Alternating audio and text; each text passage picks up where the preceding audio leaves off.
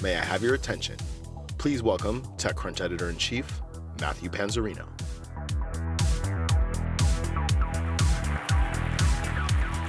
Good morning, everyone. It is fantastic to be here. We are so happy to be back in person at Disrupt again after a few years of, well, you know what. We have an amazing event planned for you. We've been working for months and months to pull this together. We've got an in-person event where people can network, attend 5 stages of content. We have speaker Q&As and roundtables. And if you miss any of the content from today, you can go to the app and watch it on demand. So be sure to do that. And that is also where you'll find things like networking. We have a few things that are new this year, and those things were not easy to pull off. One of the biggest things that I encourage you to check out is our Startup Battlefield 200 Expo, which is down on the first floor. This is a bit different than we normally do things. In the past, people could buy expo tables and display and talk and meet VCs and entrepreneurs as they walk by. This year, this is a hand-curated list of 200 companies. There is no way to buy a table. There is no other way to get into that expo than being chosen specifically by TechCrunch staff to be there. So this is the best batch of startups we've ever had at Disrupt. I encourage you to go check that out. You're going to love these companies. There are lots of amazing entrepreneurs doing pretty incredible stuff. Please do go check that out. We also have these roundtables, which are small group discussions with experts, many of which were chosen by the audience. You can sign up for those in the app. They'll be taking place throughout the venue. We also had a little thing we did with partner restaurants called Dinner for 6. I think that's almost all booked out. It was so popular, but it's so cool. You just meet up with 5 other like-minded folks and have dinner at restaurants in the area. Now, what's coming up today? Today, here on the Disrupt stage, we have 2 sessions of the Startup Battlefield. You'll see, I believe, 8 companies from the Startup Battlefield finalists, and they will present to you today, and they'll go through their pitch and be quizzed by judges who are experts and VCs. We also have a chat right now with serial founder Mark Laurie, and then later on, we have Chris Dixon from A16Z. Later on, still, we have the founders of Cityblock and Chief. Netflix, Activision Blizzard as well on the stage. It's just a really, really packed schedule. We're so happy to be here. We're happy you are here. Have a great day. We'll see you soon.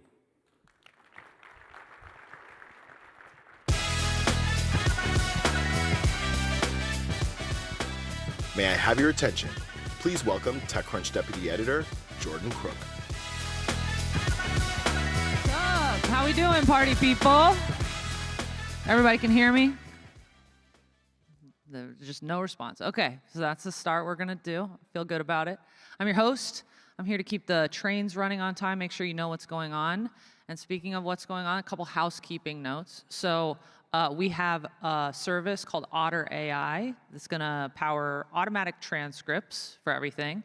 You can go to Otter AI, or if it's too much work to type on your supercomputer in your pocket, there's a QR code on signage right outside, so you can get that going. There's also an app that'll keep you abreast of all of the TechCrunch Plus stage stuff, the Discovery stage stuff, breakouts, roundtables. You want it, we got it. Are we ready to get started? Yeah, that's the most enthusiasm at any Disrupt ever. You guys just took a record. Okay, our next guest is a very accomplished serial founder. He sold to Amazon, then sold to Walmart, and now he's back with Wonder Group. Please welcome to the stage Mark Laurie and your moderator, Ingrid London.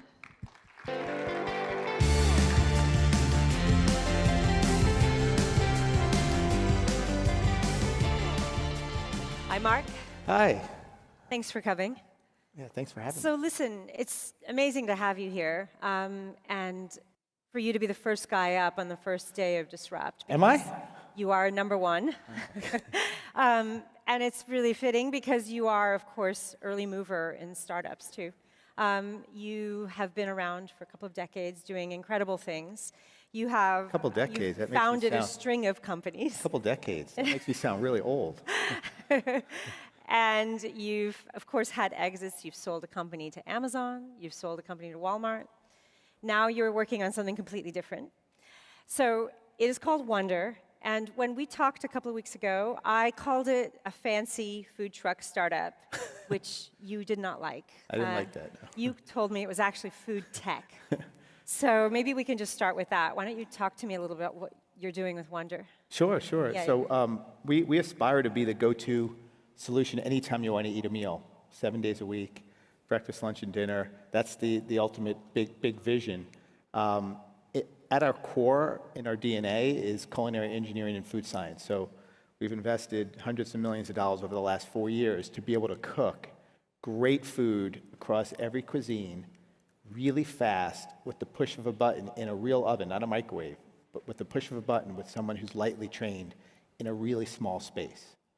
So it's culinary engineering across every category of food, everything from steak to burgers, pizza, Chinese, Japanese, Middle Eastern, Italian. So we've engineered all these meals, and we're able to cook them really fast with a low-skilled person, which allows us to sell it at a more attractive price. It also allows us to put the Wonder on a mobile Sprinter van equipped with an oven, and be able to pull up right in front of your door and cook the food in a matter of minutes. Anything, again, from steak to pizza and everything in between. And it comes piping hot because it was literally just cooked. And so that's the disruption. And that's our sort of flagship business that we lead with, but we've got a B2B business where you can find this equipment and food available in stadiums, in golf clubs, in marinas, hotels, things. We've got we're launching in early next year, Wonder from stationary locations. We call it a high-density restaurant, where we'll put 30 restaurants in a 3,500 square feet. Kind of like a cloud kitchen sort of thing. Yeah, we don't like to say cloud kitchen because there's no open flame, there's no grease, there's no cooking happening there other than, imagine a line of ovens with people with meals, steak or whatever, that's kitted in a big central commissary. And somebody would just put the steak in the oven, hit a button, or put a pizza in the oven and hit a button, and it would actually cook it. And I know people often think it can't taste like it does in the restaurant if you're just pushing a button, and it can. And that's the innovation. And we had, we have relationships with lots of chefs: Bobby Flay, Jose Andres, Marcus Salmonson, Nancy Silverton, all these chefs. And we strike a deal where we sort of buy their menu and their name and rights to bring these restaurants to these different venues. Yeah, do you think that the current economy is going to be a positive or a negative for this whole thing? Because I feel like, we're getting to this point where people are getting a little more nervous about inflation and things like that. And, restaurant always feels like a nice to have rather than must have. And this feels more like restaurant food than cooking at home, obviously. It is. So we do have, everything I mentioned was restaurant food. We also apply our culinary engineering to the meal kit business and ready-to-heat meals. So you can get delivered same day, just salmon, vegetables, and potatoes, and you just have to put it in the oven and cook it for 30 minutes. And that food is fantastic, and it's much cheaper, much more affordable. And then you have the meal kit, and then you even have groceries with a recipe. So we're trying to hit all the different meal occasions and different price points. People often talk about and lead with the mobile restaurants because that's sort of the exciting part of the business. It's the wow factor. Yeah. But we basically are trying to attack every meal occasion. Cool.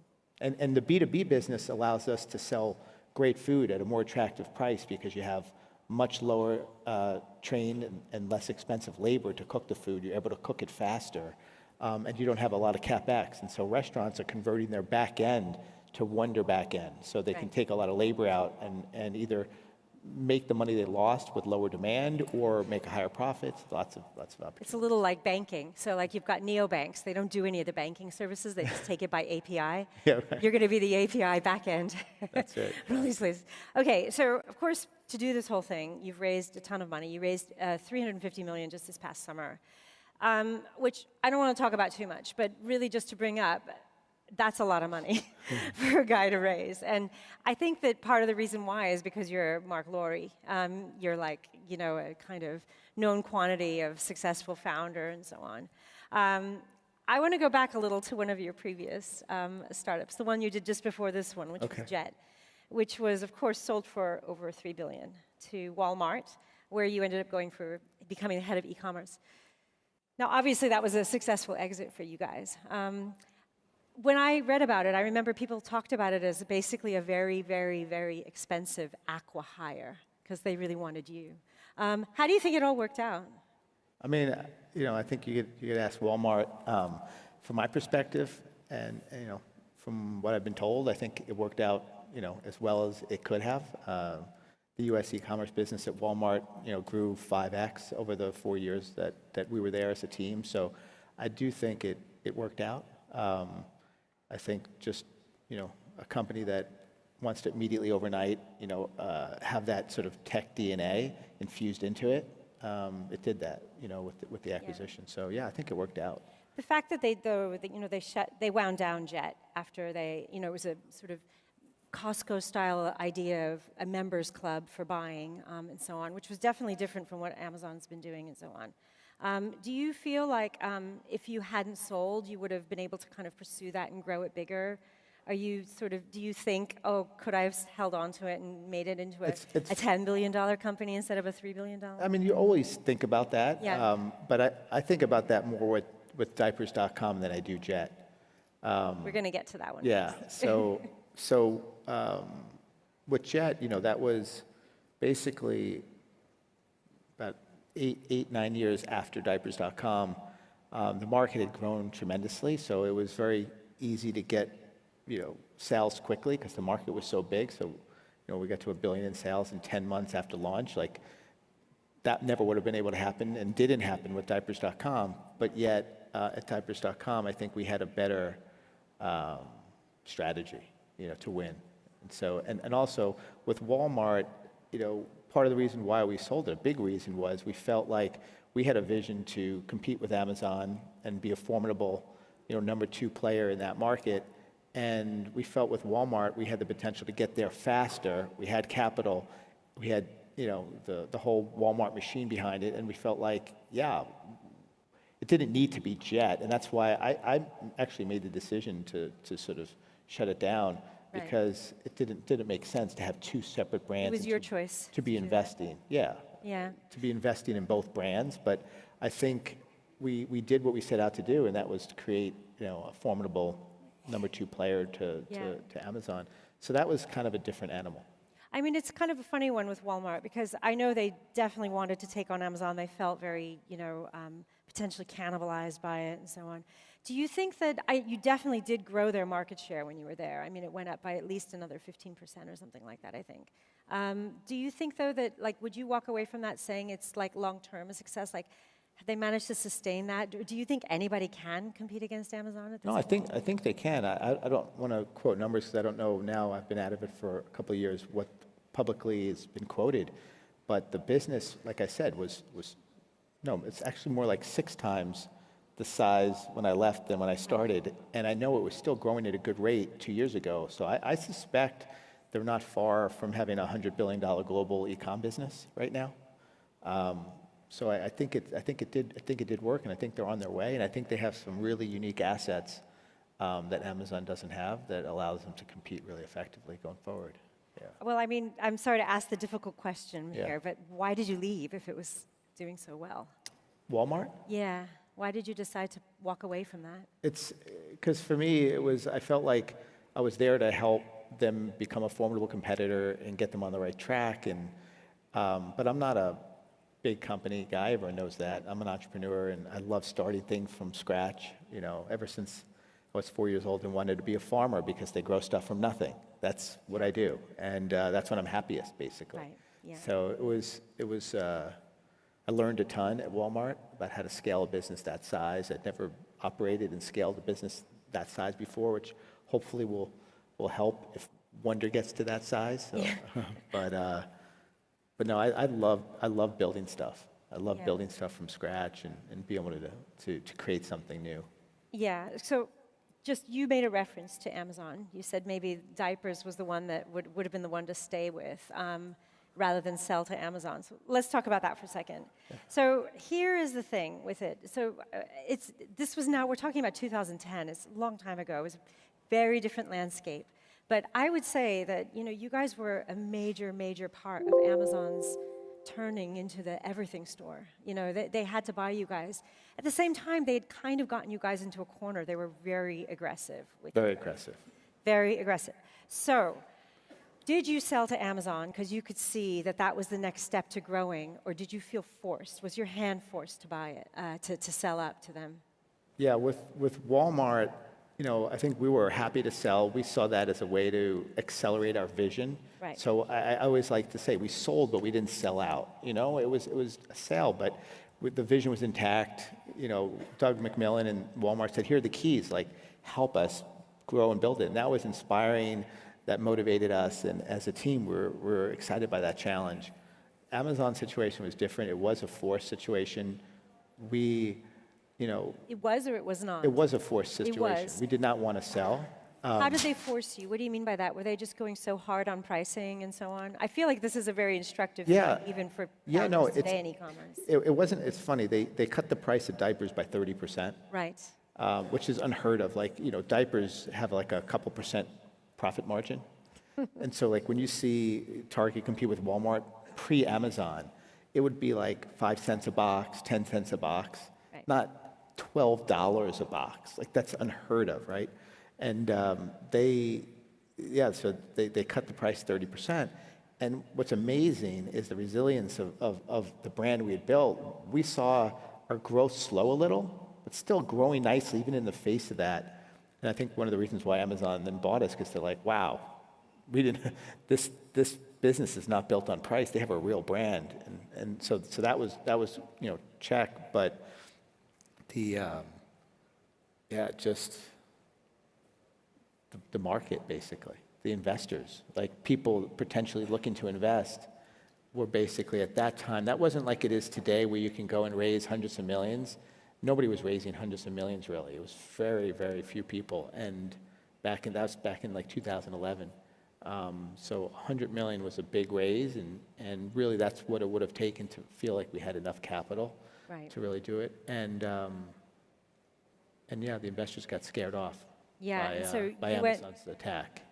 Yeah. That's really interesting. So you were trying to raise more money, and then you just couldn't, and you thought, okay, fine, we'll go to you guys. Basically. Did that impact the price you sold for too? We actually had an offer from another company for more money. Who? I don't think I've publicly disclosed that, but Let's publicly disclose it today. Nope, not gonna do it. I see my PR guy over there. He's saying, like, Is he don't do shaking it. his He's head at saying, you don't very do slowly? it. Yeah. But no, Was it Walmart? I can't say who it was, but Okay. but Was it, before you tell, was it another .com company, or was it a brick and mortar? not gonna say. Don't you guys want to know? Yeah. But Target? it was, Okay. yeah, it was like 100 million more. By the way, It was 100 million more. By the way, we sold, it was 550 million, which that was our first big exit, me and my co-founder, Vinny. And the day after we closed on the money, normal thing to do would be to go to a bar to celebrate. You close, you've made enough wealth to never have to work again, sort of thing. And we went to the bar, and we were so upset. We were just like in near tears, just like drinking our tears away, and just like how upsetting it was, to Because you sold for 550. yeah, because we sold out. It wasn't because we were forced to sell, and 550. we were building something really special. It wasn't just diapers.com. We had at that point had a pet site called wag.com and a soap.com. The bigger Quidsi business. Yeah, the Quidsi. We had all these different specialty websites, and the customer experience was incredible. It was a lot better than you'd find on Amazon or anywhere else. And we were sort of dialed in. We just needed more We just needed that 100 million. Today, looking back, it's funny because 100 million in the whole scheme of today's world is not that much money. Back then, it was a lot of money. Yeah. It was a big round. And people were just scared of Amazon. Let me ask you this. Do you think that you would have done the same thing now, knowing how big Amazon has become? I mean, it's kind of a funny No, thing, had to 'cause I do think the- half the reason they're as big is because of what they did. Yeah, So- we didn't really have a choice. I mean, we could have raised less money and sort of inched along, and maybe we would have the market would have changed in a year or two, and it would have stitched together, and it would have gone. Like, it's possible that would have happened, but it was pretty scary when you had, this was our first exit. We had all of our life savings into it, everything riding on the line, and you have this, $100 billion company basically targeting you specifically and cutting the price of diapers by 30%. It was pretty crazy. Yeah, I mean, it's funny because I'm not even sure. I'm going to move on from Amazon, actually, but I'm just not even sure we're in the market today. Knowing what you know now about the state of the market, do you think anyone could even get to that point? Are we is it game over in e-commerce a little bit now? There'll be another disruption in time. I personally think it's going to be conversational commerce. Right. I don't think people are going to be going to a website and searching and doing it the way they do it today. But it's going to take a lot of capital, and it's going to take a lot of time. It's not something that's going to happen in the next 5 or 10 years. Yeah. But 20 years from now, or post that, I think we could see a fundamental disruptive shift. Cool. Okay, look, now I just want to switch gears because you are truly the founder. You really have got your hands in so many different things. Now, when we talked a few weeks ago, you said to me pretty firmly, I'm 100% focused on Wonder. However, you have got other things going on. You've got a lot of other things going on. I want to talk about a couple of them. I'm going to try to get to as many of them as I can. Tolosa. Okay, now this is your kind of utopian city. You're also doing some investing in things like the VTOL, which the VTOL company. eVTOL, yeah. Archer. The vertical takeoff and landing company, Archer. Which I'm assuming is possibly connected with Tolosa. Maybe not, maybe in your head you think one might work for the other. What's going on with that? Because you had a town hall this summer. Was that with like Tolosa? a 0.05%? Yeah, I mean, time with Tolosa, that's a multi-decade project. That's a lifetime and even beyond my lifetime. Yeah. And it's something I'm really passionate about. And I enjoy learning about all the things that could be done if you had a clean slate to build a new city, how it would be governed, how it would be operated, how it could be more sustainable, how it could be more equitable, thinking through these challenges, finding smart people to help sort of map this out. But it's going to take a long time and a lot of capital. So that's sort of like a passion project. Like I said, I'm spending 100 hours a week on Wonder right now. There's nothing that can penetrate. When I get into that zone, startup zone, which I am now, I'm like locked in. You're locked in the food truck. I'm locked in. Yeah. Yeah, I mean, do you think, are you getting a lot of people kind of getting interested in that? Or are you just sort of letting that sort of simmer? Look, let's use the food analogy. There's a team on it. We've got a great CEO running it. And, I'll spend, an hour or two a week. Yeah. Max, Do you think you're going to come back to it at some point to really focus, like double down on it? Yeah, I think definitely. Yeah, I think definitely. That's the kind of thing it takes. In the early stages, it doesn't, and then eventually it'll just start to accelerate. Okay. So cool. You've also got some sports teams. just happen to own a couple of sports teams as well. I know Timberwolves is one of them. Go Wolves. And you've got other things going on too. Now, in my process of looking at doing a little bit of research on you, I started digging around, and I thought, I'm going to just see what he's doing on the IP front. And I noticed that you've got a bunch of patents on ticketing tech, which nobody has written about at all. This is sort of quietly getting some interesting stuff there, which I'd love to talk to you about off stage at some point. Okay. But is that something that you're doing kind of to line up with what you're, like, have you invested in purchase sports teams to potentially use them as a template for a startup further down the line that might have something to do with events and really getting to know that business by being embedded in it? Or what's the story there? Yeah, I'm driven by like just being passionate about something and wanted to see it happen. I'm not that intentional about thinking about like, well, if I buy this, I could do this and make money doing that. It's not really about that. Like the patents, for example, this is even before buying the sports team, before buying the NBA team, I just felt like, wow, why are all the seats empty? Like, around the close to the field or close to the arena, and why when people leave, like they leave the baseball game in the 8th inning and all these incredible seats, why do they have people that don't let anyone go down there? Like, no, you can't go down there. It's like, well, nobody's sitting there, right? And as a kid, you always try to sneak down and get in. Right. So I thought, why couldn't you, and this was the patent, dynamically in real time make these seats available so that people could jump to any new seat, so that they would always be filled in. It would always, everybody from the top would just naturally come down, because there would be a reverse auction. It'd be like, okay, $40, $30, $20, $10, $5, $2, $1. Like, everyone would sort of like move. And I call it dynamic real-time ticketing. There's lots of other things you can do with that technology. And so then we started a company. Me and A-Rod started a company called Jump. And we founded it with Jordy, and he's the CEO and founder, and he's running the business now and building this technology. So you're using those patents already. You're putting them to work in. Yeah, I gave the patents to the company. So. Yeah. Are you a shareholder in the company then, Yeah, an investor in it? Yeah. Okay. Are they going to be doing some sales then? Do you think for any like NBA games or something like that? Yeah, Is that eventually, the idea? that's the plan. Yeah, That's the plan. That's the plan. Yeah. Cool. Okay, and so then you've got Mojo. Mojo, yeah. Want to talk about that? That's another passion. Yeah. Passion thing. Basically in 2000, like 22 years ago, this was my second startup, but I founded it with my two best friends from grammar school, high school, and Lax and Vinny. And we created something called thepit.com, which was meant to be a sports stock market, but because you couldn't have gambling at the time, we had to use a baseball card as the proxy for the athletes. Right. So, but we made it. There was a ticker and portfolio and bid offer, and you can buy and sell, and it was really cool. And then Topps, the baseball card company, bought. That was your first exit. Yeah, actually, bought right? that company. Right, we started that company 9 months before the crash of 2000. Right.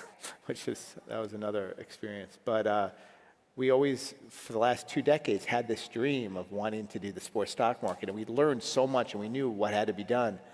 And it wasn't until now that the gambling laws are allowing people to create it, that through gambling, with Mojo, you could actually make a bet on the career of a player.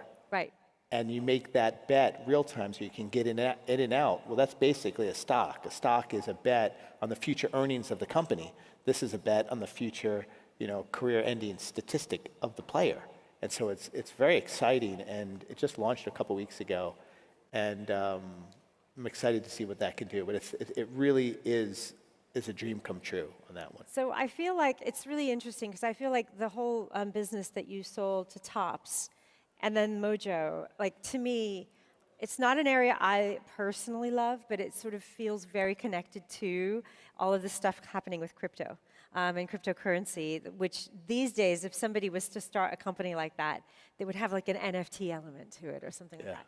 So is that anything that you are looking at? No, I think it's, even though it might investor? sound like it, I think it's completely different and the complete opposite ends of the spectrum, because crypto has no inherent intrinsic value.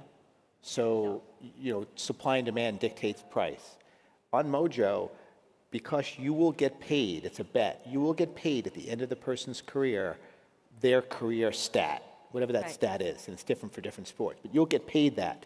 So when you look at a player today and you look at what they're priced at, if you think the career stat is going to be higher than where they're priced, buy it. If you think it's going to be lower, sell it. And so it has intrinsic value. It's not based on the whims of supply and demand or hype or, there's no bubble, if you will. Like, it's just will pay based on the stat, which makes it it's a pure stock market. It's even more pure than the stock market itself, because you could predict a company's earnings and the stock might still go down. Mark, you're a genius. 5 seconds to go. I told you. You did tell me. He said, I'm not going to run over, and he hasn't. It's 0.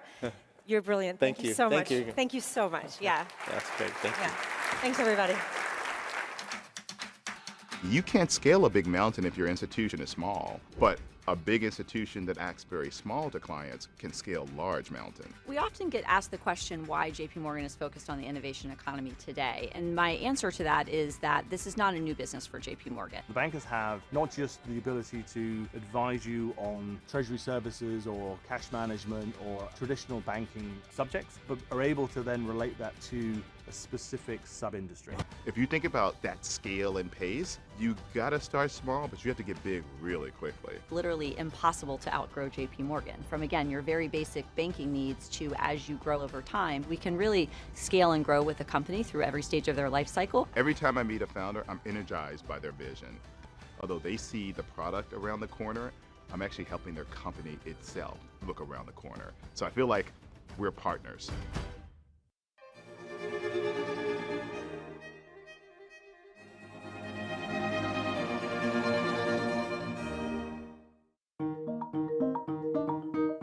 We've been able to take our data warehouse from 0 to 100. And a lot of that is thanks to pipeline as a service tools like Fivetran. I think Fivetran is one of the most important inventions in the modern data stack space. With Fivetran, it's super easy. You set it and suddenly information is there. It is just a tremendous time saver and a tremendous help to us.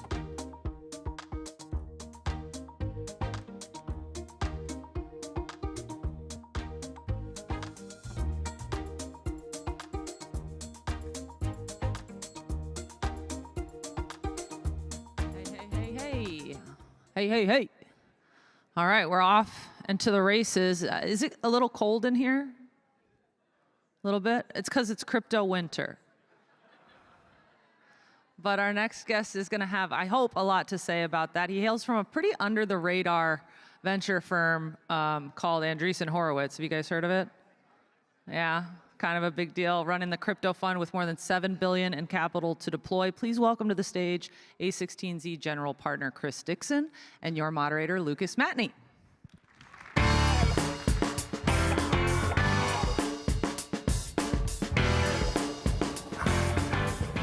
All right, hello everybody. All right, so crypto has had an interesting year, turbulent at times, good year for the investors involved.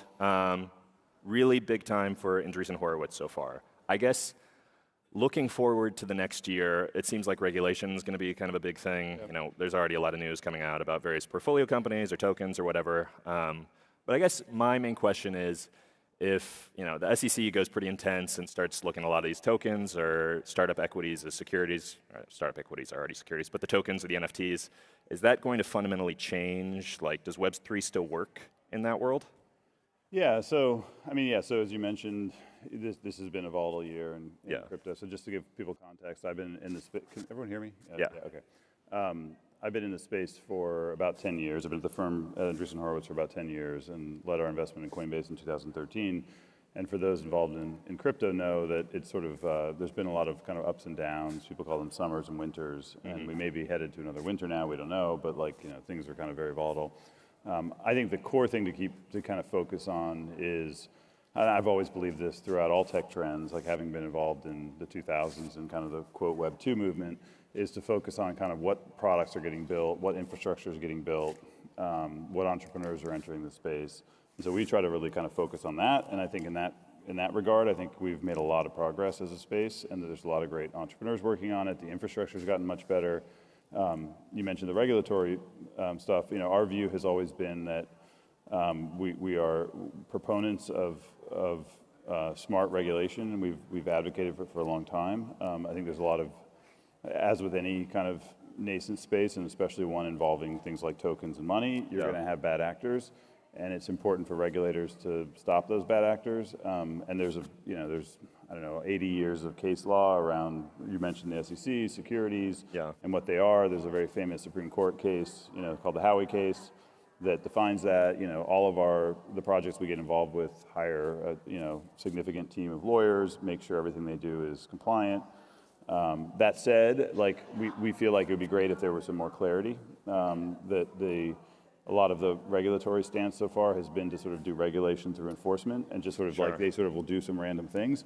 And so there's actually a bunch of bills before Congress now to kind of clarify the regulatory situation, some of which we think are really good. And generally, we think clarity is a good thing because it just lets founders know what the rules of the road are in a very clear way, and then they can follow those rules and innovate. Yeah. And you also get this weird dynamic, which I was on the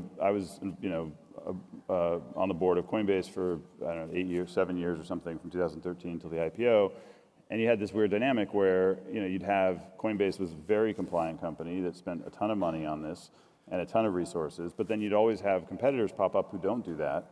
And it's very frustrating because there's an incentive, without proper regulatory clarity, there's actually kind of a financial incentive for people to flout the rules. And that's frustrating for the good actors, right? So anyways, there's a bunch of reasons why. So we've been getting more active and involved in kind of, discussions with policymakers and advocating for regulation. And you had some really bad situations that happened in the last year, I think that were partly due to the fact that there wasn't enough both regulatory clarity and in some cases enforcement. But I mean, like, if the SEC is currently talking, even talking about Ethereum, whether that's a security, I mean, it seems like they're mostly on one side on that one, but, if the average token or NFT project where someone feels like they have a stake in the future success of a network, if that kind of fundamentally gets questioned, like, what's the Web3 sell without that?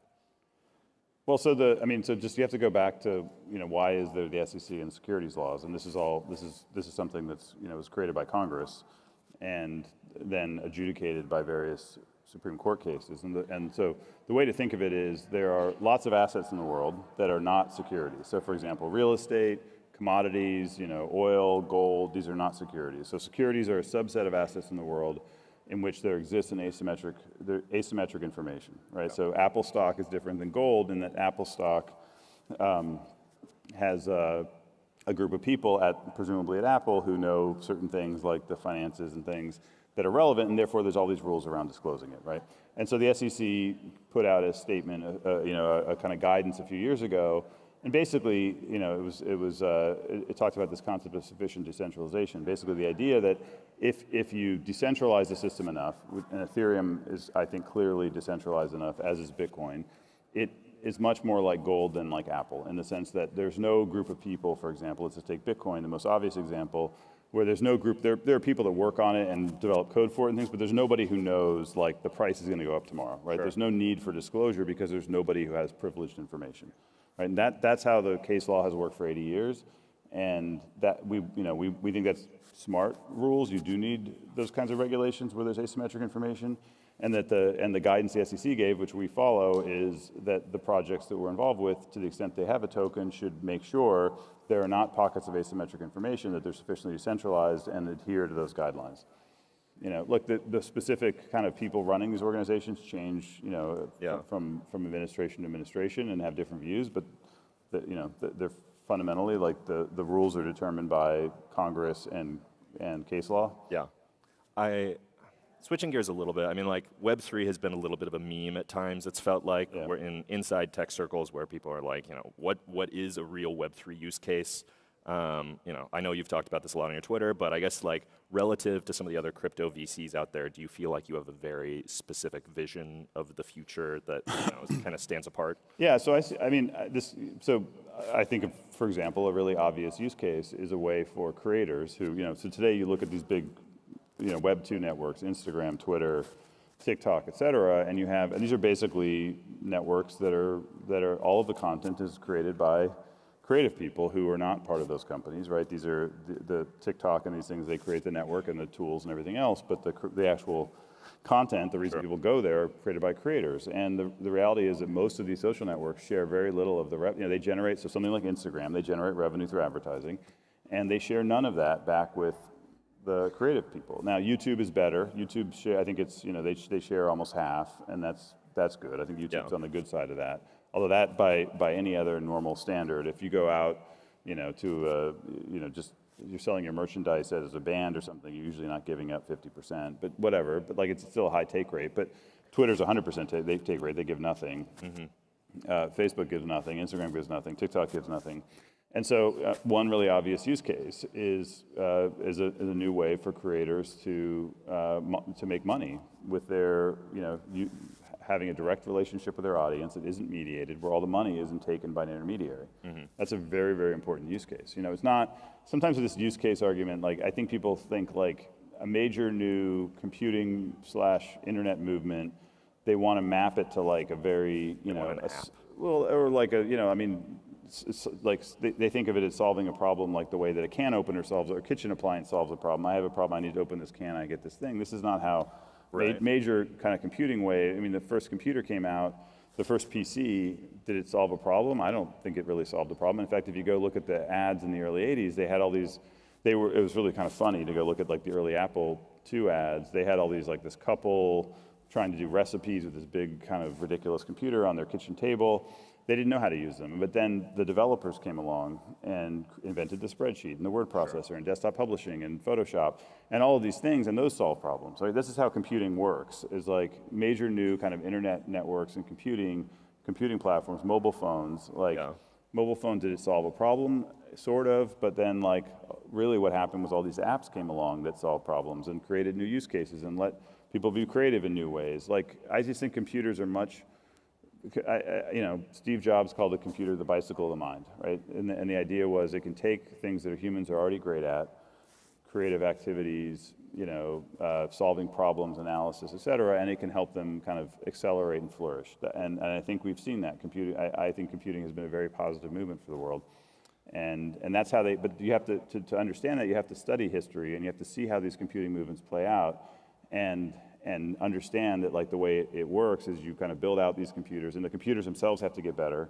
So like you have to, you know, this is what we do a lot of, we have our fund is split between infrastructure and applications. We do a lot of kind of sort of investing in better computers, but then also you create applications which do solve problems. Ultimately, I agree that you do need to solve problems. I think creators not getting paid properly on the internet is a big problem, as an example, and that's one I hope to solve. Yeah, on the creator side, I mean, you know, we had you on this stage 4 years ago, and at the time we were talking a lot about Libra and Facebook DM.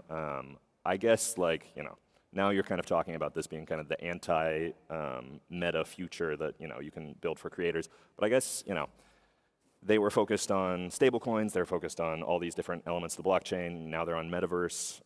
Is there space for meta in Web3, you think? I mean, Meta's interesting. You know, I think of the large tech companies, it's the only one still run by a founder. And I think that shows because I think they are trying to do more innovative stuff. I'm a fan of the fact, I'm just a fan. Horizons fan? Well, I don't know if I'm a Horizons fan, but I am a fan. They have legs now. I like to see, I think that tech companies should invest in futuristic things. I think that what's the point of making all that money if you don't reinvest it and do things that can move the future forward? And the fact that they're making significant investments in VR and metaverse, like hardware is very hard to build. You know, you and I were talking about it earlier. Like, it takes a lot of money, and there are certain things I think that are better done by startups. Like I think a lot of the crypto stuff, I think a lot of the metaverse stuff. I would like to see the metaverse develop in a decentralized way, the way the early internet developed. I think it would be a very bad outcome for the world if there was this metaverse, people spent 5 hours a day, and it was like one of these dystopian movies like Ready Player One, where like one company owns all of it. I think a much better outcome would be something like the way the web was, where it's just sort of this network, and anyone can put up a website, quote unquote, a little metaverse space, and people could build businesses, and developers could build things. I think that's a much more exciting and optimistic vision of the future.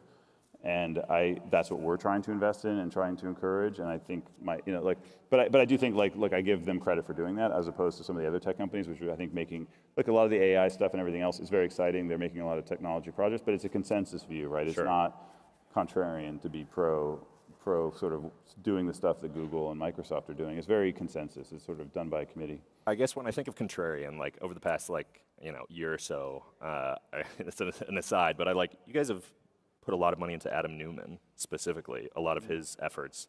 I guess, why? Why are you giving him so much money? Yeah, well, my partner, Mark Andreessen, wrote a blog post where he went into detail, and, I think a couple things. I mean, I think one, he's one of the few founders he's the only person, one of the only people in the world who's built a real estate brand. I name another sort of, brand that you think of as real estate, maybe something like Four Seasons or something, but like not something that's as broad and kind of everything else. And I think in a lot of ways, kind of doing a kind of residential version of that makes a lot more sense. Things like building a community makes much more sense in a residential context. And then I know there's a lot of kind of stuff written about him and things. We do our own research. Like we don't rely on books and movies for our diligence. We do our own research, and we just came to a different conclusion on a lot of what happened. And so, I think time will tell, but we're excited. Zooming in a little bit on the investment context, everyone, when all the crypto markets took a huge hit, everyone was really upbeat and talking about oh, these things are on sale now. We're gonna, go on a shopping spree. A lot of the people who did that are probably down quite a lot still, just with the bounce. I mean, do you think that's gonna recover anytime soon? I think seems like things have kind of slowed down even for you guys just over the past few months. I mean, I put this in the context of the way I look at it is in the broader context. I've been in the tech business for 20-something years, 20-ish years. And I've been through 5 downturns. I count, so crypto, I've been 10 years and there's been 3 crypto downturns. And then before that, there was 2008, obviously, the financial crisis. And before that, I started my career, I started a company in 2004, a Web 2 company, and it was a downturn then. I mean, it was Amazon, people forget this, but Amazon, was I think it was 500th of the share price today. .bomb was the headline of all the newspapers and things. And it was a very sort of negative time. And so I guess my broader view, what I learned through all of that is that, I guess, a couple things. One, if you want to do something substantive as an entrepreneur or an investor, I think you have to be prepared to build through ups and downs. If you just run around to the new hot thing, I don't think you're going to do things that are that interesting, right? And so I was chatting with you before this talk. I started an artificial intelligence machine learning company in 2008, which was acquired by eBay in 2011.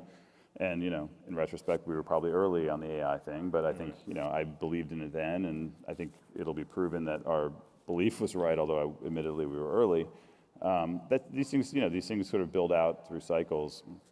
And so I think it's really important to focus on what will it take. You focus on the products and the technology and the people, and what will it take to make great products?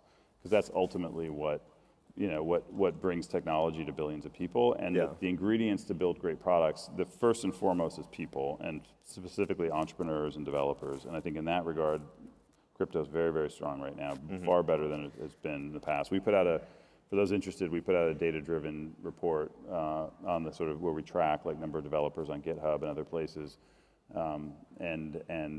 I think that has been trending well. I don't know what prices, and we don't predict prices, and sure. So I don't. But I think just generally my view, we're a venture capital fund. A lot of crypto things, sort of hedge funds. Our view is long. Our funds are a minimum of 10 years long, and we generally believe that if you build valuable things, that that money and things like that will come, but there's no time frame on it. So the markets are slowing down a little bit right now. How are you focused internally on? What are you focused internally on building? Yeah, so I think what we believe is that there's a lot of people excited about the space, but that want more information and more guidance. So one thing that we're announcing today is that we did a thing called Crypto Startup School 2 years ago. Which was in-person at first, and then the pandemic hit. But then it's basically a school where people came. We had about 50 people that came, and we gave talks and other kinds of. We had Brian Armstrong and a bunch of other kind of interesting kind of crypto people from our firm, some technical people, kind of go through all the different things that are kind of different about crypto and what you need to know: the technology, the legal side, the talent side, the organizational side, go to market, just all these different things. And I think it was a really good program. We got a lot of really good feedback. Everything we do, by the way, is we put everything online for free. And we had, on the videos, we just checked, we had over 1 million views, which is great. The students went on to raise over $300 million in venture capital. Big companies, successful companies like Flashbots and Phantom and Goldfinch, or I should say, companies successfully fundraised. They're still early stage companies. Came out of that. And so anyway, we decided we're going to do that again. And so actually, as of today, if you go to our A16Z Crypto website, we have applications open. We're going to have a program in March. It's going to be based in LA. We're seeing more and more tech activity in LA. We just did co-sponsored this tech week in LA, and it was something like 15,000 people came. It's been really booming in LA, and specifically around crypto. There's the creator community there is very excited about the things I was discussing about sort of monetizing their audience and building new things. anyway, so if folks are interested, please go to AT&T Crypto. You can apply. It'll be in person. It will be, we have a whole bunch of, we're putting the list together now, advisors and mentors. This one will be different than the last one in that we will also provide capital and take equity similar to how accelerators do. So it's more of an accelerator. It's sort of a school combined. Yeah, although it's very much designed, I want to say it's very much designed to complement things like Y Combinator, which we're big fans of. This is a different thing. We think it's just missing in the market, which is a specific education in crypto. We're not trying to build some kind of new general startup accelerator. This is a educational program combined with funding that's very, very tailored to a specific thing of building, and specifically crypto, like protocol crypto, like real crypto. Right. I mean, like when YC classes get to be like 250 or something, do you think there's an opportunity to verticalize inside there as opposed to just at YC? Or someone else doing it? Potentially. Like for us, look, I mean, there's not some sort of like, in this case, there's not some kind of grand master plan. Like we literally just we just meet entrepreneurs all the time who say like, hey, I wish that conversation we had, I wish that was available online. I wish someone had told me that. Fair enough. And so we're trying to we're just listening to the entrepreneurs. This is how we do everything at the firm, is we just we keep hearing this over and over from the entrepreneurs. Let's build a program to address that need. So that's what it is. So anyways, so what we're hoping is if you're, so say you're at Google or Snapchat or whatever, maybe at a media company, or maybe just coming out of school, or maybe you're an open source hacker, and this stuff is interesting, but you don't know how to get involved, we hope this will be kind of an on-ramp, so please apply. Cool. Switching gears a little bit, I chatted with Katie Hahn last year when she was at E16Z Crypto. In the meantime, she's left. She started her own firm. When she left, you guys talked about you're an LP in the fund, so is Mark, so is the firm. But she took a bunch of people with her. Obviously, that wasn't a great situation, just for the firm, correct? She's leading a competitive fund, and she's leaving. No, I don't think so. Look, so let me give you an analogy. So, I was involved. So, I co-founded a seed venture fund called Founder Collective in 2008-9. At the time, it was, for those who've been around this long, there was this whole new movement of kind of seed venture funds. And it was part of the whole kind of new kind of consumer startups that only needed $1 million or so. And so venture, I don't want to go to the whole history of venture, but venture used to be sort of this built for very large startups, et cetera. And there were probably 10 to 15 of these funds back then. And by the way, we all co-invested in each other. We all helped each other out. And it was very important to have more than one because this is a movement. Like we're going, we're trying to build something out. Now, today, fast forward, there's 500 seed funds. Maybe that's too many. Like today, there are not too many crypto funds. Like we are glad. Like Katie's doing a lot of great work on the kind of policy and regulatory stuff, for example, which we work on. She's helping to kind of evangelize the space. Like she's, by the way, we're the lead investor. You want the smartest people to work she's a good with friend. you and for you. Again, she wanted to go and do something kind of entrepreneurial. She'd never done that. I had done 2 startups. Mark and Ben have done startups. Candidly, the last thing I'm going to do. Well, no, I mean that's another startup. I'm a little curious on that front. I mean, you're one of the best crypto investors in the world, so don't you want your name on the door, or do you not care about that at this point? No, I care about making this movement successful and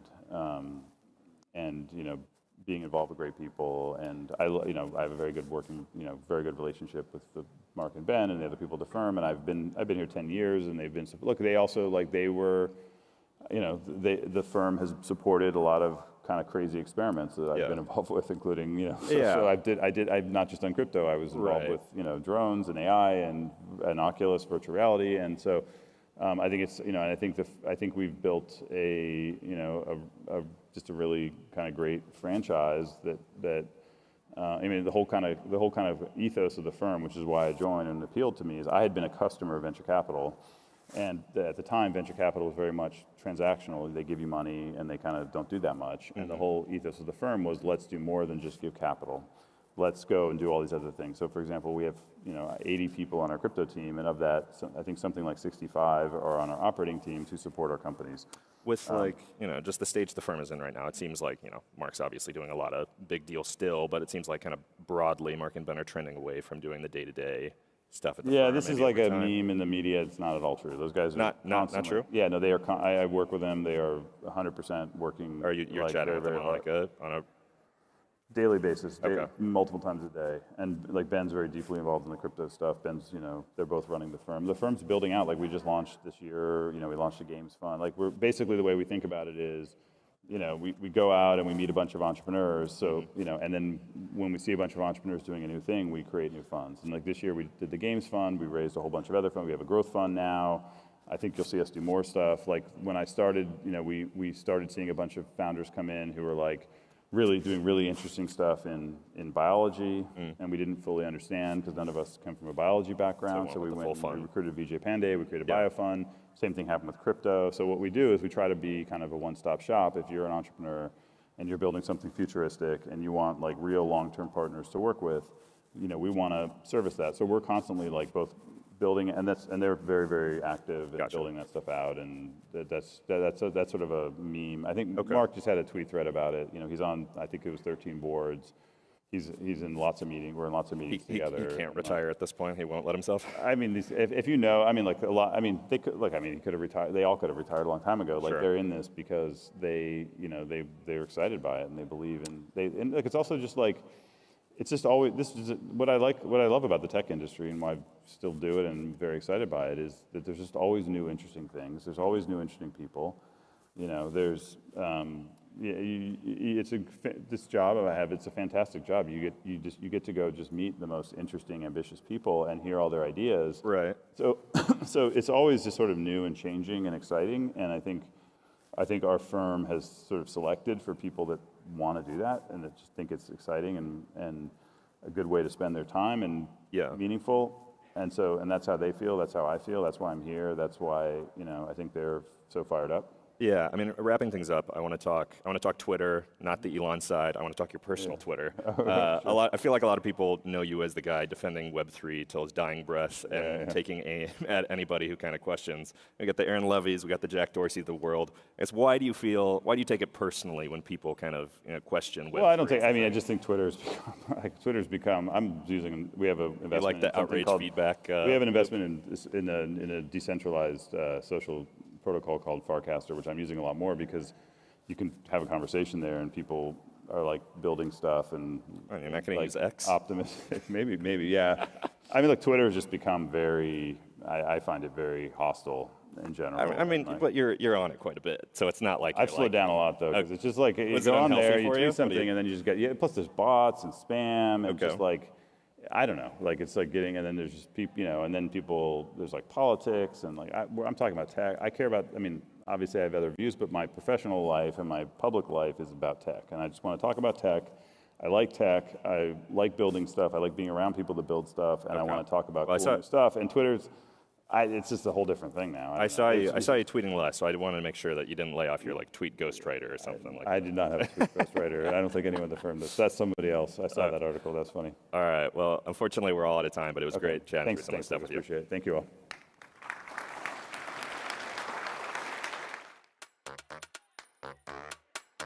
Thanks, Christina. It's true. Everyone saves time when you share your Calendly link. But you can get way more out of Calendly. Get more time back by automating reminders, follow-ups, make more valuable connections by screening website visitors. Distribute more meetings evenly among your available team members. Get more out of the tools you already use. Deliver more consistent customer experiences. Focus more on the meetings and less on the email ping pong. Lock down your tech stack with more enterprise-grade security features. More automation, more time back. More demos, more deals. More meetings, more revenue. More than just a scheduling tool. Over 50,000 of the world's leading organizations save time and make more money with Calendly. Be your own boss. Globalize your business. Use Shop Plaza. Source products? Build your online store. Responsive web page? Amplify your exposure. Execute your digital campaigns with AI recommendation to get more orders. Easy to sell at your choice of payment channel. Drive global sales. Real-time data monitor. Not complicated, but powerful. With first-level PCI certificate. Fast page loading with Cloudbase. First-class firewall. Make sure global transactions are totally safe. Start your web store with Shop Plaza. See you there.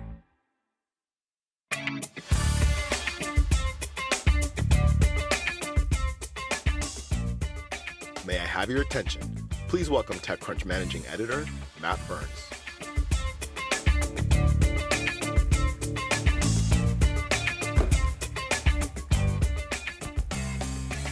Hey everyone, welcome to Startup Battlefield. There's a lot of you out there. To me, this is the best part of the show, and judging by the amount of you out there, I think you agree as well. Since 2008, nearly 1,000 companies have presented in Startup Battlefield. We've held the competition in New York City, San Francisco, London, Berlin, and Africa, South America, and Australia. It's been a fantastic program, and this year we expanded even more. For the first time, TechCrunch invited 200 companies to participate in Startup Battlefield. You're going to see 20 of those over the next 2 days. And then on the final day, of finalists selected from the 4 previous rounds will present one more time to another set of judges. We call these companies the Battlefield 20. On the bottom floor of this show is the Battlefield 200. And those companies are great as well, too, and I would encourage you to go see them as well. Let's go over the ground rules. These companies have 6 minutes to present, and then they're going to get 6 minutes of questions from a panel of judges. The judges are grading these companies based on their potential for impact, and that can be either financially or socially. If the company's going to change the world but not make any money, we want to reward that as well, too. So with that, I think we got to bring out the judges and get this show underway. First up, we have Josephine Chen. Josephine is a partner at Sequoia Capital, and she's on the early stage team at Sequoia, where she works with seed and Series A companies in enterprise software, fintech, and crypto. She worked with companies such as Found, Magic Eden, Benchling, and Enrock. Prior to Sequoia, Josephine worked at Emergence Capital and McKinsey. Next up, we have Kanye Macabella. Kanye is a managing partner at Kindred Ventures, an early stage venture fund in mission-driven technologies companies at the earliest stages. He focuses his investment and formational work in theme areas such as fintech, health and wellness, e-commerce, supply chain, and climate tech, and has a fantastic shirt on. Next, we have Jordan Nuff. Jordan is a co-founder and managing partner at Tusk Venture Partners LP, and is a member of the firm's investment committee. He has led many of the firm's investments, including Lemonade, Bird, Coinbase, Alma, Sunday, and Wheel. He currently serves on the board of directors of Alma, Sunday, and Wheel. Next, we have Brian Offit. Brian is joined Index in 2018 and focuses on enterprise investments with an emphasis on design.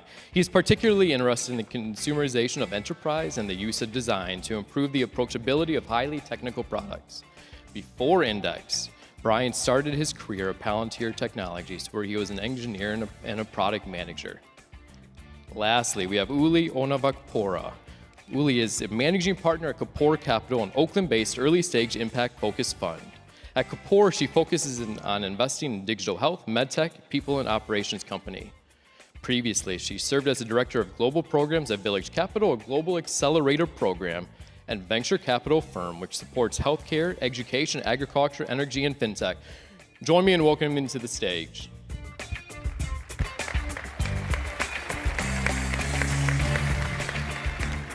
Well, the judges are ready, you guys are ready, I'm ready, so let's see the first company. First company comes to us from St. Paul, Minnesota, NextGen Port. Presenting for NextGen Port is co-founder and CEO Kathy Skinner and Mohammed Ali. Is that the same?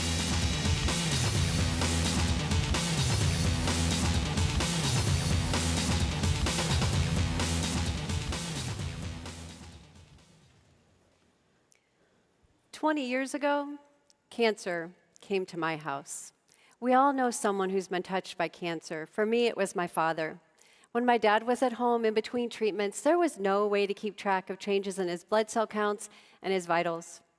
On more than one occasion, he got an infection that landed him in the hospital and delayed his next chemo. Many years later, I led an exercise program for cancer patients.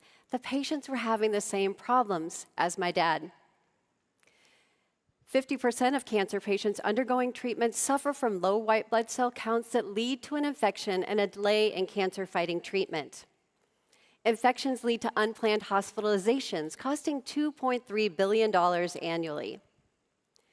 Did you know that up to 50% of hospitalizations can be avoided with early detection? Imagine the impact we could have on the quality of life of patients if we could detect early signs of infection before they even had symptoms. Plus, save over $1 billion. Current methods of monitoring patients at home are missing critical health information. We created a better way.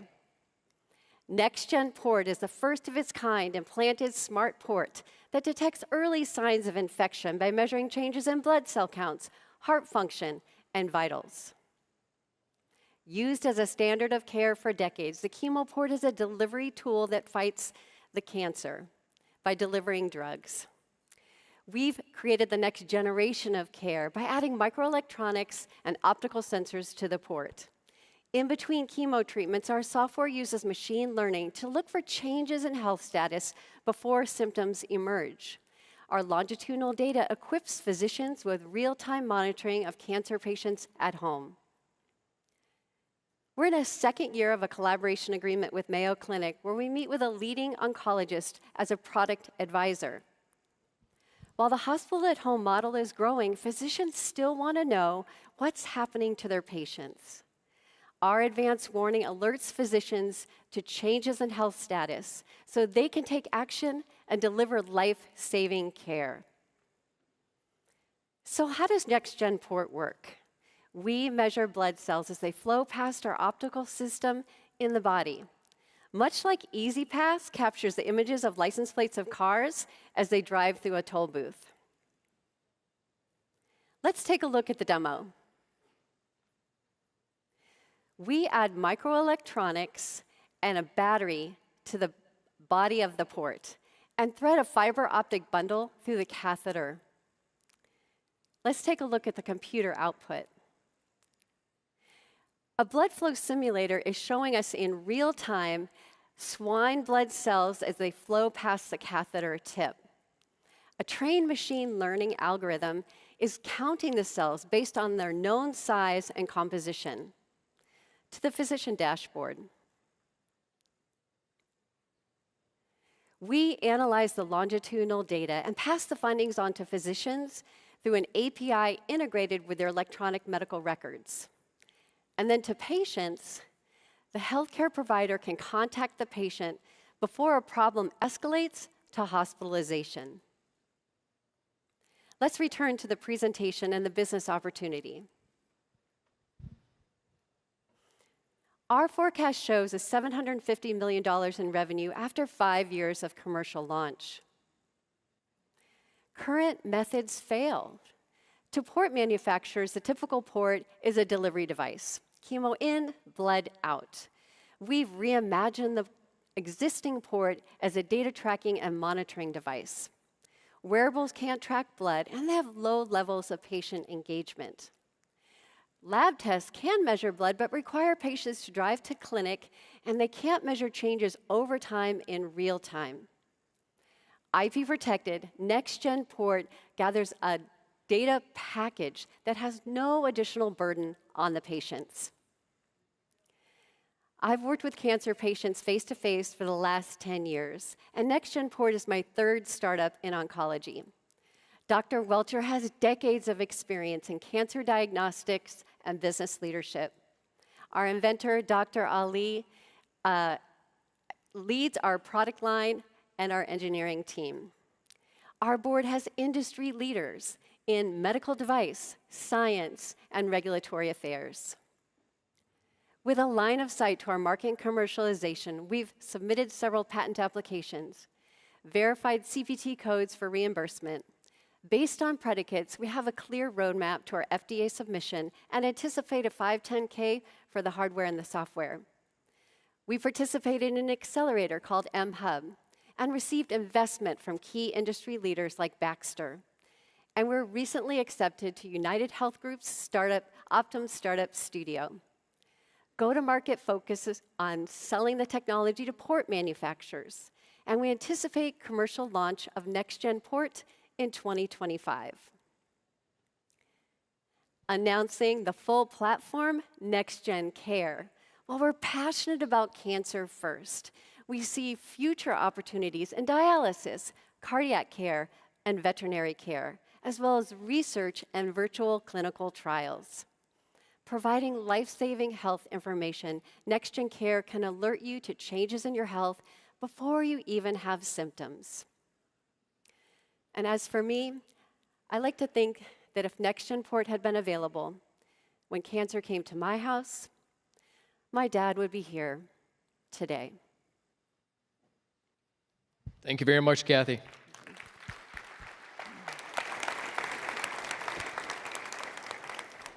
Judges, let's start with you, Josephine.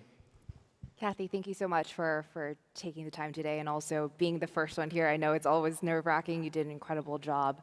I think the potential for NextGen Port to make an impact is huge. And I love the trends that you're coming on, remote patient monitoring, all the rest, the CPT codes. I think my question for you would be, go-to-market tends to be the tough part for so many of these hospital sales, especially med devices. How do you think about kind of the go-to-market motion here? Is there ability for you to retrofit existing ports? Does it have to be a de novo, med device sale? Can you talk about the go-to-market a little? Those are all wonderful questions, and lots of them, so thank you.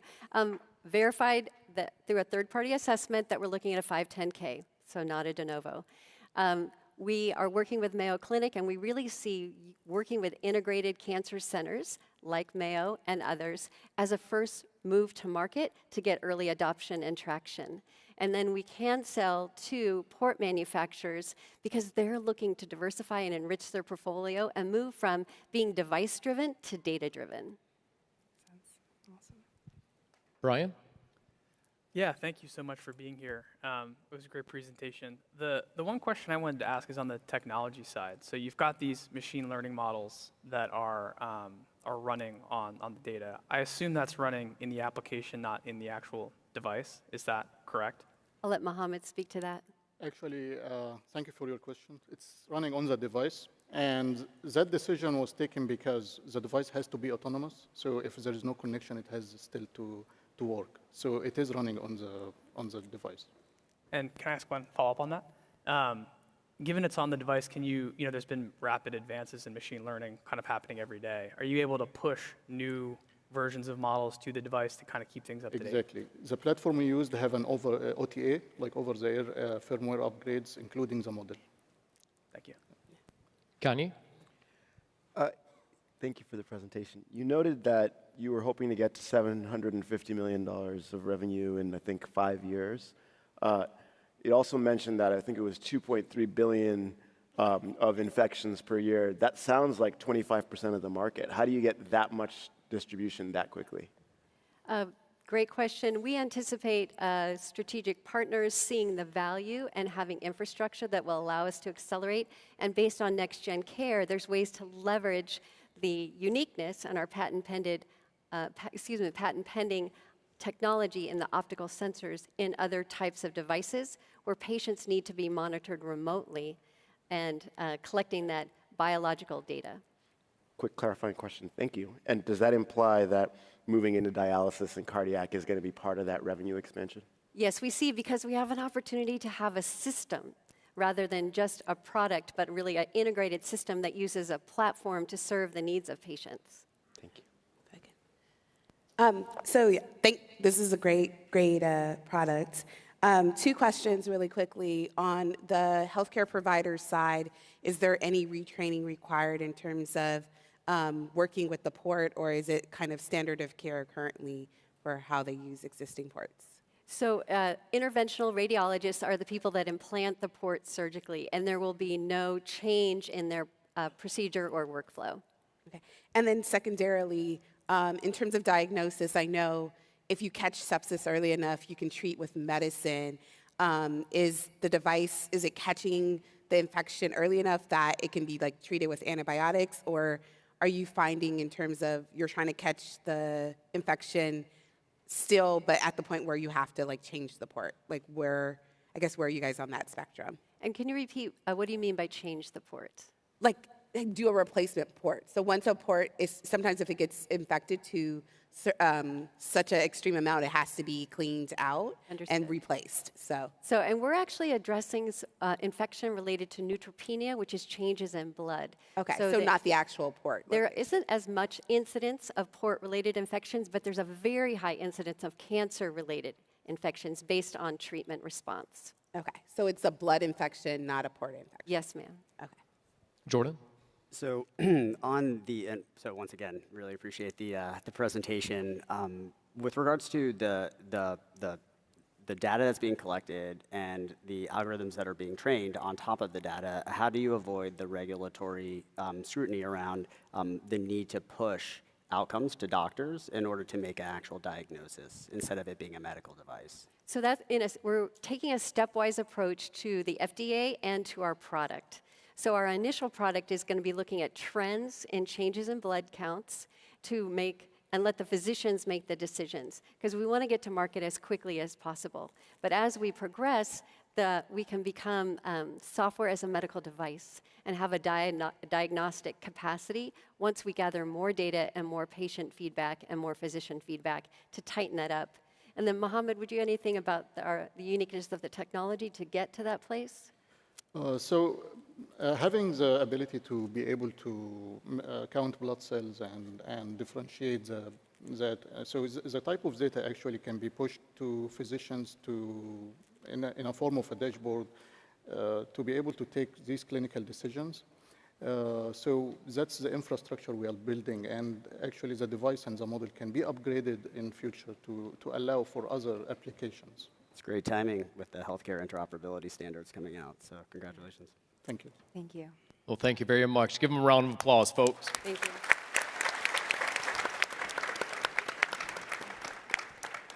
I was given a pretty strict warning here that there's a possibility that I'm going to have to vamp for a long time because that's filled with blood. And so if that thing pops, we could be up here. It could be a good show. You guys are looking at me like I'm crazy. Look at Connie. Okay, well, what a way to start off the show. We've been virtual for the last 2 years, and we couldn't do a live demo like that until right now. Okay, next up, next company. From San Francisco, California, OmniKey. Presenting for OmniKey is Akira Sengju, founder and CEO, and Aaron Sherloff. Welcome to the stage.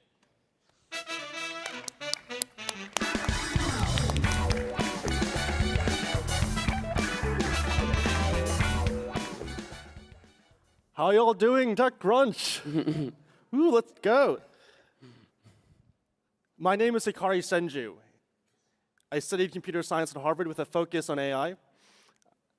And in college, I started an ed tech company, which was acquired by another ed tech company in the Bay Area, where I led growth. And it was there, running growth, that I saw how much money is wasted every year on ineffective content. Content is the most important factor for growth. 47% of sales is attributed to the ad creative, and yet 25% of marketing budgets are wasted every year on ineffective content. That's a lot of money. Introducing OmniKey. OmniKey uses computer vision to quantify design elements into data points. Our AI discovers the image features, video features, design features, keywords, and more that are driving sales in your marketing. And then we use state-of-the-art machine learning and generative AI foundation models like DALL-E and GPT-3 and Stability AI to generate personalized content based on real-time marketing data. Customers can then approve the generated ads through the OmniKey dashboard, at which point they're automatically launched across all the different platforms. OmniKey is the first data-driven generative AI platform. We have proprietary API integrations with all the ad networks and marketing platforms listed here to ensure that the content we generate actually drives results, actually is backed by real data. Switch to demo, please. We'll be utilizing OmniKey's own data to showcase this demo. Upon logging in, customers can immediately compare and see the performance of all their different advertising campaigns. Data underpins everything we do at OmniKey. Customers can view the top performing creative across all the different ad channels. We use computer vision to quantify and turn every single design element into data points. And by turning design into data points, we can discover what exactly about the creative is driving results. Let's dive into that now.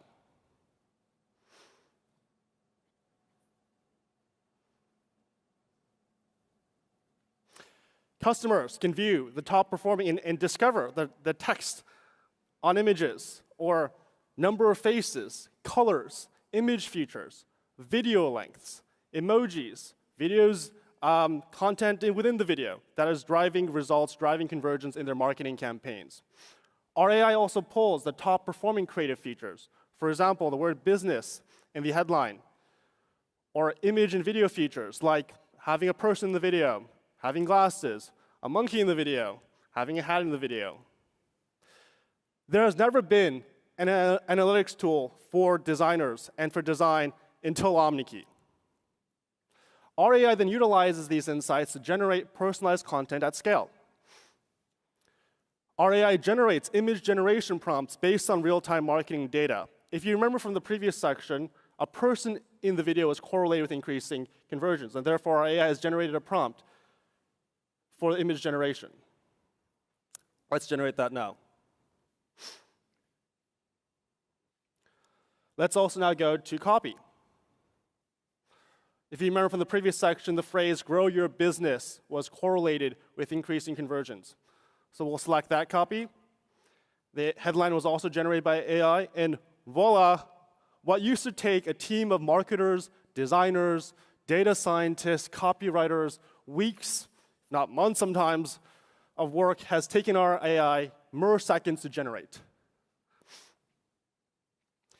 These drafts of ads then are sent to our marketplace of creators to make the finishing touches. Customers can annotate each ad, provide feedback, and ensure that every single content we're generating is on brand. Once and only once customers explicitly approve the ads, are the ads launched across the various ad networks. Customers can also upload their brand guidelines, brand assets, and more through our digital asset management feature to ensure that every single piece of content we're generating is on brand. OmniKey lets customers harness the power of state-of-the-art machine learning and generative AI while staying in control. Back to presentation, please. We're now over $2 million in revenue, growing 4x year over year. And we're trusted by over 100 happy customers, including those listed here. Advertising is a $1 trillion market. It's a lot of money. And our ICP is the 12 million businesses currently advertising online today. With a big market comes competition.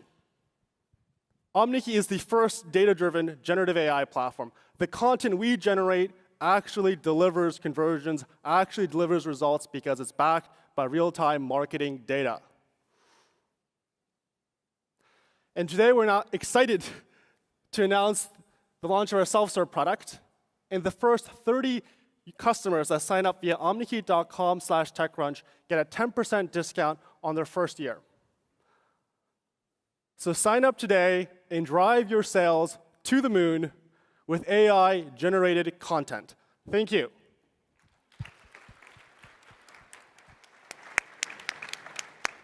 That was great. Very good. All right, Connie, let's start with you.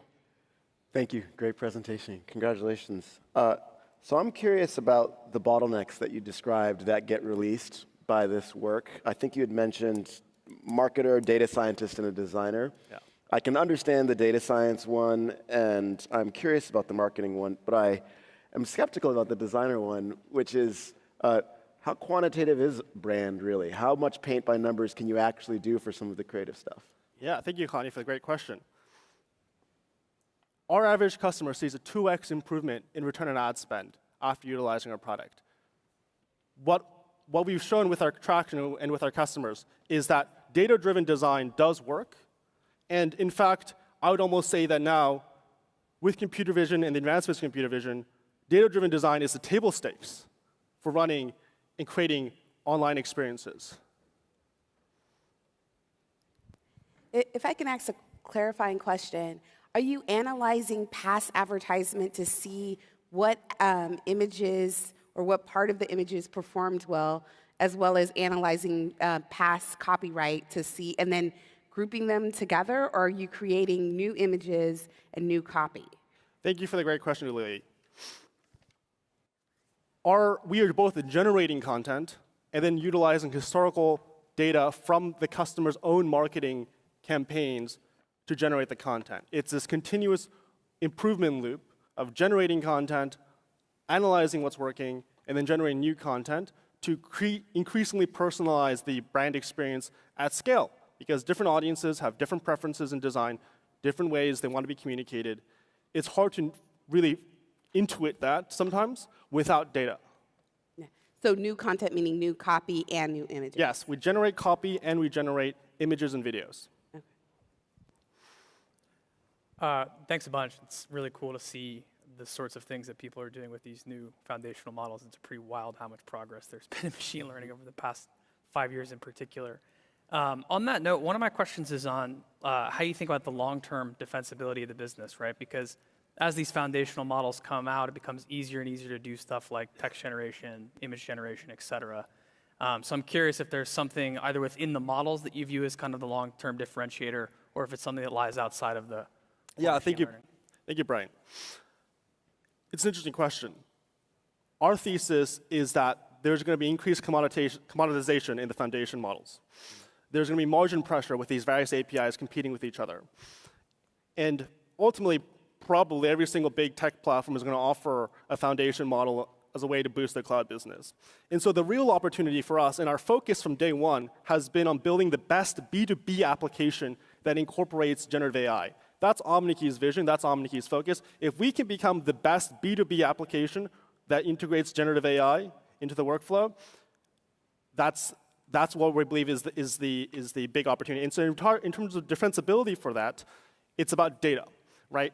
So every single customer signs up, our AI gets better.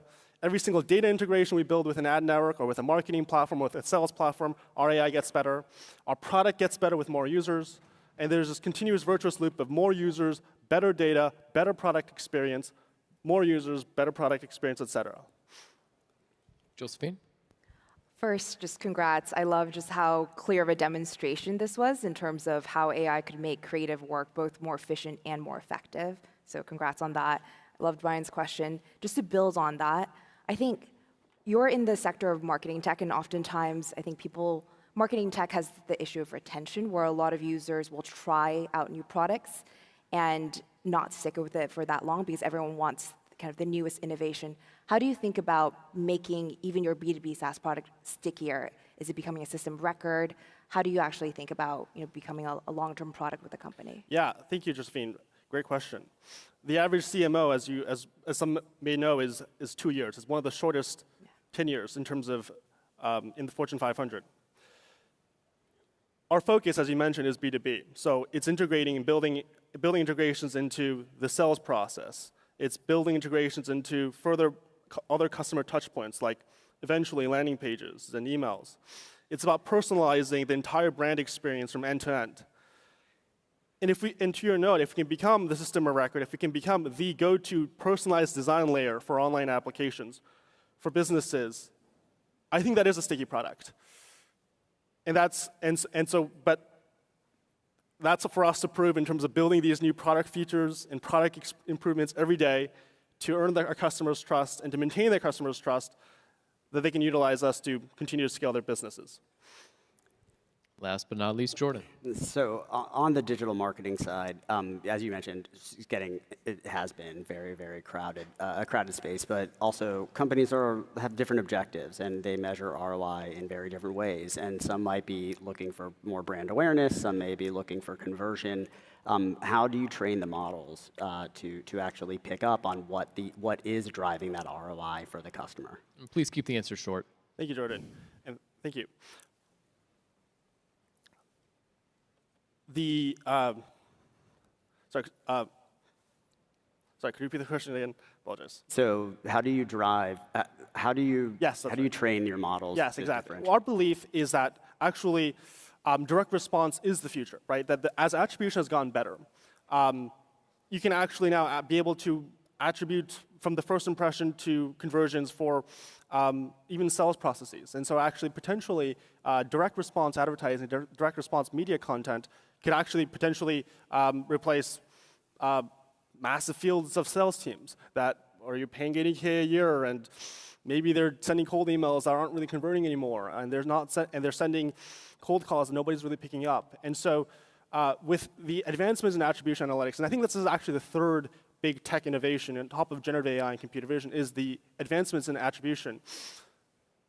More and more of the sales process and the marketing process is going to switch from brand potentially to, and customers would prefer direct response to brand if they had that data and if they had that potential available. And so that's what our focus is on direct response. There continue to be great companies that do brand advertisements, but our focus is on data and on direct response. Well, thank you very much. Give it up. Give it up for OmniKey. You guys did well. Okay, next up, from Albuquerque, New Mexico, we have Circular Genomics. Presenting for Circular Genomics is Alex Havez. Welcome to the stage.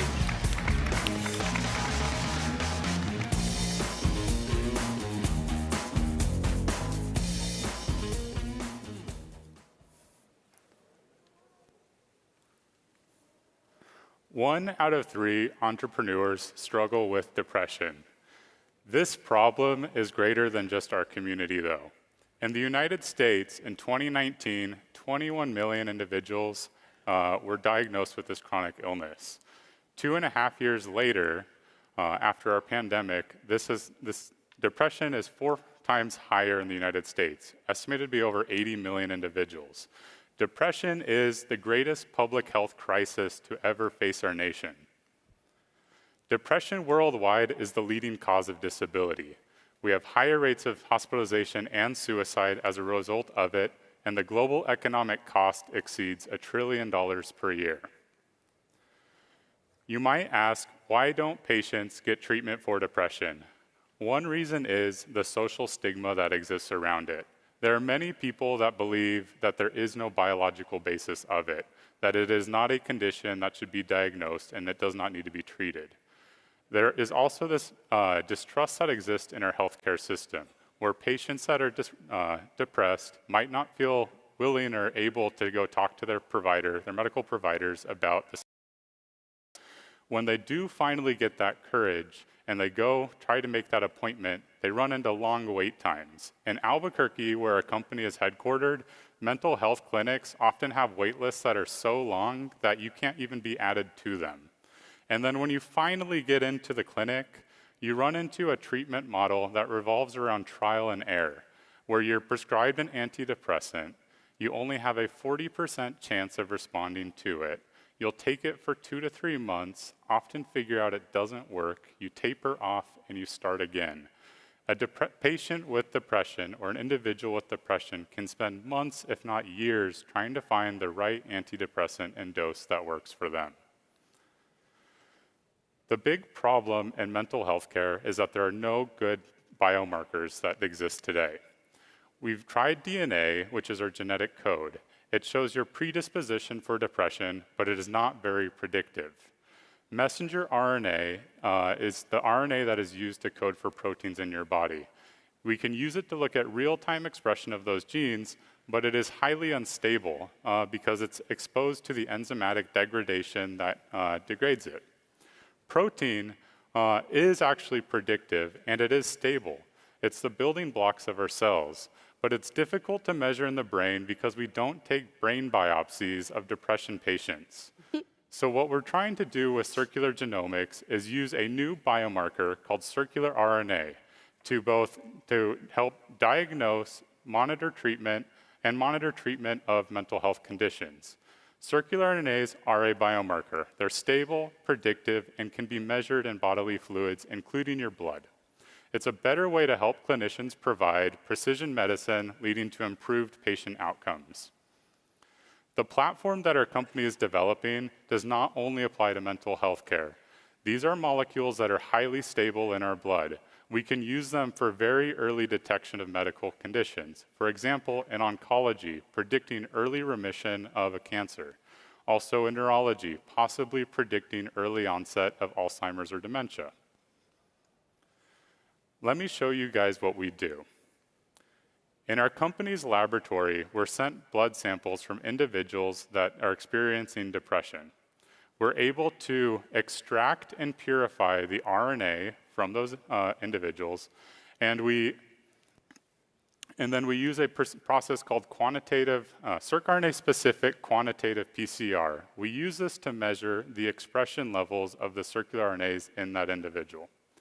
We can create a molecular profile of these circular RNAs and their expression changes, and we can run it through our analytical pipeline to determine whether or not that individual may have depression and how they might respond to different medications. This is some of our early data from a clinical trial that we did that we've partnered with. You can see here that using a single circular RNA, it is 97% predictive of a diagnosis of depression. This helps remove the stigma that revolves around depression by giving it a biological basis. The response to an SSRI that we're studying is the circular RNA is also 94% predictive of it. So the 40% likelihood of responding to a first-line therapy is now substantially increased. We're improving patient outcomes and reducing months of trial and error treatment down to days. There are 3 channels that we see our product easily going into the market: primary care, telemedicine, and urgent care. All of these channels struggle with treating patients in a timely manner and have very difficult times working through the clinical diagnosis of depression. We can improve their workflow, increase their volume, reduce those wait lists, and provide the patient a better experience. Our team is led by scientists. I myself, I earned a PhD and an MBA simultaneously at the University of New Mexico. The research you're seeing today was based on part of my dissertation work. Nicolas Milios is our chief scientist and lead inventor. He was trained at UMass and MIT. And Cosmos Karademetriou, our data science expert, was a co-founder of ZoomInfo and worked early on with Kayak.com. Our company's mission is to bring precision medicine to mental health diagnostics and therapeutics. What we want to do is give people that, remind people that there's hope, that there's always going to be a better tomorrow. I'd ask you guys, if you're really interested in what we're doing, to join us. Look at our website, circulargenomics.com, and we'd love to have you help. Thank you. Give it up for Circular Genomics. Thank you, Alex. Let's go to Jordan. So one, congratulations on what you built so far. You're tackling a huge problem that we're definitely facing in America today. I'm curious about the workflow that you guys have in getting to the point where you want to prescribe medication versus another more traditional route using psychology and just basic talk therapy to help people get through what the current state of depression is and potentially not need to get on SSRIs or other medications. Yeah. So I think the problem that we have right now is that SSRI, you typically are, you go to a therapist and you have a medication management provider. So most of these patients are prescribed medication. Therapy alone can help, but it does not help most of the population that experiences depression. And I think we see about 70% of patients that have depression actually go to the clinic. They're prescribed a medication. And it really, when you look at the first line responses, it's only about 40% is who's actually responding. So, I think this test, one of the things that we're doing is also, that diagnosis of depression. Is it really, is there a biological basis in that individual for why they're feeling that way, or are they just feeling down? That's one of the things that we're teasing out still with the assay. But I think we do have good biomarkers using circular RNAs that show that this person is depressed, and that these different medications they may respond to. Just a quick follow-up on that. On the distribution channels for telemedicine, how are you going to tackle that first interaction being in person to be able to then prescribe medication? Okay. So in telemedicine, it's not uncommon. So when you go see a physician, they can still order lab tests for you. Sure. So you would go, that physician could order that lab test. They would take a blood draw of it and have it shipped to our company when you're going and doing those labs. So while the test wouldn't be happening per se at the laboratory that they send you to, we still have a way to get the blood of that patient. Brian? Related question for me on the channels. I noticed you mentioned 3 of them. You know, having 3 channels is a lot, especially in something as hard to break into as healthcare. Yeah. I'm curious if there one of those 3 channels that you think is the most promising, and do you have any data to suggest which of the ones you might spend most of your focus points on? So our focus today, we're actually interested in telemedicine. There's been a huge shift of mental health care treatment from inpatient care to telemedicine. I think before COVID, it was around 1 or 2% of mental health care was being done through telemedicine. Today, it's about 40%. So there's a huge shift there. This gives those virtual providers a way to look at biological evidence that's going on in that individual, and they can use that to help determine the treatment plan for them. Uli? Is this test reimbursable by health insurance? What was Is it reimbursable? Like, does health insurance pay for the test? So we have not, we don't have a CPT code to date for it. Okay. Our initial plan is potentially to go direct to consumer or have a self-pay option initially, but actively work on getting the CPT codes to get it reimbursed. And what's the cost then? So we're still working on that as well. You know, I think the cost of running the test, probably about $40 to $50 on our side. But, you know, so I think we would need a rate where we could afford to do that on our end and then get that reimbursed. You know, I think one of the things we have to do with approaching a self-pay option is pricing it at a position where individuals can actually afford it. Yeah. You know, one of the biggest risk factors, indicators of somebody that might be depressed is typically $5,000 or less in their savings account. So these are people that could be economically disadvantaged. So the test needs to be priced in a way or reimbursed by insurance where it becomes affordable for them to use it. Connie? Can I build on that with a question, which is, are you anticipating there's going to be a decrease in false negatives or a decrease in false positives in the depression diagnosis? I think it might actually work both ways. I mean, because on one hand, you know, I've experienced depression myself, and I have told myself over and over and over, I'm not actually depressed. But in reality, I feel like I am. So, you know, I think you run into 2 different sides here. There's people that don't think that they're depressed, but they actually are, or there's people that are depressed, but, you know, you might not either feel the feelings of it. You know, you see it on both sides. So I think it helps provide that biological basis of it, removes that stigma around whether or not this is actually a real condition, and it gives those patients some hope when they go see their doctor that something can change and they might feel better. Yeah. Super quick follow-up. Does the implication there mean that you can potentially use outcomes to try and get a CPT code faster and try and get reimbursable faster? Yeah, I believe that's our hope, yeah. Cool. Josephine? I think one of the most interesting potential for circular RNA is the ability to help patients pick the right first medication. Can you draw the line from how your technology allows that? My understanding was a lot of depression medications pretty non-specific at this point, and so would love to understand that line. Okay, so the data that I had shown you guys was for an SSRI that's the most commonly prescribed antidepressant on the market. You only see about a 40% first-line response to it. And it's prescribed to about 35% of the patients in the clinic as their first therapy. So what we hope to do is, at least for this SSRI, we can tell 40%, or we could tell 94% of the people that with 94% probability whether or not that patient will respond. For those other 6%, the physician can use a different medication that might be indicative of a response. So as we continue to expand and do more additional clinical studies and we look at other antidepressants, we hope to be able to indicate which ones they might respond to. And then those physicians can provide personalized care to the patient. Well, thank you very much. Give it up for Circular Genomics. Very good. Next, we have 2 more companies in this group. Next, from Chicago, Illinois, we have Anthill. Presenting for Antil is Young Jae Kim, co-founder and CTO. Welcome to the stage.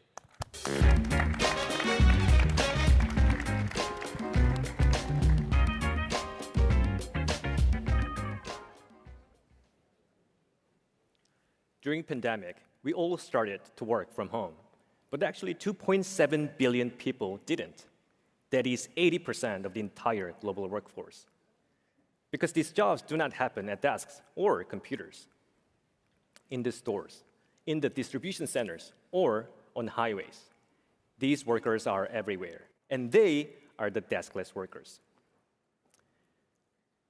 Current employment solutions are not actually built for these workers. More than 50% of these deskless workers are having issues with the current system. What they need to focus on is flag safety, payment issues, or getting additional help. But current systems are not built to serve them. Even more, employers have no structure or no setup to meet the needs of these deskless workers. Introducing Antil, a two-way support portal for the deskless workers. Antil delivers through the most accessible technology out there, text messaging. Deskless workers don't need another application on their phone. They just need something easy, something straightforward that they can use it on their phone right away. Our system enables access to the software, replies to FAQs automatically, translates into over 110 languages, predicts turnover, and populates employee job data automatically. Let's say Jane is a contractor at the manufacturing site. Her main concern is lack of job training. Now she has this infrastructure to easily reach out to her site manager and get more information right away. Employees with Antil get more connectivity, more access, more education, and more engagement. However, when these workers are not heard, they just leave. Turnover is expensive. On average, companies are facing above 47% of turnover rates, which costs them more than $20,000 per person to rehire and train them in a timely manner. With Antil, employers will get the visibility into the workforce in a way that they have never seen before. We are surfacing information on behalf of them. Antil provides employers with the tools to engage with their deskless workers and the transparency to see what every site is doing. Now, let's take a look how Antil helps in both employees and employers. Please move to Demo 1. Through this Antil dashboard, companies can easily manage the conversations with their frontline workers. Let's take a look at the Antil, the conversation thread.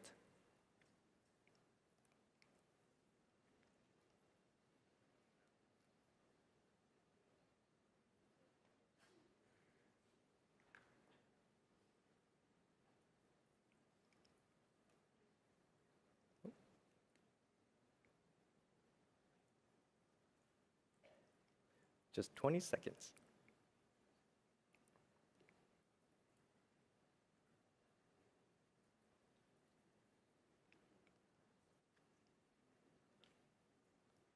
Okay. Through our conversation thread, Jane, for example, can text in about her questions and everything. Let's say Jane texts in about her question regarding the lack of job training. And our system automatically catches up the phrase and keywords and replies back to her with the training schedules and options. We understand the certain frequencies of specific questions. That is why our auto-resolution feature resolves over 95% of the inbound questions automatically. Tag a word or phrase, and we will store the answer for you. Employees like Jane will receive the quick answers, and you save your time. Managers can also set up a survey or run a campaign, and we will summarize the results for you. Now, let's move into Antil Pro, where our knowledge as people scientist comes in. Please go back to Demo 2. Here we provide advanced analytics showing you the workplace health score, letting you know how your workforce is feeling and whether they are at potential risk of leaving their job. We display which teams are having issues, which teams are feeling disengaged, and pinpoint the driving forces behind those potential turnover. Overall, our goal is to improve retention across your organization. Please go back to the slide. Our system has the capacity to script through the thousands of user data to be able to provide right answers to those FAQs so that the employees don't feel like they are talking to a chatbot. We also created a custom sentiment and psychometric analysis so that the employers will learn the feelings and needs of their deskless workers before they say something, before serious problems arise.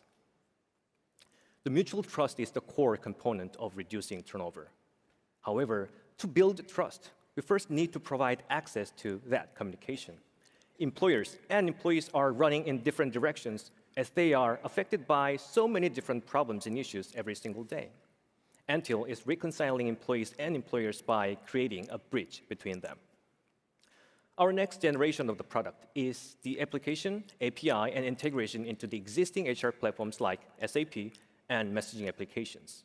With this, users then have the ability to take the massive data and be able to communicate out of people in a complementary way. HR SaaS market is growing fast. After this pandemic, it's even faster. Since our first launch of the product, Antil quadrupled its growth. We process more than 50,000 messages in each every month. Our service has over 95% of adoption rate. That is, over 950 employees out of 1,000 are satisfied with our service. On average, Antil customers are saving 5 hours per day, $22,000 per person by decreasing their turnover rate. If you run a company with 10,000 employees, that is $53 million of savings. Antil connects everyone. Antil helps both employees and employers. Antil provides a complete inclusivity of the entire workforce. If any part of your workforce is deskless, either in the factory, in the delivery services, or in your stores, don't lose your workers. Get connected today and know what's going on with your workers. Thank you. Give it up for Ann Hill. All right, Brian, let's start with you. Yeah, thanks so much for the presentation. I love the name of the company. I think it's great. One of the questions I wanted to ask is, a pretty good indicator that you're really nailing the goal of making employees' lives better is when people leave a job that's using Anthill, do they bring the product with them or push for the product at a new role? Now, obviously, some of these employees don't have the power to actually make that purchasing decision, but are you seeing any sort of behavior like that in kind of the early customer data that you have? So we're trying to build the software that helps both employees and employers. And of course, employers' main goal is to keep these employees in the same place so they can actually save a lot of time and money for the training and the rehire process too. But at the same time, for the employee side, the problem is really simple. They just need a simple answer for their questions. The questions actually coming from their everyday jobs. But the thing is, the system is not working in terms of the communication. The communication channel is actually blocking. And the reason is because they are thinking about different things every day. These employees are having like really fundamental issues like equipment. Where can I get this equipment? Can I change my shift? Can I talk to my supervisor because my paycheck is not working? That type of simple things. But employers are thinking in a different way. Why these people are not coming to the shift in the right time? Where are they? Are they having a right time in terms of like performing in the right way? Because they are not answering the right question. This simple communication line will help them to get right answer immediately, and by saving that amount of time, they are happy. They are bringing more efficiency and productivity from the employee side. When they are like secured in a job position, they won't leave. If we can save that time and resources for the employer, then we can make a happiness for both employees and employers together. Great. We'll go to Jordan, then Josephine. So given the employers that you're targeting, have you found that the vast majority of them are using both the W-2 and contractor employees? So most likely, employers are starting with the demo one, the very basic feature of the communication first, and then they see the value of this communication and add on to the Antil Pro, so they can learn more information on behalf of the deskless workers. I guess in terms of the actual employees, the status of them in terms of their worker classification, and because that governs a lot of types of communication and types of integration into the workforce that they can have to avoid being classified as a W-2 worker. Could you repeat that last sentence? So yeah, so basically just the workers that you're going after, Is there a high percentage of them that are independent contractors, not W-2 workers? Oh, yeah, actually. So in both ways. So our customers are actually from the small to mid-size of the companies to the enterprise level companies. So it doesn't really matter where the contractors are actually at. So like our customers are everywhere. So from the small side of the contracts, from the small side of the contracts to the big size of the full-time employees, everyone should be covered. Everyone should have the access to this platform and communication. And then every open source of this communication line will be open for everyone, regardless of their position. Josephine? I'm curious what your pricing model is. I can see how you could really create a lot of value for the employers, especially with increased retention, but how much of that value can you capture? So what we can tell now is it's actually a lot cheaper than what they are paying, what the enterprise level customers are paying right now. So it really depends on the size of the companies, size of the users of the specific sites, and the usual texting behaviors of the end users. So we actually customize this pricing plan for the specific customer. And the thing is, they are saving a lot of money because we're not charging them like thousands of dollars per person. Of course, we're charging them in a reasonable amount of money per person, per head in a subscription model per month. But we also offer like a yearly plan or like a 3-year plan. The thing is, most of the feedback that we actually received from the enterprise level customers, they don't want to come up with a monthly plan. They want to set this up more than like a year plan or a 3-year plan or 5-year plan. They consider this as a huge investment. And because they know the value of this communication with their frontline workers. And I see the point why they're doing that, and then we are actually meeting their needs from our standpoint. Can you give us one example of one contract, just the size of that? Well, if possible. I am not allowed to speak with that, but I'm happy to provide more information on the back of the stage. Connie? So you mentioned, I have 2 questions. The first is, who's saving the 5 hours a day? Is it the employer or is it the worker? Employer side. So usually what they need to do is trying to get a contact with their deskless workers. The thing is, they cannot make a contact with their deskless workers. Those deskless workers out there, they want to just connect with their supervisor or the champion. The line is just missing. They just need one phone call. And when they get to the one phone call, they just need to talk until they actually get to the point to answer their question. We're saving that amount of time, 5 hours per day. And then the second question is, you mentioned a couple of the reasons why people struggle at the workplace: training quality, safety, promotion path, wage.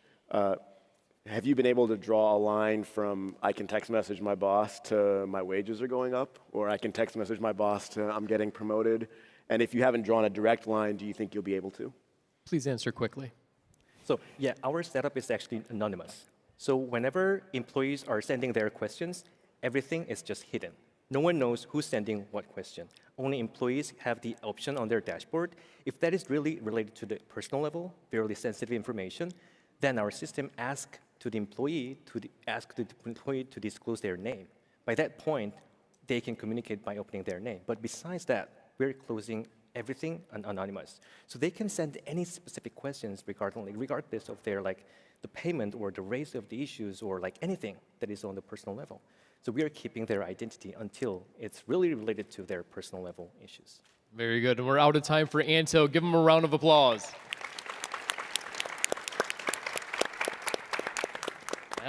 And that brings us to AppMap. AppMap is from Boston, Massachusetts. Presenting for AppMap is Elizabeth Lawler, co-founder and CEO, and Kevin Gilpin.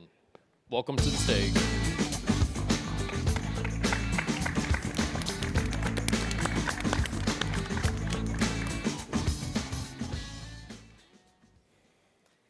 Developers are the engine of growth and innovation, building the products we all rely on. But developers spend up to half their week in toil. Toil is the tedious work in software creation that arises from complexity. Toil robs 25 million developers of the joy of coding. Over 80 million developer hours are being wasted just today in toil. This costs businesses over $85 billion a year in wasted effort. Toil, over 70% of developers report that toil makes them unhappy. Unhappy developers quit at one of the highest rates of any industry, costing businesses heavily. Companies spend billions on observability, production monitoring, and security testing to find problems in code. Developers toil in mountains of data to find information to fix performance issues, remediate security flaws, and rework broken code. Developers are lost in a maze of tools they don't control, away from the coding they love to do.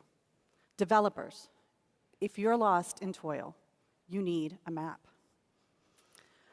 We built AppMap so software developers can see the behavior of their software as they write code. AppMap delivers personal observability, and performance and security analysis to software developers as they work to reduce toil. And AppMap is in the tool developers love the most, their code editor. Go to demo. This is an AppMap. AppMaps are accurate, up-to-date runtime data about software behavior as it is at any moment for any environment. The latest version of code in production, in a pull request, and even in the uncommitted changes developers are working on. AppMap traces code behavior wherever it goes, into the data stores and across service boundaries. For the first time ever, developers can see the behavior of software as they write code. AppMap streams real code behavior right to the code editor. This is a list of AppMaps, one for each request made to my app. AppMap automatically analyzes this data to find runtime issues while developers code. In this app, it's found two issues, a performance issue and a security flaw. First, the performance issue. A query is repeated many times in a loop. This will cause a slowdown in production. Up to half of today's performance issues are code issues like this, and AppMap found it instantly.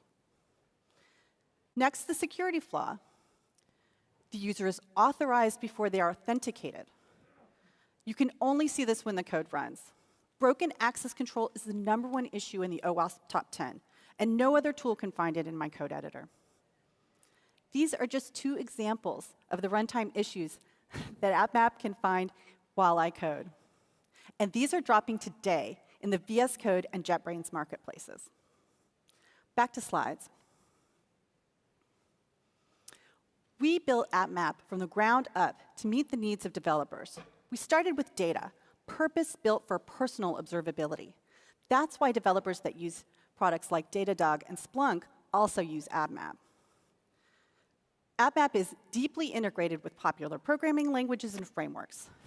And AppMap is open source to support new languages and new communities.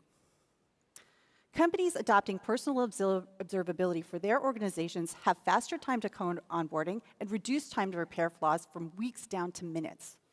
AppMaps are shareable for collaboration, and AppMap reports on fixes so organizations can track software quality improvement. Tens of thousands of developers have adopted AppMap in their code editor for personal observability, from Fortune 50 companies to the Global 1000 to startups and coding schools. AppMap has 5-star ratings in the VS Code and JetBrains marketplaces. Postman recently partnered with AppMap for their community of 6 million developers.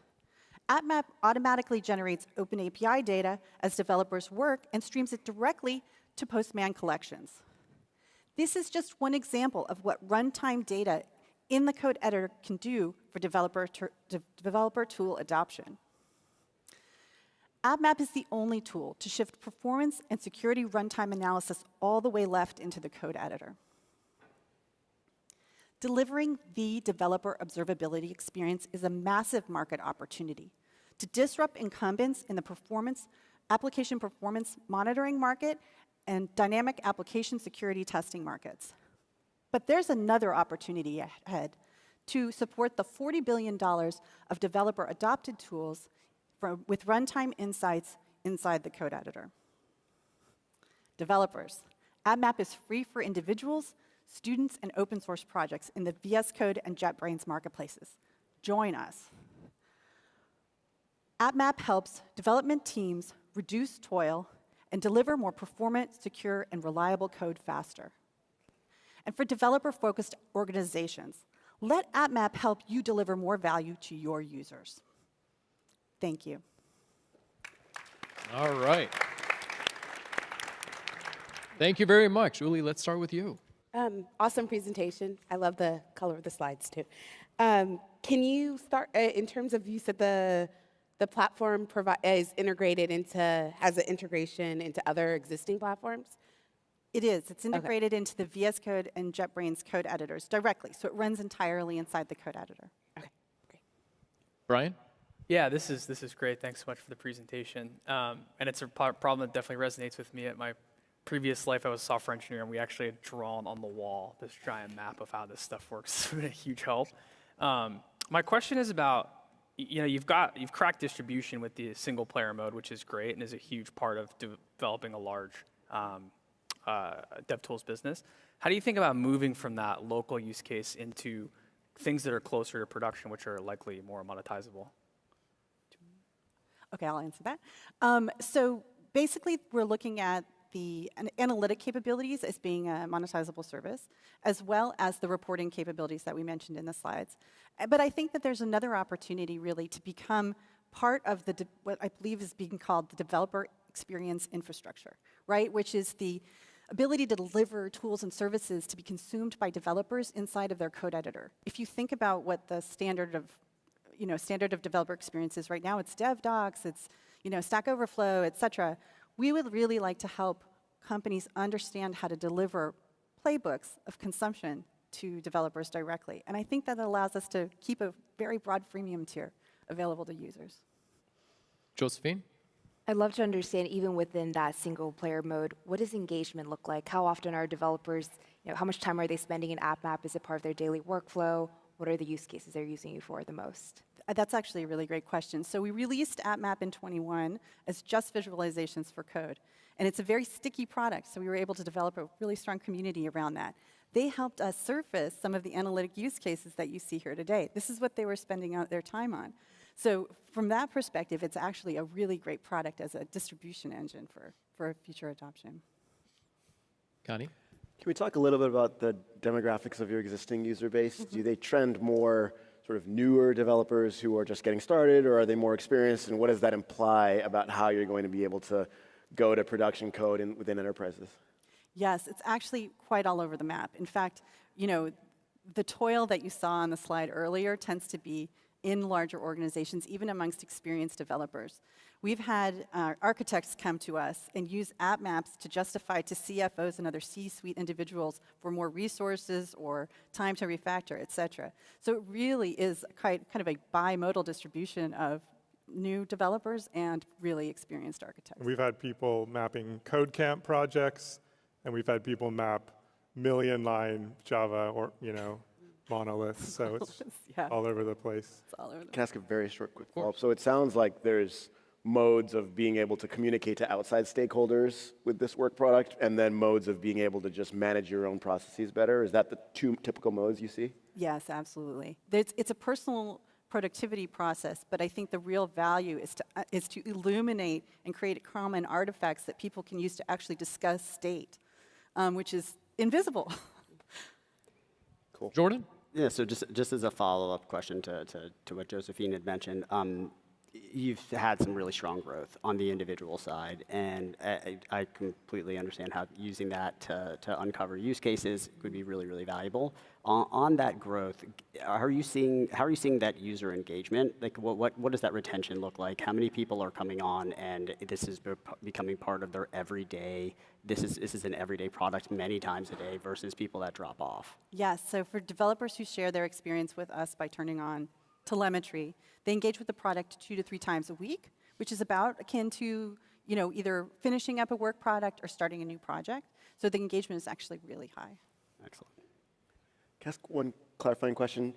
Did you mention that you had an open core with this technology? We do. Okay. It's open source. The agents are open source. The libraries are open source. It's incredibly important for us to also, we started with a model where the data residency was local to the code editor. That allowed us to spur growth because obviously this is very sensitive data.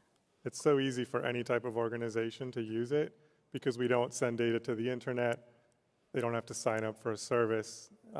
So that's a great way to get started when, be a very small company and have large companies be able to pick up your tool and use it. Have you thought about something like publishing artifacts as one of the monetization mechanisms that you might employ for the sake of, for example, a CTO communicating to a CFO or that type of thing? What do you mean by publishing? So just being able to share. Oh, absolutely. Yeah. So AppMaps are shareable over our service. Yes, we create URLs that people can use to embed AppMap data in other in pull requests or in communications, so they can actually see and talk about how things are working. Yeah, there's a server side that we didn't show in the demo, but you sign up with your GitHub or GitLab login, and then you can get a URL to an AppMap and paste that anywhere. I like how all the judges nodded at that question. Yes, we all agree. Anybody else? Okay, thank you very much. That was AppMap. Give them a round of applause. This feels good, right? Like being in person, doing in-person pitch-offs, it feels great. Now, we're coming back later this afternoon, and there's going to be round 2 for Startup Battlefield, and then tomorrow there's 2 more rounds. Until then, for the next hour, there's a networking and lunch break. I would encourage you to go check out the Battlefield 200 on the base floor. We'll see you back here at 1 o'clock. Thank you very much.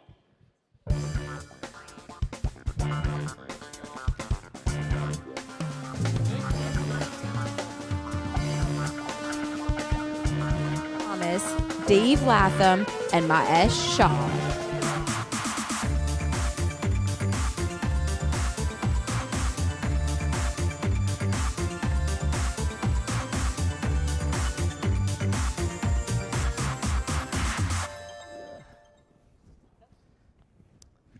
Good morning. Thank you all for coming. I'm Dave Thomas, Director of Content at CDK Global. And before we get things started, I want to give you a quick explanation of who we are and why we're here. CDK Global is one of the largest software suppliers in the automotive retail industry. That means we work with car dealerships. And while traditional car dealerships may seem antiquated in the land of Tesla, I can assure you the industry is thriving despite the disruptors at the gate. 94% of car buyers are still visiting dealerships, and another 5% take delivery at the dealer, with only 1% buying completely online today. The dealership network is also a major driver of the US economy and jobs, with wage growth far outpacing the 5% national average. CDK products are in over half of all dealerships in the country, and over $500 billion is transacted through our systems every year. That's 2.6% of the GDP. So despite all these impressive numbers, we're still always looking to improve, and acquisitions are part of that strategy. So today, I'd like to introduce Maesh Shah, our Chief Product and Technology Officer, as well as Dave Latham, the Vice President of Product at CDK Roadster, which we acquired last year. So Maesh, why don't you get us started? Tell us why CDK acquired Roadster. Well, look, we had recognized that the nature of car buying was changing, and we had tried our hand in it. We at CDK have all the systems that operate within a dealership, everything from CRM to service, the ERP, and we did not have a strong capability in e-commerce. And we had tried our hand at it, and we recognized that we needed some help. What happened was we bumped into Roadster several times on deals, and we really thought that not only did we need to get a capability, but we needed the right company to help us with that. And you know, throughout the course of bumping into each other on deals and working together on a couple of deals, it became clear to us that Roadster was going to be a great fit for us. Great. And Dave, coming from the product side of the startup, what was your kind of thinking of this happening? Did you have any hesitations? What was going through your mind? Yeah, of course. I mean, I think being a product leader at a startup company in the space, you're constantly trying to hire the best possible people you can and empower them to go and innovate with velocity and iterate.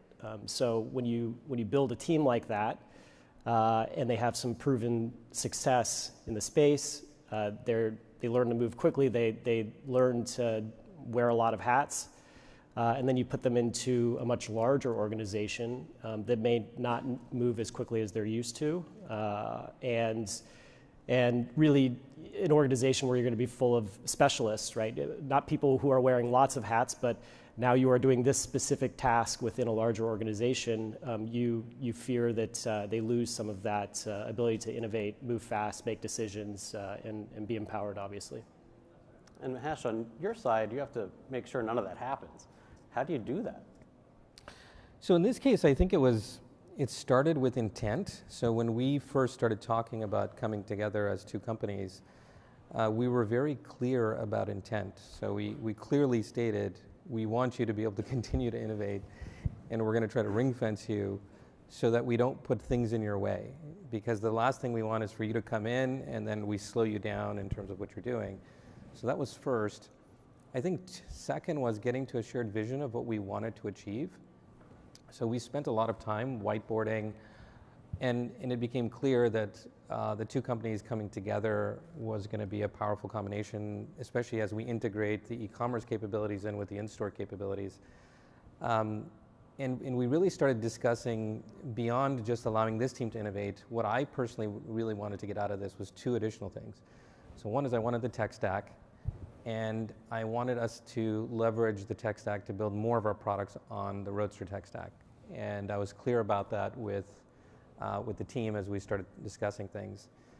And the second thing was we actually wanted to try and experiment to change culture.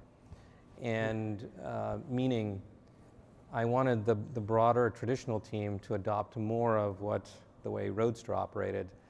And so we even talked early on about injecting members of other engineering teams and product teams into the Roadster team so that we can keep expanding the purview. So there's a little bit of a tricky situation to be able to do that and not get in the way, but also let the broader organization benefit. Well, that's a great explanation. And with all that going on, Dave, were there any surprises during that transition? I mean, it sounds like there was a lot of explanation up front, what to expect, but something must have still surprised you. Yeah, I mean, exactly what Mahesh just said was actually surprising, right?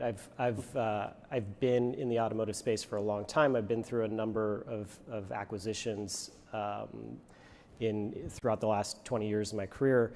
And what I've seen is that when the company that is acquiring does a good job of understanding that they're not just acquiring a product, they're not just acquiring people, they're actually acquiring a culture. And they take the time and energy to understand that culture, to understand that there are certain things that company probably does better than they do. And there are other areas that probably need to be shored up in that company because they are moving fast and they might be not as buttoned up and polished as a larger enterprise is. But to take the time and actually understand what that company does well and understand that they are in fact acquiring a culture was surprising to me. And so what I've seen is that through Mahesh's leadership and other folks at CDK is that we've actually been able to maintain that culture through this transition into a larger organization. And we've had some successful experiments in terms of embedding other folks within the larger organization into more of that startup culture so that they can operate different from how they have in the past. And that's helped us keep the team together and also to start to move faster in other parts of the organization as well. Great, and Mahesh, CDK is a large organization. How did you ensure just that sheer size and scope of the two groups work together, didn't overwhelm one another? What did you do to do that? So I would say early on, I would tell you that we did have some bumps, and the bumps were things I didn't expect. So when I said we wanted to keep things out of their way, that was really a mantra in my head, just keep things out of their way, let them do what they do best. And I couldn't believe the amount of feedback on just laptops being locked down as an example, and there was so much noise about laptops and the security things that we put on laptops. So the little things become big things is what I learned in this process. And if you don't deal with the little things, it becomes enough. It becomes like death by 1,000 cuts, right? You lock down the laptops, you make an HR process a little bit longer. These little cuts become big issues for the team over time, and then all the goodwill is gone. And so what I really tried to do is whenever there was a little thing that came up, I would recognize if I'm hearing it, it's probably a big thing, even though to me it feels like a little thing. So we tried to nip those little things as often as we could. Sometimes they took longer than I would have liked, but we really did try to get those things out of the way so the team can just continue to do what they do best. Yeah, and just to add to that, I think when you know, back to this idea of you're not just buying a product, right? You're acquiring a larger organization that has HR capabilities, that has managed their own laptops for a certain period of time. It's important to recognize those things too, right? That culture is beyond just the product and beyond the development organization. It goes to HR, it goes to even the finance organization. So listening across all of those different entities is important, not just from a development standpoint. So, I'll just add one thing to this.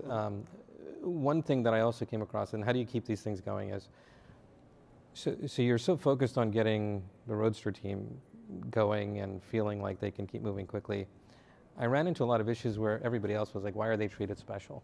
Why are these guys special? We can do as much. So you've got to be really careful to harness that energy properly. Like, you want to use it as a positive energy to uplift the rest of the org versus it becoming a downer on them. And that's very, very subtle, and it's very, very hard to do in terms of just using that as a forcing mechanism to get the rest of the organization to move faster. Got it. And all that said, Dave, how do you keep the spark and the energy of the startup alive with all these other things going on that you have to account for and getting integrated into this bigger team? I mean, I've always said you get a couple of different opportunities in life in software, and one is to start something yourself and grow it the way that we did at Roadster. Second opportunity you get is to take what you've built and help others learn in large organizations and take the experiences you've had and expand that into an organization that may not have operated the same way you have over your career. And so you can build something yourself, but the second opportunity is to go and change a culture at a much larger organization and turn it into the type of culture that you had as a startup, trying to solve problems rapidly, pay attention to the data, pay attention to the user, and every day try to improve the industry that you're in. That sometimes gets lost in a larger organization, right? Sometimes larger organizations are focused on, I've got these 10 things I have to get done, and you lose focus on why you're actually doing what you're doing. So as a startup, we can come into an organization and help people reset and refocus on the user and what you're trying to accomplish. So I think it's just a huge opportunity, and I think that my entire Roadster team feels that way as well. That's great. And Mahesh, this isn't the first acquisition for CDK. How do acquisitions become part of a larger strategy for a technology organization?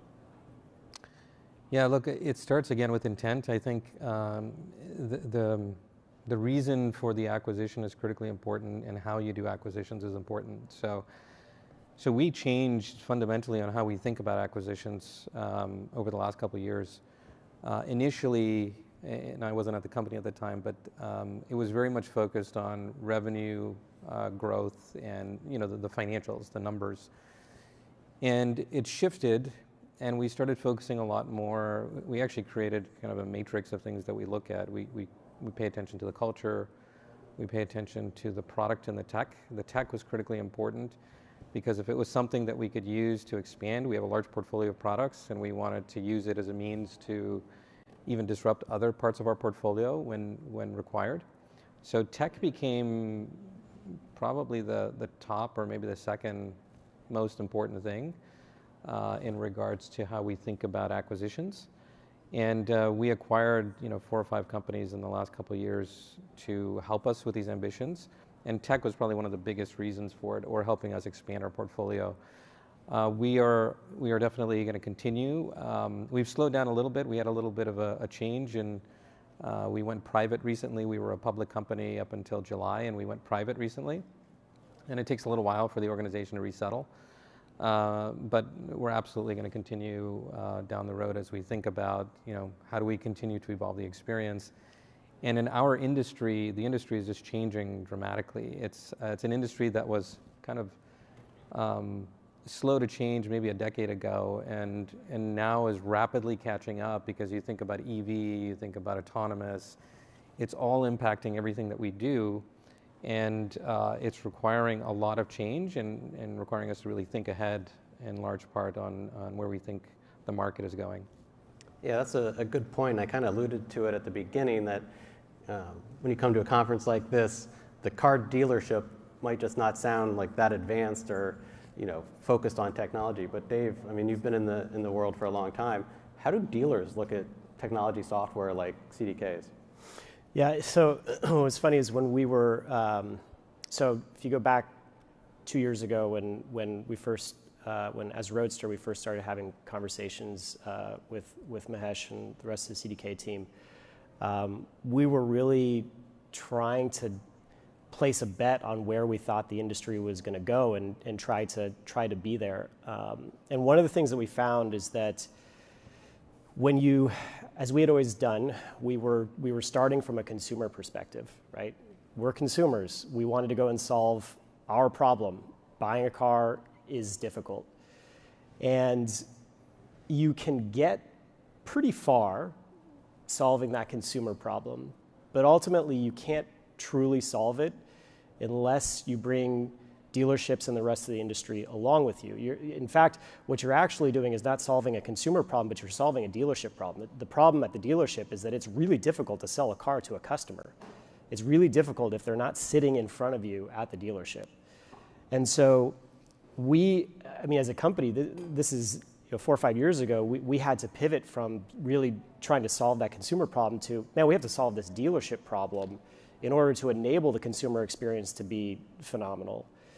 And so that was where all of our energy went. And as we got deeper into trying to solve that problem, we found that unless what we're doing is embedded into the ecosystem of the dealership, it's really difficult to scale, because you have people that literally have 15 tabs open in their browser to sell a single car to one customer, and you're just adding another tab. So what we ended up, as we looked around the space, we said, we need partners here that can help us really embed what we're doing into the dealership's process. And there was no better solution out there than CDK, right? I mean, as you mentioned at the beginning of this, CDK is in 50% of the dealerships across the country, right? So just having that platform gave us a newfound ability to go and solve a consumer problem, because we now had partners at CDK that were helping us at the dealership level. So it was the best possible place for us to end up, and it made perfect sense. And when I think about it in the context of where we are, you're taking an industry that might be overlooked in terms of ways to disrupt, let's say, the dealership side of things. Mahesh, what kind of advice would you have to folks not in our industry, but looking to do something similar somewhere else?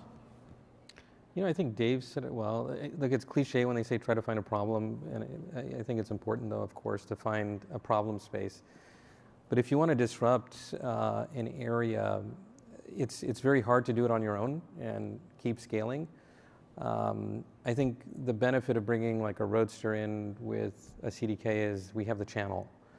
And when you've got the channel and you've got a good product and you can combine those two things, it actually allows you to scale so much faster and really have an impact so much faster. The key, though, is finding a good partner, right? I truly think that spending time ensuring that you're partnering with the right company, and culture is so important, because I've been on the buy side many times at this company and at past companies, and I've seen so many times when you acquire a company, you squash the culture, and they try not to sometimes, but you have to put tangible things in place to avoid doing that. But that's what I would say, is bringing channel and product together is really, really powerful. And Dave, on the side of people in the product world, heads down, turning away to get that startup going. What's in your mind when you hear about this type of acquisition happening, and how do you think then? Like, how do the people on the ground feel? I mean, you have to make sure that everyone understands that you're going through this acquisition because it makes the most sense in terms of driving the vision and the purpose, the intent that Mahesh was talking about earlier. That can't get lost, right? The reason we're doing this is because it enables us to achieve that vision, that purpose, that intent much faster than we would have been able to on our own. It actually should make us go faster, not slow us down. And that can get lost in a big organization, a big acquisition process. That gets lost on the working teams. And so you have to make sure that you continue to focus on the why of why we're doing this. Why does it make sense for us as an organization, and what does it enable us to accomplish? I think that's super critical when you go through any type of acquisition. Terrific. Well, thank you both so much. Our time's about up. Thank you so much for starting TechCrunch Disrupt with us, and have a great rest of the conference. Thank you.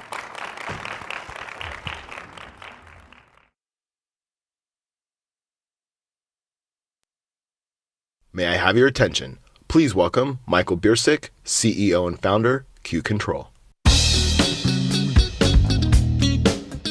Good morning. Good morning. It's a pleasure to be here. For those of you who are going out the door, you're about to miss the good stuff. As they say, and now for something completely different.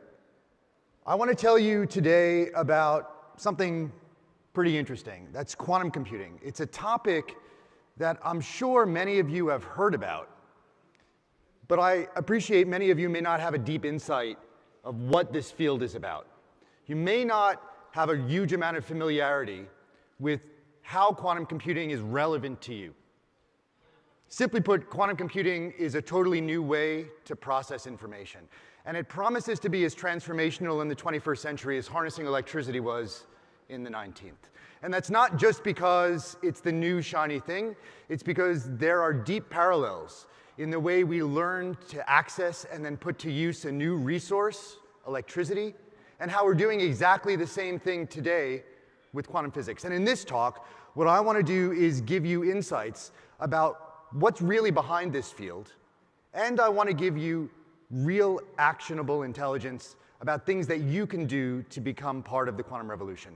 Things that you can do as an individual looking to break into the sector, or things that you can do as a business leader looking to gain strategic advantage from this technology.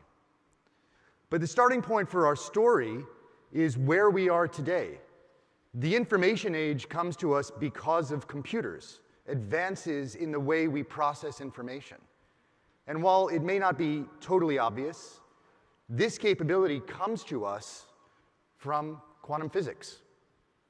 Quantum physics,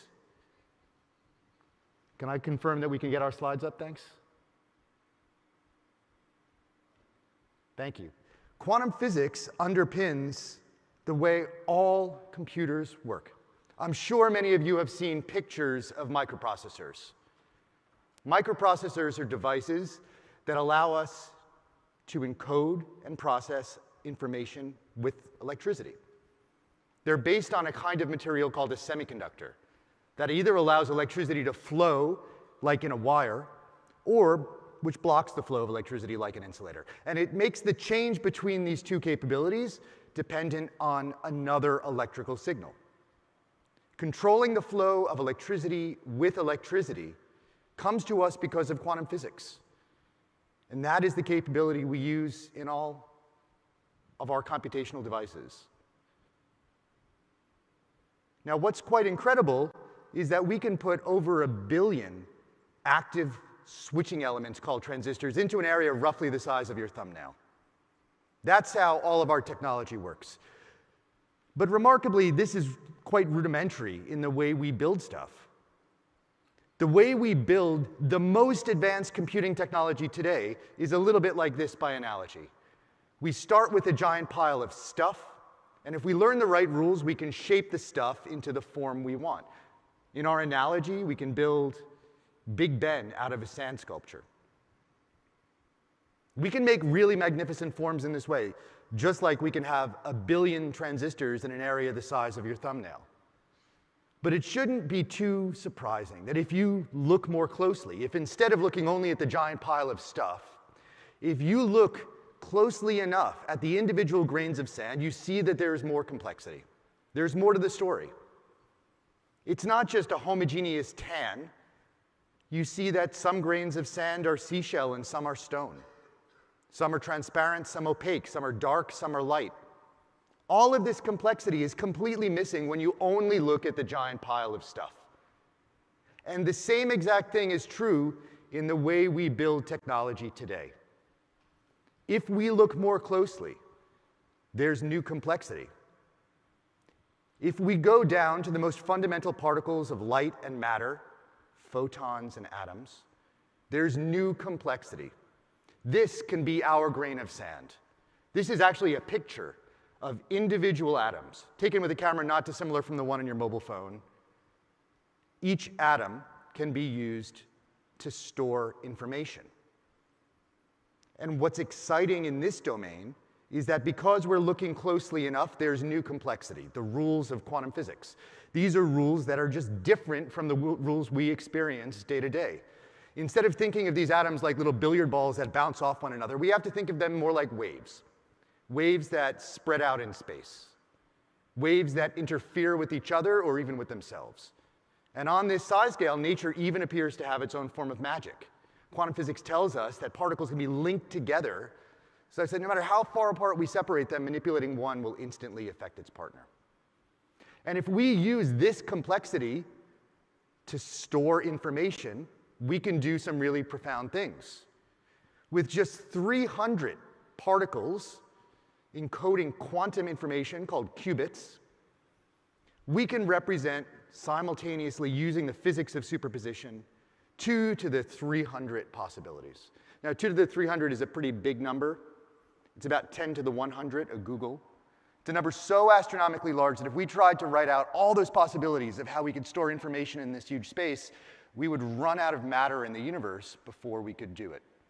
And here we can achieve the same thing in an area just about 1 millimeter across. When we think about that capability, there are totally new computational techniques that come to us. And importantly, there are very important problems that we can start to solve. If we imagine a problem like a picture, like an image, when we put our problem into a regular computer, it gets pixelated. The information is lost. Our ability to gain insight is lost. But for many of these problems, if instead we use a quantum computer that uses these different rules we find in our little grains of sand, the individual atoms, we can get a better representation of the problem. And what's very powerful for us is we don't need a perfect representation, we just need something better, less pixelated. That is a new way that we can compute. And these systems are here, they are real. You can go online right after this talk. You can get access to cloud-accessible quantum computers brought to you by a number of hardware vendors. And with these systems coming to reality, there's an enormous financial or economic impact that's developing right now. This is what Boston Consulting Group says is an $850 billion market opportunity. The space of problems where we can get that better representation with a quantum computer includes the way we schedule buses and trains, the way we design pharmaceuticals, the way we price derivatives and options in the financial markets, the way we design new materials, the way we plan logistics for space missions, the way we try to mitigate negative effects of climate change, even the way we build new drugs, new chemicals, and new machine learning capabilities. All of these are enabled by this different way of representing information. And so now, with that $850 billion number over your head, I trust you want to be part of the story. And so for the rest of the talk, I want to give you some true insights into what you can do to be part of this. It's very simple. You need to learn, you need to partner, and you need to practice. And if you do these three things, you have the ability to gain a strategic advantage from this new field. So let's start at the beginning with learning. If any of you have tried to learn quantum computing, or even if you haven't even bothered, you would probably be familiar with the fact that it's really difficult to get into. It's really hard to get started learning about quantum computing. The information is spread out all over the place. Typically, it's in the minds of people who've gotten PhDs in the field. It's not accessible. And we set out to remove the barriers to entry for our own team, but also for the rest of the community. And we do this with a product called Black Opal. Black Opal is like Duolingo for quantum. It is a modular approach to education that puts all the information you need to go from the basics of the physics all the way through to programming quantum computers in one place. You go on a learning journey that's structured around skills and topics and punctuated by challenges that ensure you are retaining what you learn. Everything is based around a series of interactive visual activities. There are 350 of these in the product. They always present you to start with information, and we couple it immediately with a request that you put your new knowledge to practice. We start with interactives around the phenomenology of waves. I told you matter behaves like waves, so you need to understand this. We then go on to introduce the fundamental concepts in the way we store information in quantum computers with quantum bits, things that you've seen before but may not have ever understood, like circuits. All of this knowledge is presented to you, and you are immediately able, through an interactive interface, to gain real insight about what's happening in these systems. We also present you with information on the most important algorithms. We teach you in a visual, intuitive way why cybersecurity is at risk due to quantum computers. We show you how, using optimization algorithms, quantum computers can be relevant to finance, pharmaceuticals, transport logistics optimization, and the like. And we bring you all the way from those bits of foundational knowledge to programming. With a visual IDE, we enable you to make connections between all the pieces you've learned already and the way we actually write code for quantum computers. You also have the ability to engage in an open-ended learning environment. You can practice all the concepts in an interactive visual environment, build your own circuits, take circuits from external sources, and visualize how, in a quantum computer, information is processed, how the output of the quantum computer changes as you execute an algorithm. And we know, of course, that you all like to brag. So we enable you to share your accomplishments with completion badges. There are 9 key topics in this product. For each of them, as you complete, you gain access to a shareable badge and ultimately a certification that demonstrates what you have accomplished in the field. This is why there are tens of thousands of lessons that have been learned with Black Opal. People just like you who are new to the field, who are interested in understanding how this can benefit them, have started from zero, and many have become practitioners in quantum computing. Next, you can partner. Now, I appreciate that for many of you, quantum physics or quantum computing may sound completely foreign, may sound like something where you don't have any direct connection. But I want to change your mind about that. If you look at the way the existing tech sector works, we break it down into cloud platform as a service, application-focused SaaS, infrastructure software as a service, infrastructure itself as a service. And there are lots of very familiar names. People from some of them may actually be here today. But the quantum sector is evolving in the same way. We see the same delineation in the sector. Why do I tell you this? Not just because Q-Control is a category leader, defining a new category of infrastructure software for quantum computers, but also because this correspondence says how you can get engaged with the right people. There are people that you can talk to, even if you're not a quantum physicist, even if you have no idea about the fundamental science. There are people that can speak your language because they're working in similar parts of the ecosystem. So as an example, being experts in infrastructure software, making quantum computers perform better by optimizing algorithms to run on real machines, the Australian Army came to us and asked us, as experts in the math of an algorithm, logistics planning, they came to us to partner to ask how they could better implement that on a real quantum computer. And what we were able to deliver was a hardware-optimized algorithm that gave almost 100x improvement in the performance of a real quantum computer. Last is practice. I told you before that these systems are real.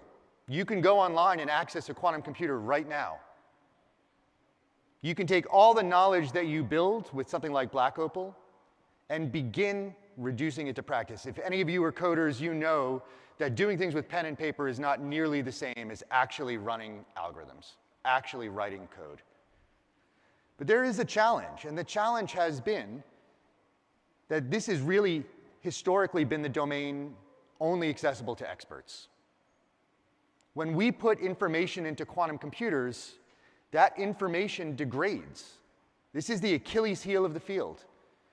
The degradation of information leads to errors, the errors lead to failed algorithms, and end users just can't get the insights they care about.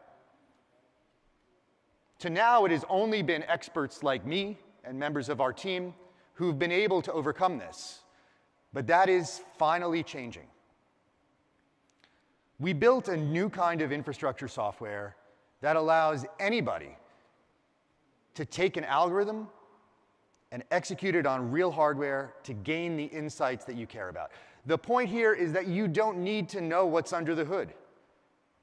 How many JavaScript or Python developers here think about PN junctions and transistor physics? Nobody. And the same is becoming true in quantum computing. With this tool called FireOpal, you can execute your algorithms, get the most insightful answers back, and not worry at all what is happening inside the box. And it really gives transformational capabilities. Here's one example. This is a problem. It's a needle in a haystack search that you can execute on a quantum computer. What you expect is in the top right. Doesn't matter even what the axes mean. You should get a picture like that. What you actually get is the bottom right, typically, when you execute on a quantum computer. Errors swamp the insights you're trying to gain. If your task, if your ambition is to understand how this algorithm works by practicing, if you get the nonsense on the bottom, in the bottom left, it just doesn't help you. But if you add this one line of code from Q-Control, you get the bottom right. You get the right answer. When you execute your algorithm, you can gain the insights that matter to you. This capability for a whole range of problems that really matter in finance, in pharma, in logistics, this is giving end users, even professionals in the field, new capabilities that they never had before. This is a great summation from one of our partners who said, in some cases, this software fundamentally transformed quantum hardware, allowing results deemed impossible by previous benchmarks. You too can practice and get insights in things that were otherwise impossible when you work with us. So at the end of the day, I've told all of you how you can start entering the field, how you can begin your quantum journey. I gave you insights into how these bits of technology actually work. I shared with you some ideas about why quantum computers are special and how there's an $850 billion opportunity awaiting all of you. And I gave you those 3 key objectives that allow you to become part of the revolution. Learn, partner, practice. At Q-Control, we're very excited to be bringing this whole field to life, making quantum technology useful. And we look forward to hearing from all of you today. Please meet us, meet our team, and find us online. Thanks very much for your attention.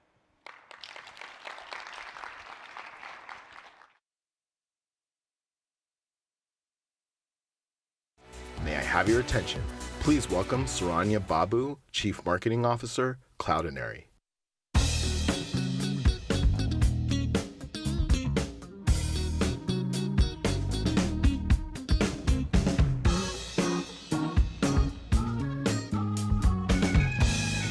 Hi there. Hello there. Thank you for joining me today.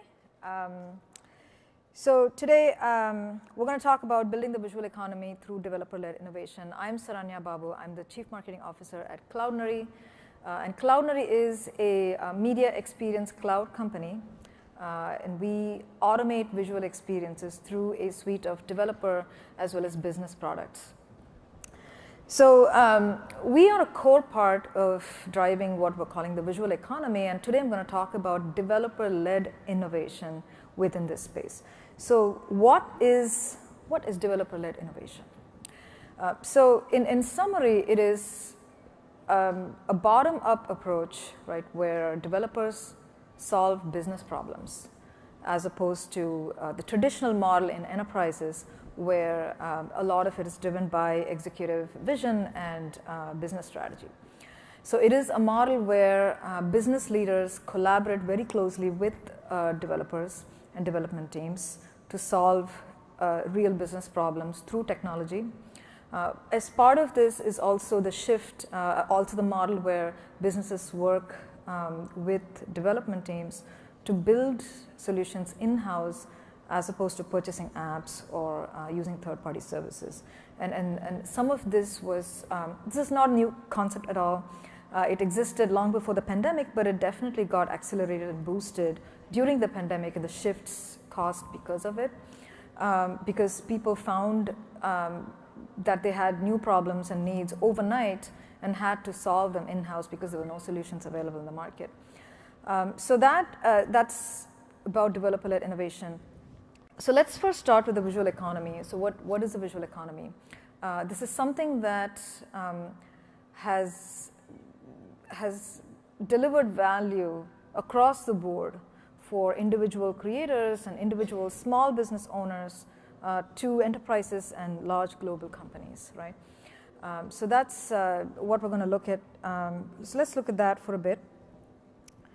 So the visual economy is exploding, and what is a visual economy? So it's a combination of two parts. One is the economy that moved from the physical world into the virtual world, right? And that's been happening for a few years now. But it's also the economy that was created online in the virtual world that never existed in the physical world, right? So the combination of that is what we're calling visual economy. It is basically the economy that's created because of online visual experiences.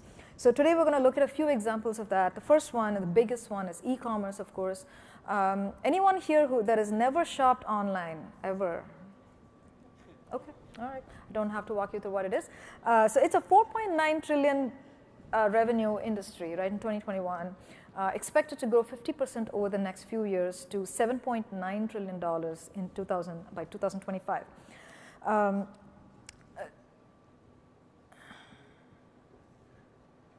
Social media is another great example.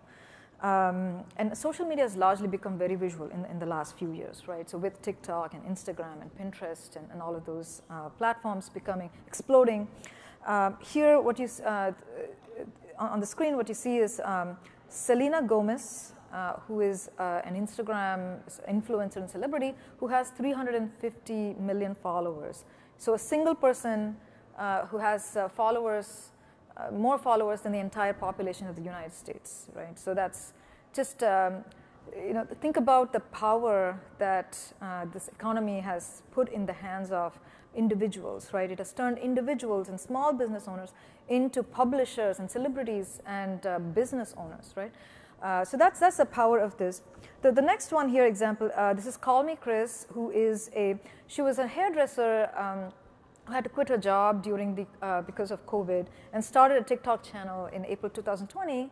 so 2 years ago, 2.5 years ago, and now has, so because of her wit and talent, she was able to build close to 47 million followers on TikTok, right? So very, very powerful, $223 billion industry.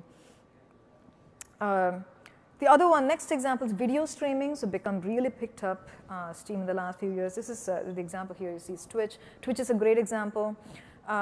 It was founded in 2011, so barely like 11-year-old company. And in June of this year, June 25th, they reached their peak of live audiences, right? Peak number of live audiences, 6.6 million live viewers on June 25th. And to give you a baseline, the Oscars this year, 2022 Oscars, which has been on the television, been there forever, one of the oldest kind of visual industries on the planet, 16.6 million viewers, right, live viewers, and this is 6.6 for 11-year-old company. Individuals streaming, right? This is like individual-driven economy. And to give you another kind of artifact there. Ibayo, who is an individual who holds a record for the highest live viewers, 3.3 million live viewers for an individual, right? Which only even some very well established companies can only dream of. So very, very powerful. Another example, online gaming, $24 billion. So all of these industries have been built on the foundation of one premise, right? One premise, which is the ability to build high-quality visual experiences quickly, right? The ability to build high-quality visual experiences quickly, right? So that's what these industries are built upon, and if that was not there, these multi-billion-dollar industries wouldn't exist today. So in the next, so how is it possible, right? What is making this possible is, so I want to show this tweet here, which is one of my favorite tweets. One of our customers, right, a developer here, built a full stack Twitter clone with some little extra features, if you're looking for it, and using technologies that are already available in the market today, right, existing technology. So built a Twitter clone. So what's happening is some of these trends like cloud native apps and API and microservices have really democratized innovation, which used to be a stronghold and exclusive privilege of very large and established companies. They have kind of brought it down to the consumers, right, the single developer. So it's a huge change, right? It's something that everybody should tap into. So what's happened though is, because of all of this, consumers now demand and expect very high quality, near live experiences online. So what we're going to look at in the next few slides is, I'm going to talk about a few innovations. It could be small features, little things that most of them have very wide adoption at this point, but these have become the pillars of creating this visual economy and driving it. So I'm going to talk about some of those features. I'm going to start with some features that really do a good job of moving physical activities online, right? But then I'm going to move on to some things that allow you to do things that you could never do in the physical world, right? So we're going to kind of look at going from physical to virtual, and then like things that were never possible in the physical world. And this is not the exhaustive list of these features. So this is just some of my favorites and some of the ones that we see our customers using very, very popularly. So I'm going to start with 360-degree views, simple one, very, very popular, the e-commerce and automobile, real estate and manufacturing spaces. Many of our customers use these. Really what it does is it replicates that human experience of eyeballing something and looking at it, right, in a very effective way, right? And this is very, very essential for the success, for kind of how this economy is working, right? Consumers need the confidence that they can make good decisions online, right, in the physical world, as well as and as effectively as they can in the physical world, right? That's what makes this tick and drives this. So 360-degree views, real-time customization. So this is something is one of my favorites. I go pick whichever color T-shirt I want to see how it looks. This is very popular. E-commerce customers, automobile customers, if you want to see what the seat colors and change your chassis color and see what the car would look like. A very popular feature. Visual search with AI. So this is something that really allows you to move fast. When I talked about kind of creating visual experiences really fast, when you're like even a Pinterest or like a company that is in e-commerce, you're managing thousands of and sometimes tens of thousands, even millions of images and videos. And how do you manage them? And really, how do you manage them? So visual search is basically using AI to automate that human process of eyeballing and finding and organizing and searching for content, right? Videos and images. Very, very popular and a time saver and almost a lifesaver for many of our customers. Automatic background removal. So this has become so widely adopted that I think nobody probably even notices this. But another screenshot from one of our customers that manages tens of thousands of products and videos and photos shot globally across different studios, different lighting, but different people, all brought into one site and you brought into brand consistency with brand colors and margins and centered perfectly and made it look like for a good brand experience. So that's automatic background removal. Video and image smart cropping. So this is another cool feature, very popular among our customers. Whether you're watching a video in the landscape mode or you're looking at it vertically or on whatever platform, they all have different formats. The human behavior is like we track to the main object and we're able to center our vision, right? So it mimics that process where technology is able to detect the main object of interest and is able to crop around that as it moves. So that's that technology. User-generated content, so very, very popular among the travel industry, food industry, as well as e-commerce. So where you're able to actually, so this is again, we're moving into the realm of things that were not possible in the physical world, right? In minutes, you can see how everybody else's experience is a real user's experience. Many users, so we're extending that problem I talked about where photos and videos shot across the globe in different studios. Now this is using different people's, not even part of the brand, people's cameras and equipment, different lightings, settings, all brought into a site and made to look like part of the brand, right? So all of this uses technology, completely automated, but allows brands to give users the ability to do things that they couldn't do in the physical world. Rich link preview. So another little small feature that has huge impact. So a lot of the conversations about brands and influence has now moved from the public space into private communities, like WhatsApp or Discord or communities. Communities that are like private, that are very high trust circles where friend or a relative is recommending something to you. And imagine the scenario where you have like a blind link versus a link that then brings in a preview of that site. It exponentially increases engagement and conversions within these high trust circles, right? So where the brand there is no way for the brand to be present there when these conversations are happening, right? So you're able to put your best foot forward as a brand in places where you can't even exist, right? You have no presence. So that's that. Filters, very popular among customers, consumers, as well as brands. Really helps up that, increase the quality of that experience. Shoppable and interactive videos and images. I think this one started with the popularity of Pinterest and Instagram, where you can automate this whole process of inserting, kind of understanding the points where engagement can improve and put shopping links and customer engagement touch points there within and embed them within your content.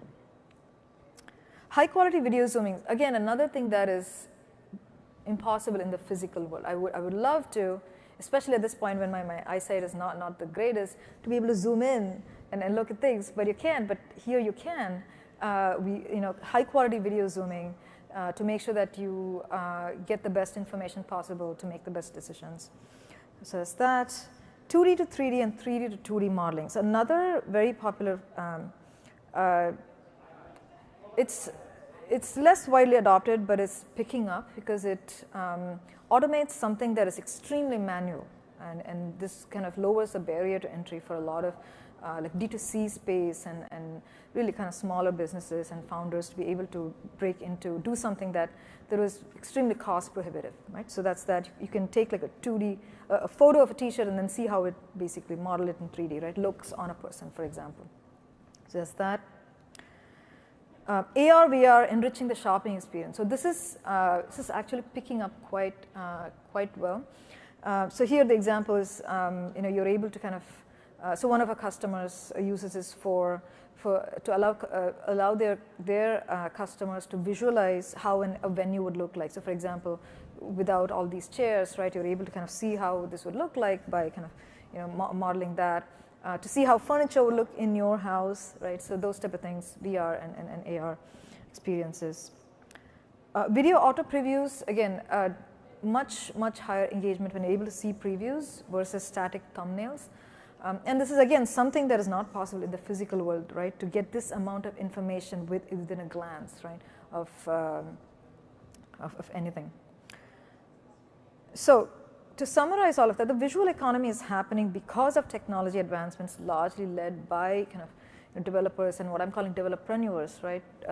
Founders and who are developers. So it's happening because of that. In the next few slides, I want to talk about some of our customers' actual stories. Again, very meaningful little things that they're doing. I'm going to start with like single developer and move on to business owners, small businesses, and then global brands, right? So I'm going to start with this one. Maxim, who is one of our developers, uses our technology, a customer. He built a digital badge. We're all at an event here. We all have badges. He built a digital badge for an event using, again, technologies that already exist out there, right? Small, meaningful, kind of doing something that was just a very physical thing in a digital way, right? So that's that. Plickers, right? So Plickers is a really cool app. So it's a real-time polling app that is used by teachers, learning environment, which as parents, they're always on devices. So I would love for them to like not have devices as much as possible. May I have your attention? But then Please also allows the welcome teachers to actually manage all of this digitally through their mobile app, right? So this is kind of bringing the best of the physical and the digital world together in the education space. Again, one of our customers really love how they use the technology. All seated, a small business, close to $20 million is where they are. So they provide 3D. So they use some of the advanced features, right? I really love what they're doing. So they offer 3D and virtual reality solutions in the event space. So you're able to do virtual tours of venues. Then you're able to design floor plans, right? And then they also support delivery of digital delivery of large B2B events and what they call corporate metaverses, right? So really cool use cases. You should go check them out. Spreadshirt. So this is another close to $32 million of revenue. They are this marketplace that brings together anyone who wants to design, right? Create unique designs. And may not have the advanced kind of portfolio or tools to do that. They come in all happening online. They're able to create the unique designs, and then they're able to sell it to people that are looking to create goods with unique designs, right? Not the kind of manufactured type of devices, so the goods. So swag or T-shirts or whatnot, right? Mugs, coffee mugs, but they want unique designs that are not a mass manufactured. So that's the marketplace that they have here. So pretty cool here. They're close to 200 million actually, so almost were. So last one was 30 million, almost 10x of that size. Spot Hero also close to that. So they're a one of a kind. They are a digital parking company. What they allow you to do is they have brought a niche, very physical kind of niche use case into the digital world. So if you want to reserve a parking spot, especially in San Francisco, if you drove here, you know what it takes to park here. You can reserve your parking spot by looking at the parking spot, like pictures of that. And if you have spaces to sell, you can also upload the pictures of the parking spot so that people can visually make a decision, right, to where to reserve and whatnot. So that's that.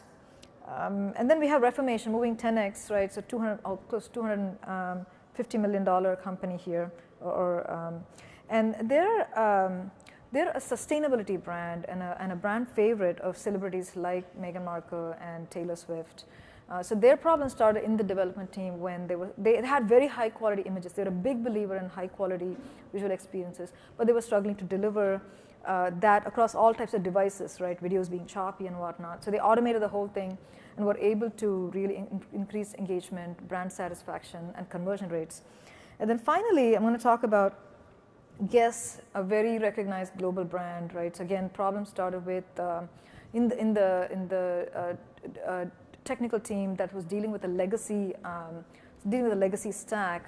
Were not able to handle, kind of automate or innovate, right? Use all of these innovative features and quickly enough. So that's what they did. They automated, and they were able to then see higher conversion rates and better shopping experiences. So with that, I'm going to leave you with this, right? The visual experience is critical today in today's world. And the technology is available and affordable. So there is no reason for any of us to not tap into this economy in this day. So thank you so much for joining me. And I will be around a little bit if you have any questions, but otherwise, have a great rest of the day. Thank you.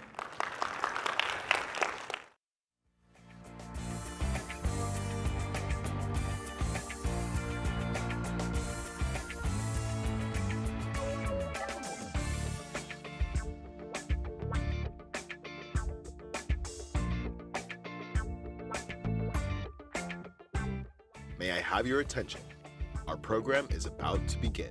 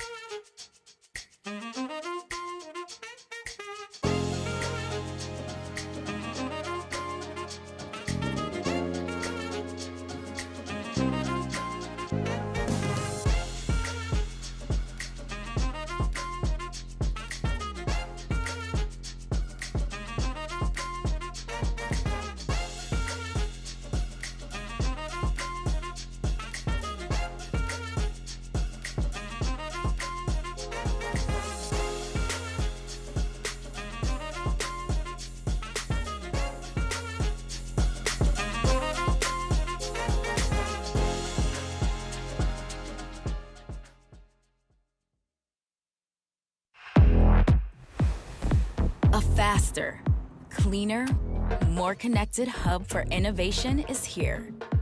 AT&T and JBG Smith are building the world's first true 5G city at scale. Once completed, National Landing will be hyper-connected with AT&T's 5G woven into the infrastructure of every corner of the city. The city will serve as a powerful magnet to big thinkers and innovators, a North Star for inventors and disruptors around the world who are driving toward a more climate-friendly and frictionless future, full of innovation and imagination. National Landing will deliver world-class placemaking with abundant green housing and transit choices. In fact, National Landing is just the first in many smart cities to come, using connectivity from AT&T to transform where you live, work, and play. Because connecting really does change everything.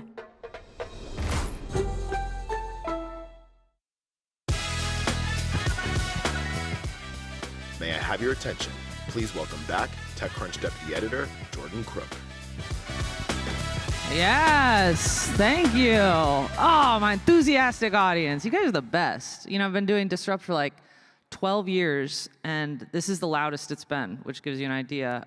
You guys are happy to be back in person, right? Yeah, me too. That's how I feel about it. We're all rusty. I hope everyone had a nice lunch or break. We are just going to hop right into our next session. I know you guys are familiar with Netflix. Everyone's familiar with gaming, so there should be no huge surprises here.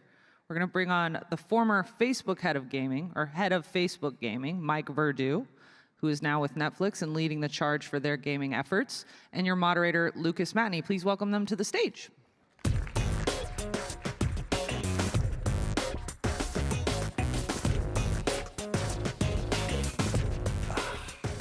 everybody. Hope you had a nice lunch. So we're talking a little bit about Netflix today. So the pandemic was obviously a very pivotal time for Netflix. It was a pivotal time for gaming. It seems like Netflix is in kind of a transitional period at the moment. When you look at gaming, where does that fit into everything there? It's a very natural extension for Netflix. Netflix is like perfectly balanced between technology and creativity and entertainment. And games are a mix of art and science. So it made sense for us to look at that as the next vertical. And the company is just sort of built to make it happen. So it just made sense. Yeah, I mean, so there, obviously I can see like the vision on the board, like entertainment, there are all these broad categories, gaming, obviously a huge market. But, it's not like you're a Twitch or a YouTube gaming looking to also have games on your platforms.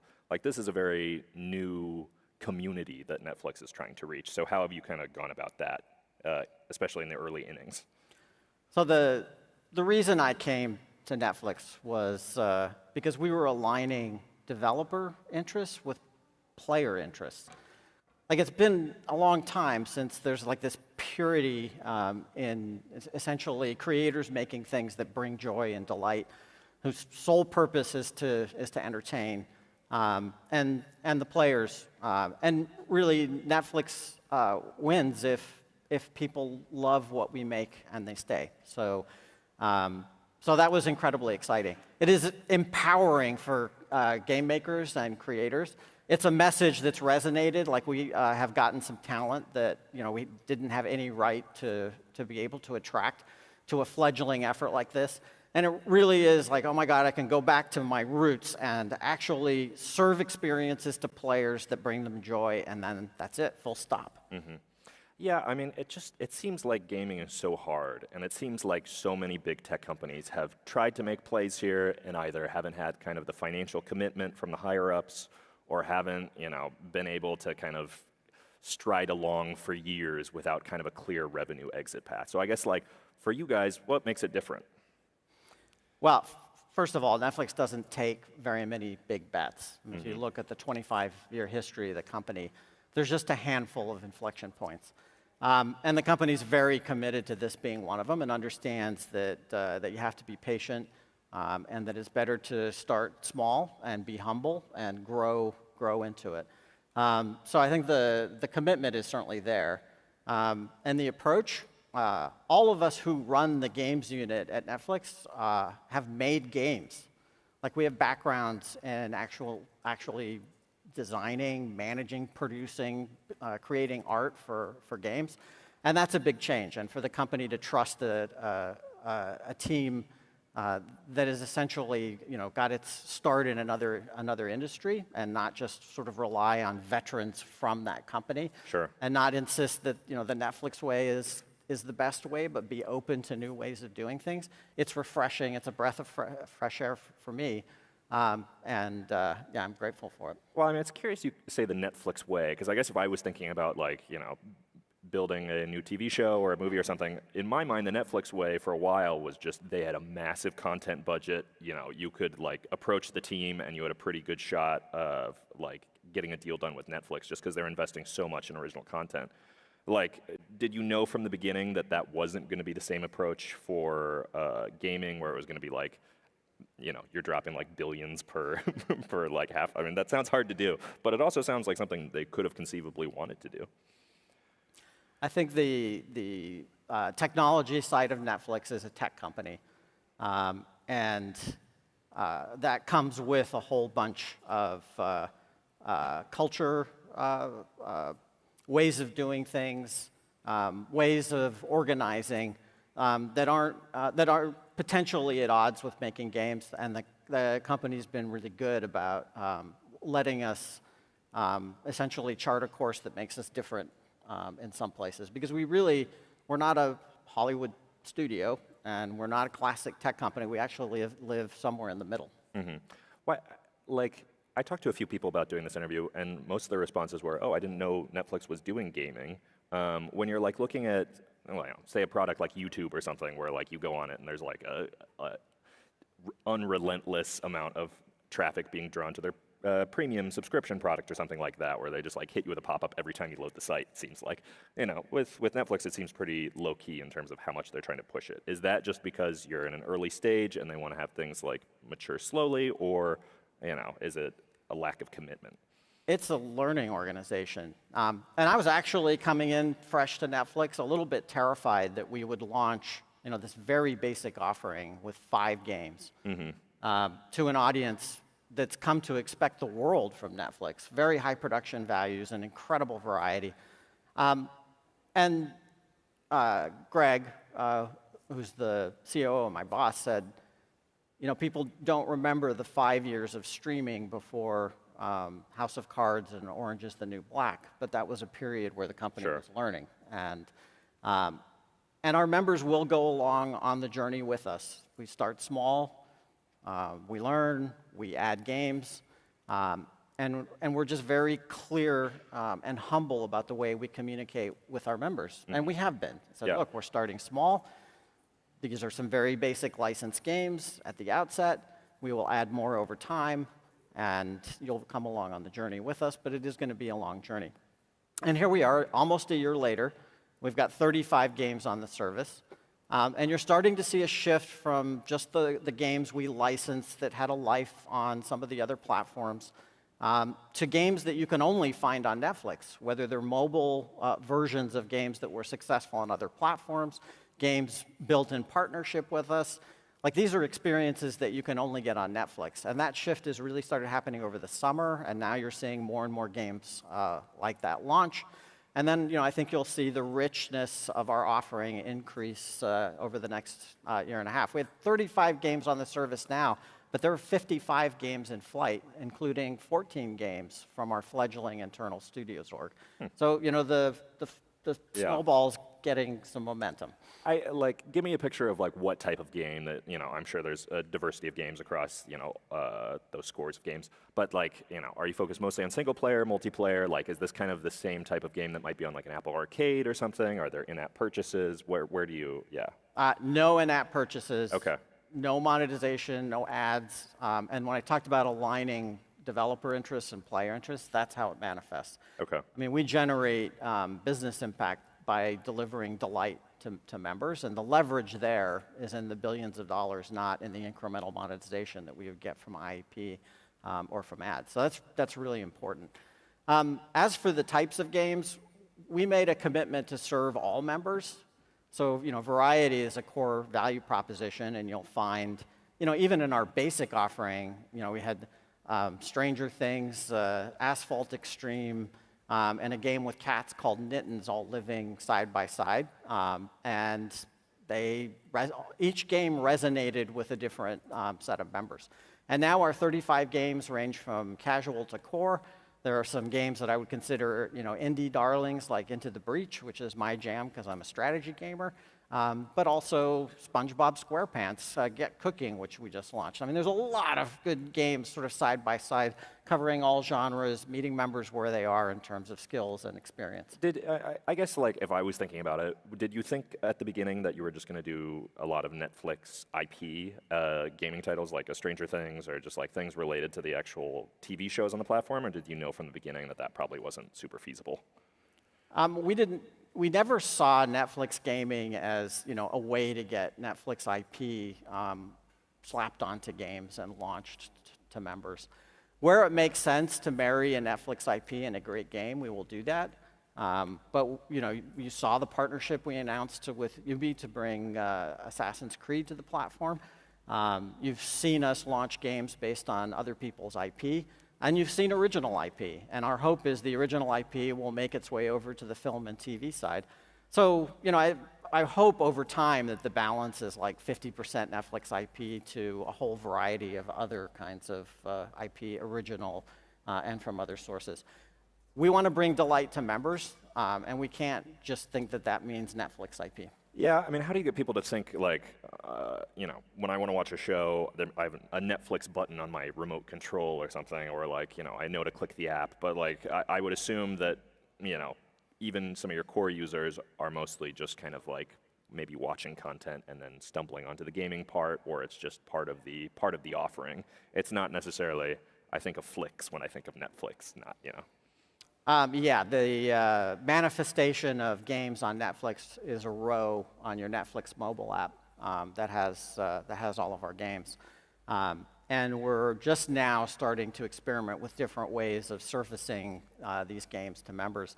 But over the long haul, personalization and recommendation is where it's at. Like, we can essentially take down a lot of the pain associated with game trial. Like, you got to install a game, you got to master the mechanics, got to figure out if this is something you like. What if we could match you with a game that you had a very high likelihood of enjoying? That's, I think, over the long haul, where it's headed is essentially matching members with games they'll Sure. There are limitations on just like user habit side, but also feels like there are limitations on just like what the app stores allow. So, you know, what are your gripes with Apple and the Play Store right now? I'm sure there are a lot because, you know, you talk to the people at Facebook Gaming and that's all they want to talk about, it seems. The platform partners that we have actually been very good about working with us within the limitations of policy. Okay. Over the long haul, you know, certainly hoping that that we can hew more towards a North Star of being, you know, frictionless, accessible, and ubiquitous. Because right now it's like kind of like a nesting doll of app store commissions for the gamers at the end, especially if you ever did go for like in-app purchases or like battle passes or something like that. Like that's challenging. And then otherwise, it seems like, you know, making one big cohesive offering without any individual monetization within the apps is just, it's hard. And like, doesn't seem like Apple's been able to perform particularly successfully with it. And a lot of the other players are just kind of, you know, it's unproven. Yeah, certainly the other subscription offerings out there on mobile are getting some traction. Yeah. So, it's you know, it's not as streamlined as I'd like it to be, but I think it's a foundation we can build on. And kind of in that vein, there's sort of two little tidbits of news to drop. Let's hear them. What you got? And one of them has to do with this North Star of being ubiquitous and accessible and frictionless. So we're very seriously exploring a cloud gaming offering so that we can reach members on TVs and on PCs. We're going to approach this the same way we did with mobile, which is start small, be humble, be thoughtful, and then build out. But it is a step that we think we should take to kind of, again, meet members where they are on the devices where they consume Netflix. Now, cloud gaming has certainly had a lot of problems. We got Stadia, we got Luna, we got, you know, a bunch of other platforms that launched that nobody remembers their name because they only launched for like a month or two. Like, what did all these people do wrong? I mean, Stadia obviously was a huge amount of money sunk into it immediately, and they were like, this is going to be big. So Stadia was a technical success. Yeah. It was fun to play games on Stadia. It had some issues with the business model. Sure. And that's, you know, I look at the technology and say it worked. Definitely. For us, delivering games to your TV or to your PC, it's value add. Like, we're not asking you to subscribe as a console replacement. So it's a completely different business model. The hope is over time that it just becomes this very natural way to play games wherever you are. Are you guys building like a gaming controller? So just the news that we're poking at this is probably enough for. but I guess, like, do you anticipate? I don't know. These aren't going to be games people are playing with like their Apple TV remote, I guess. No. Okay. No. Okay. Yeah, I mean, I riff on Stadia more because there's just so much there. And I guess, like, I mean, to be honest, it was kind of clear it was going to fail within, like, 5 minutes of the keynote ending just because it was such a massive, like, it seems like you could just bankrupt your company by all the game licensing that you had to do with that. And then you couldn't do multiplayer with other platforms. Like, those are non-trivial challenges.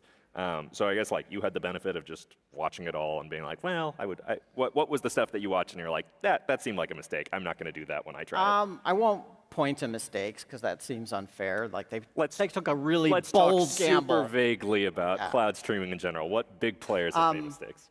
The the thing that I thought was amazing about Stadia and other platforms is the kind of experiences that they enable that you really can't have any other way.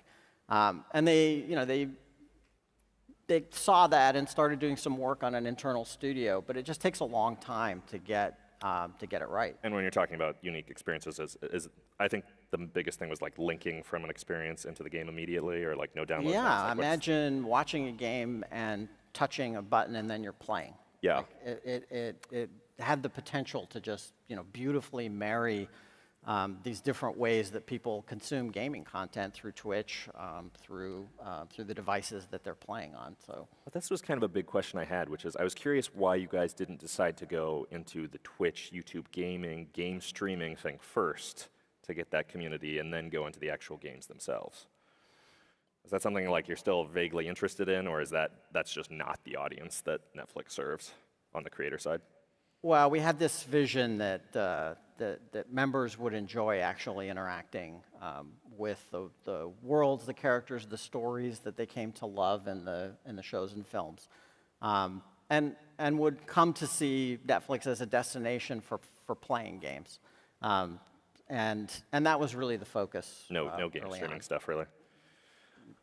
Yeah, I guess just at this point, it seems like, you look at Amazon or something like that, like the amount of money that they invest in first-party titles and the amount of time it takes to make a great game, as you know, there are a lot of competing internal politics that probably lead to subpar things getting shipped at the end of the day. So I guess like as you build out your org and you hire people, like how are you trying to, focus on, like you said, kind of a more sustainable scale?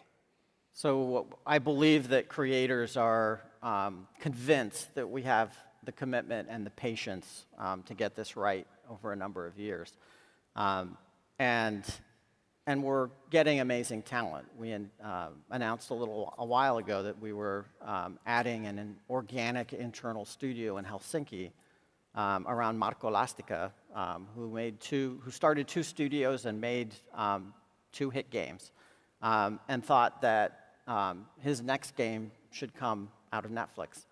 And I'm pleased to say, again, a little bit of news for here, that we are starting another organic new studio in Southern California, this time around Chaco Sunny, who oversaw production on God of War Ascension for Sony Santa Monica, and then oversaw a portfolio of their games, and then was EP of a little game franchise called Overwatch. Like he could have gone anywhere. He could have raised money. He could have done anything, and he chose to come here. How do you? We are building a team around him and looking to him to help reinvent what games can be. And that when you say commitment, like you don't get people like that coming to your organization to build the next big thing in gaming unless there's a sense that we're really in it for the long haul and in it for the right reasons. So I guess contrasting maybe TV production and game production, what made it that you felt like, as opposed to just licensing or like working with outside studios, that you actually had to go buy some studios or start some studios of your own to create gaming content? Like, why not just go a pure licensing route? Well, I think that you need both. You need to harness the incredible creative firepower of the global gaming ecosystem, and so our external games pillar is as important as internal games. Okay. But with internal games, we want to build institutional competence. We want teams to go through multiple cycles together and essentially get like really, really good at working together and delivering great products. And sometimes the only way you can do that is to give them the space inside of the organizations. You talked a little bit about kind of the weave of single player, multiplayer, like all these different aspects of gaming that people like. Your former employer, Meta, obviously, you got some experience doing exactly that, third-party and first-party titles with studios that have been acquired. Now, Meta seems very focused on the metaverse these days. We just watched it connect. I'm curious, like, does anything vaguely in that vision align with what you think is interesting for Netflix gaming in the metaverse world? So I don't entirely know what it means, and I'm curious if you have individual thoughts on it. So also, just to clarify, I headed up content for Oculus, so I was in the AR/VR world, not Facebook gaming, which kind of lived in a different part of the org. So you're going to get the perspective informed by that. So I actually think that the William Gibson quote that I used actually at a Meta Connect event applies to this topic, which is that the future's already here, it's just unevenly distributed. I think the roots of what people think of as the metaverse actually go back to playing D&D around the kitchen table. You're having kind of an emergent shared experience with friends. And then there's like this line you can trace from those early experiences all the way to Minecraft and Roblox, and even games like Animal Crossing and open world console games, where the game maker is giving you an environment to essentially share a story with your friends. It creates an interesting environment to have stories. I've never played EVE Online, but oh my God, do I read about the shit that goes down in that game. Like, it is amazing. You see these glimmers in multiple places, and we're absolutely gonna lean into games that create communities, that create environments where people can have interesting experiences with their friends, and essentially, they become the stars of their own movies, or the heroes of their own stories. Yeah. Going back a little bit to the App Store and Play Store stuff. I mean, generally when you like talk to an emerging gaming platform, they're either thinking about hardware in the future, or they already have a hardware platform, or they're like have OS level control, because if you don't, then you don't get to make any of the rules, and gaming is such a cash cow that all these companies kind of want to ensure that, they keep a nice stranglehold on how that works. So I guess I'm assuming, you didn't say anything about the controller, but I'm assuming Netflix isn't coming out with PCs or phones anytime soon, but who knows. But ultimately, it's a big challenge unless you kind of are really close to the silicon or are operating an operating system, which seems a little out of pocket for Netflix.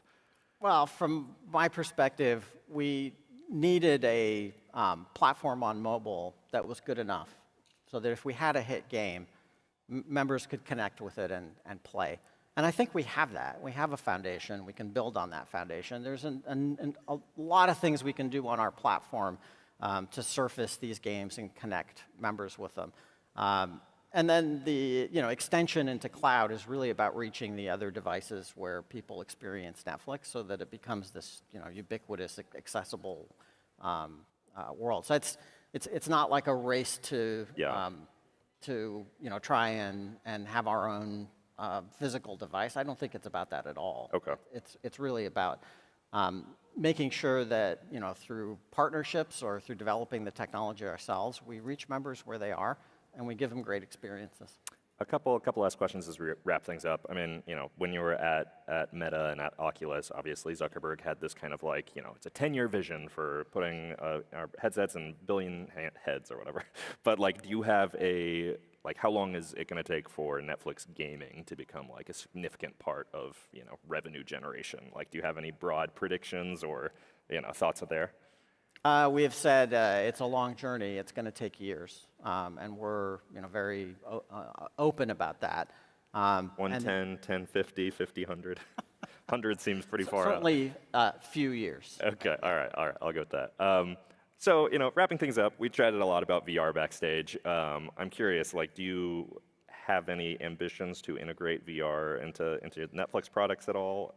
It's fun, but it seems like it's early. So, to create a world around some of our IP that you could immerse yourself in and have essentially a story that's personal to you is like a dream. That would be amazing. I think what stands in the way right now is just the installed base for VR headsets is still small. And when I was at Meta and looked at the sales numbers for Quest and Quest 2, it's like, wow, we're making a dent. We're finally getting traction. But from where I sit now, the intersection of our member base and the intersection of the installed base for any one of the major headsets is still quite small. Yeah. So I desperately want to bring great games to VR, but a lot of us need to be using VR more before that's going to happen. Yeah, definitely. Hey, well, Mike, I want to thank you so much for coming. This was a great conversation, and I look forward to seeing what you come up with at Netflix. It was awesome. Thank you so much. Thank you. The world is rapidly electrifying. And as a result, millions of things we use in business and life are becoming electrified too. And all these devices need motors. ECM PCB Stator Technology is a US-based startup that sits at the forefront of electric motor innovation. ECM's software platform, PrintStator, enables engineers to rapidly design, model, and prototype optimized printed circuit board stator motors. Electric motors with a printed circuit board stator are smaller, more efficient, 70% lighter, and use up to 80% less raw materials. ECM creates perfect fit PCB stator motors for multiple applications. These include robotics, e-mobility, consumer electronics, and UAVs. This allows you to design an electric motor around your system instead of designing your system around a motor. Join us at PCBstator.com to design your own custom motor with PrintStator. Can you guys hear me? There we go. Late on the mic. And that was Mike. And we talked about gaming. We're going to totally shift gears from fun to continuing to stay alive. Our next guest is in the healthcare sector. She's a mainstay at TechCrunch, been on a bunch of our stuff, from Found to TC Live, et cetera. And we're really excited to have her because her unicorn company has completely rethought the way to bring healthcare to the communities that need it most. So please welcome to the stage CityBlock co-founder and CEO Toyin Ajayi and your moderator, Daryl Etherington.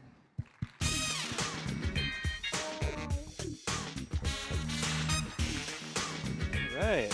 Hello. Hello. Welcome, welcome. Thank you. Yeah, so you joined us before during the virtual Disrupt. Indeed. But this is your first time at the in-person.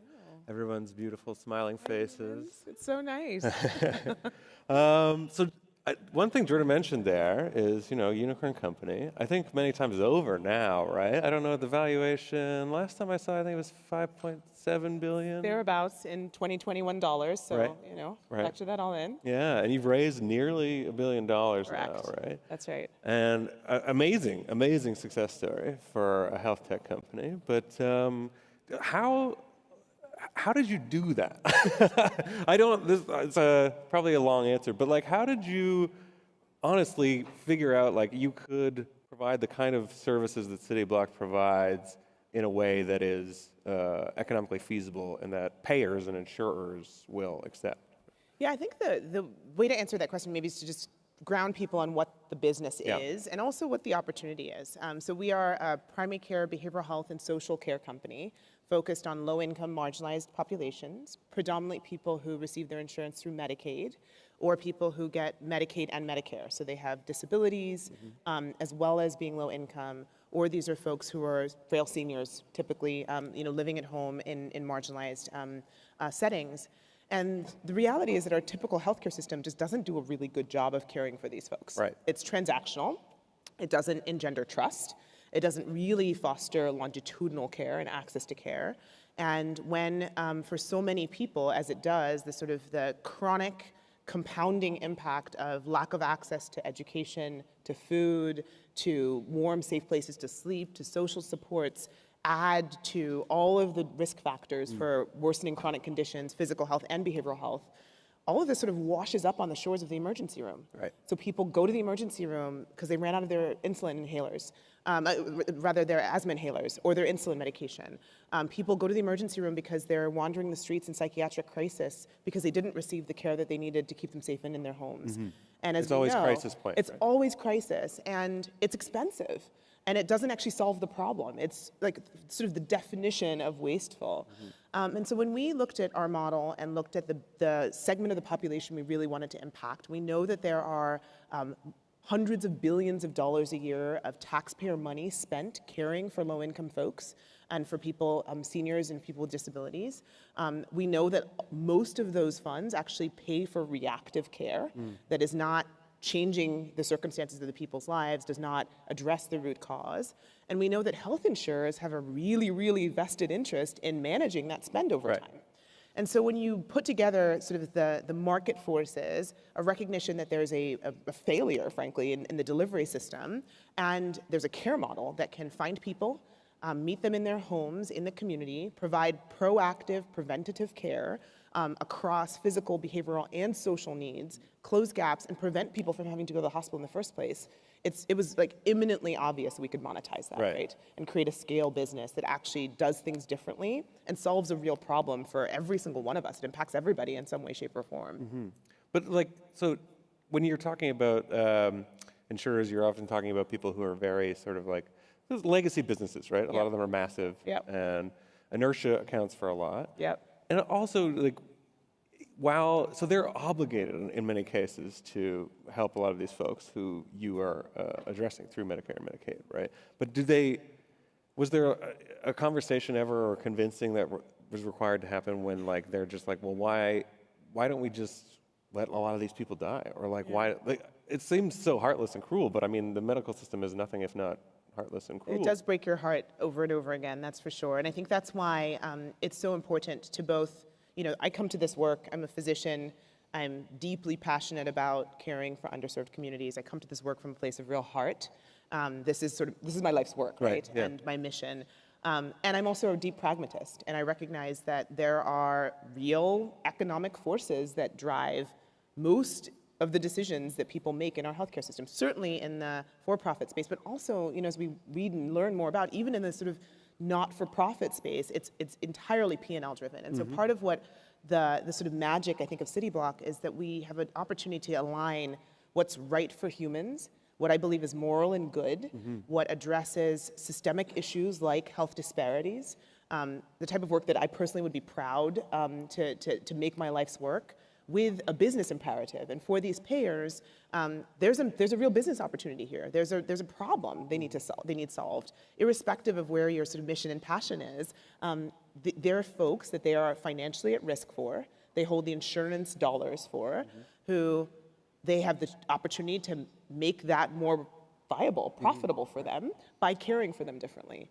And also, the regulators are recognizing that we have to sort of, like everything in the free market, it only works if you have the right balance of checks and the sort of right checks and balances around that.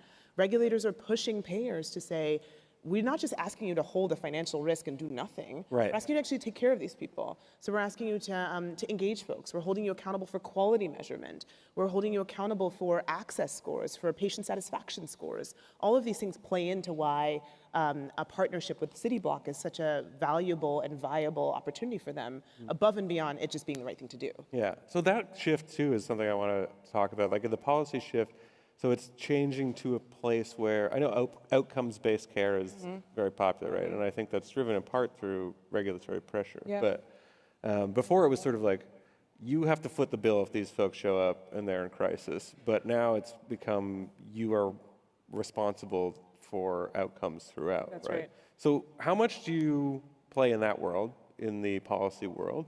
And how do you kind of build that into the business so that you can anticipate, what's going to happen depending on changes in administration or anything else like that? Yeah, I mean, it's sort of a push-pull, right? So our business depends on these policy tailwinds that shift towards value-based care, so getting paid for outcomes.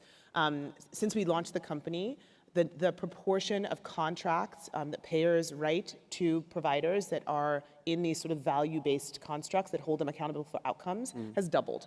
So now 40% of Medicaid programs are really pushing towards value-based care. And that's happened over the last 5 years.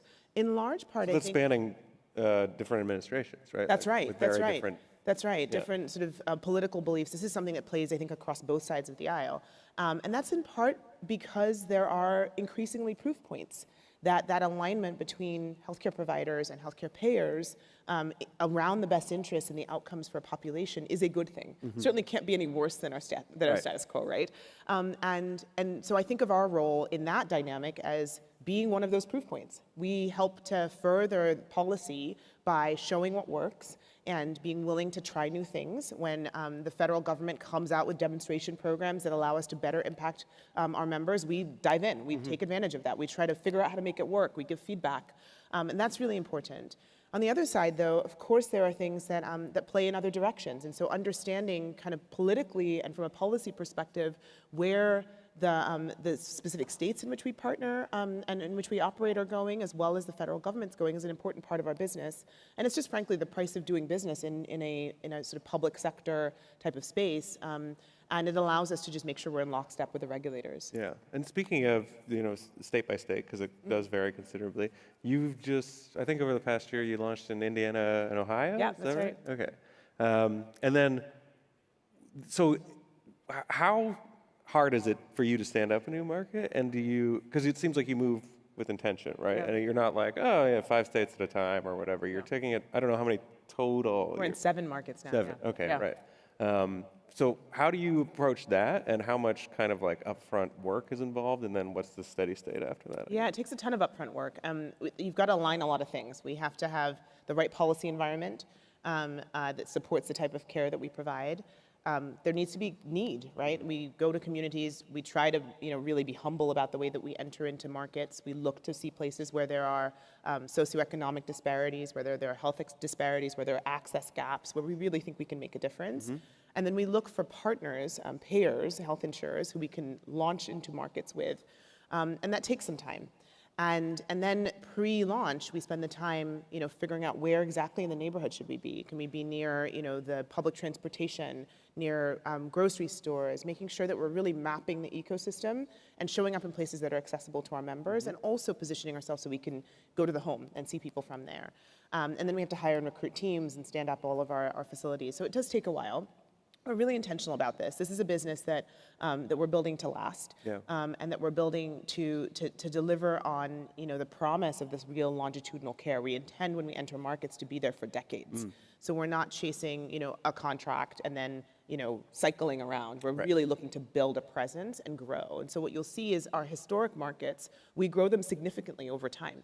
We launch with say we serve 10,000 members in a market, and then we scale that and scale that and scale that and add on as we're able to really capitalize on the benefits of our model, and also the density that we then start to create within specific communities. Yeah, and I know you talked about the holistic model, but you partner with a lot of service providers in the community, right? So what's the effect there? Do you see ecosystems built up around you when you enter new markets? Do you take on a lot of that work yourself? I would love to see ecosystems built up around us. You wish they were. I really wish there would be. Not yet. I love that. I love that idea. Not yet. So what we're tapping into is existing community-based organizations that provide really essential services to communities that are often very subscale, very, very local. A food pantry, a couple of shelters over here, an agency that helps people with housing or transitions from the criminal justice system. And we map together all these different networks, and then we just drive volume into those community-based providers and support them with loop closure and wraparound support so that we really become part of their ecosystem more than anything else. Right, okay. We think of ourselves as sort of the part of the glue within an ecosystem that knits together existing providers, the specialty providers, the hospitals, the community-based organizations, and creates this sort of seamless experience for our members, for the people whom we serve. Yeah. What's interesting is that in many ways, their business models are also kind of tenuous and vulnerable, right? And so we saw in COVID, as an example, a lot of these community-based organizations just couldn't get either the workforce to continue to come to work. They're operating on tiny margins. They're grant funded, and so sort of subjected to some of the vagaries of the grant funding cycles.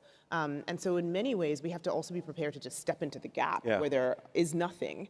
Our teams packaged up food and brought groceries to people, provided a bunch of those services and supports where there are gaps, because we're ultimately accountable for making sure that our members get what they need, irrespective of kind of what it takes to get there. Yeah, right. Especially like you said, like if you're there for good, right? So if something goes away, but when doesn't that add a lot of like variability and unpredictability of the model, or can you kind of build that into the upfront cost? Because especially now, let's say we're going into a recession probably, right? Like I imagine that's going to get worse in a lot of cases. A lot of the funding is going to disappear from many of these organizations. How do you build that into kind of your long-term plan? Yeah, no, it's a really good question. I mean, this is it is a complex business, no doubt, and part of the beauty of it is that we have capitation. We have these sort of resources per member per month that we're accountable for managing, and we can invest as we believe they need on a population basis to make sure that we close the gap for people.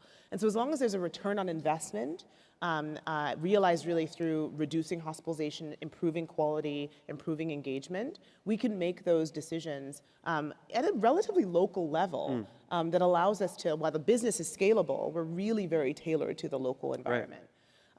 You talked about the recession, though, and just the economic downturn and the impact that's having on people. It's going to be really interesting to see. I think more than anything, this moment in time calls for businesses like ours that are addressing folks who would get left behind otherwise. We know that the need for social supports is going to increase and has already increased. We've seen over the pandemic, through the public health emergency, the number of people on Medicaid increase. And so all of that creates for us more opportunity to prove our model, to be of value, and to demonstrate that a different way of doing this allows us actually societally to be resilient to some of these kind of exogenous challenges that we may face more broadly. Yeah, and so you mentioned scale too, right? Like, how do you bring tech into it? Because we talked a lot about already how high touch you are, right? And you'll go to people, and you're in the communities. So what efficiencies is tech providing, and why is that an essential part of the model? Yeah, it's key. So tech plays a number of roles for our business. The first is in data, understanding what to do for whom, in sort of what dose even, is really nuanced and really important. It's a great application for data science, and a really, really useful application for the technology tools that we've built in-house to direct our team. So I have a population of individuals that includes some young folks, some older folks, some folks with disabilities, some folks with mental health challenges. I have to engage all of them. Who do I go after first? Right. Who do I call first? Who's gonna go to the emergency room tomorrow unless they get a phone call from us? Who's not home today because they're likely out working, or who's likely to be engageable on the weekend? Those are types of things that we can use our data and our data products to help us better refine. So we're able to get to our folks as quickly as possible, right modality, right time, and earn their trust. The next thing is then what do you do for them? If a person has a multitude of challenges, like many of the folks we care for, what's the most important unlock for them? We know for folks who are living on the streets or who are marginally housed, who are unhoused, that almost before you do anything else, you've got to get them a safe place to sleep. Right? So there's no point saying, I'm going to titrate your insulin, I'm going to write a new prescription for X or Y, I'm going to make a referral to Z, if they literally have no place to sleep.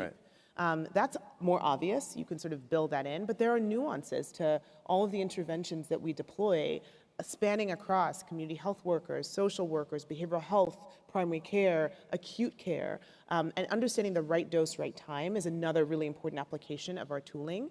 And then it allows us to really direct workflow management tools, because now you've got folks, our members, people who we care for, who are engaging in our mental health services, or engaging in our primary care services, or engaging in our at-home urgent care services. Make sure everybody's on the same page. Right. We all know what the care plan is. We know what's going on for them. We know what matters to them. We know, that they like to be called Mike and not Michael. That stuff really matters. Yeah. Where do you house that information to allow and enable that trusted longitudinal relationship across which we're deploying clinical interventions and social interventions?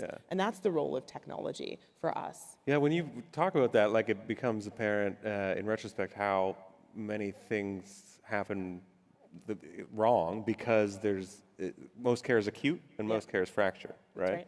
So it's not coordinated at all. Yeah. And it's duplicative, it's costly, and it's abrasive to people. When we interview our members about what they dislike about the traditional healthcare system, it's like, I got to tell my whole story over and over again. Right.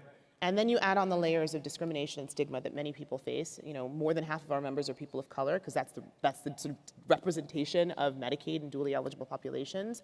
I have a mental illness, for folks, they go in there and they say, well, are they going to treat me badly because they know I have bipolar disorder?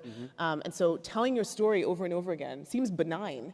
But a healthcare system that makes people tell their story over again actually subjects them to friction, abrasion, sometimes even trauma, that is entirely counterproductive to a therapeutic relationship that's going to result in better health outcomes, right? And so even alleviating that is such a meaningful lever for us, and it's part of the way that we're able to really ground our care in that trusted relationship and earn the trust of our members. Yeah, so I have to ask then back to the ecosystem question, because you mentioned, you would like that to happen.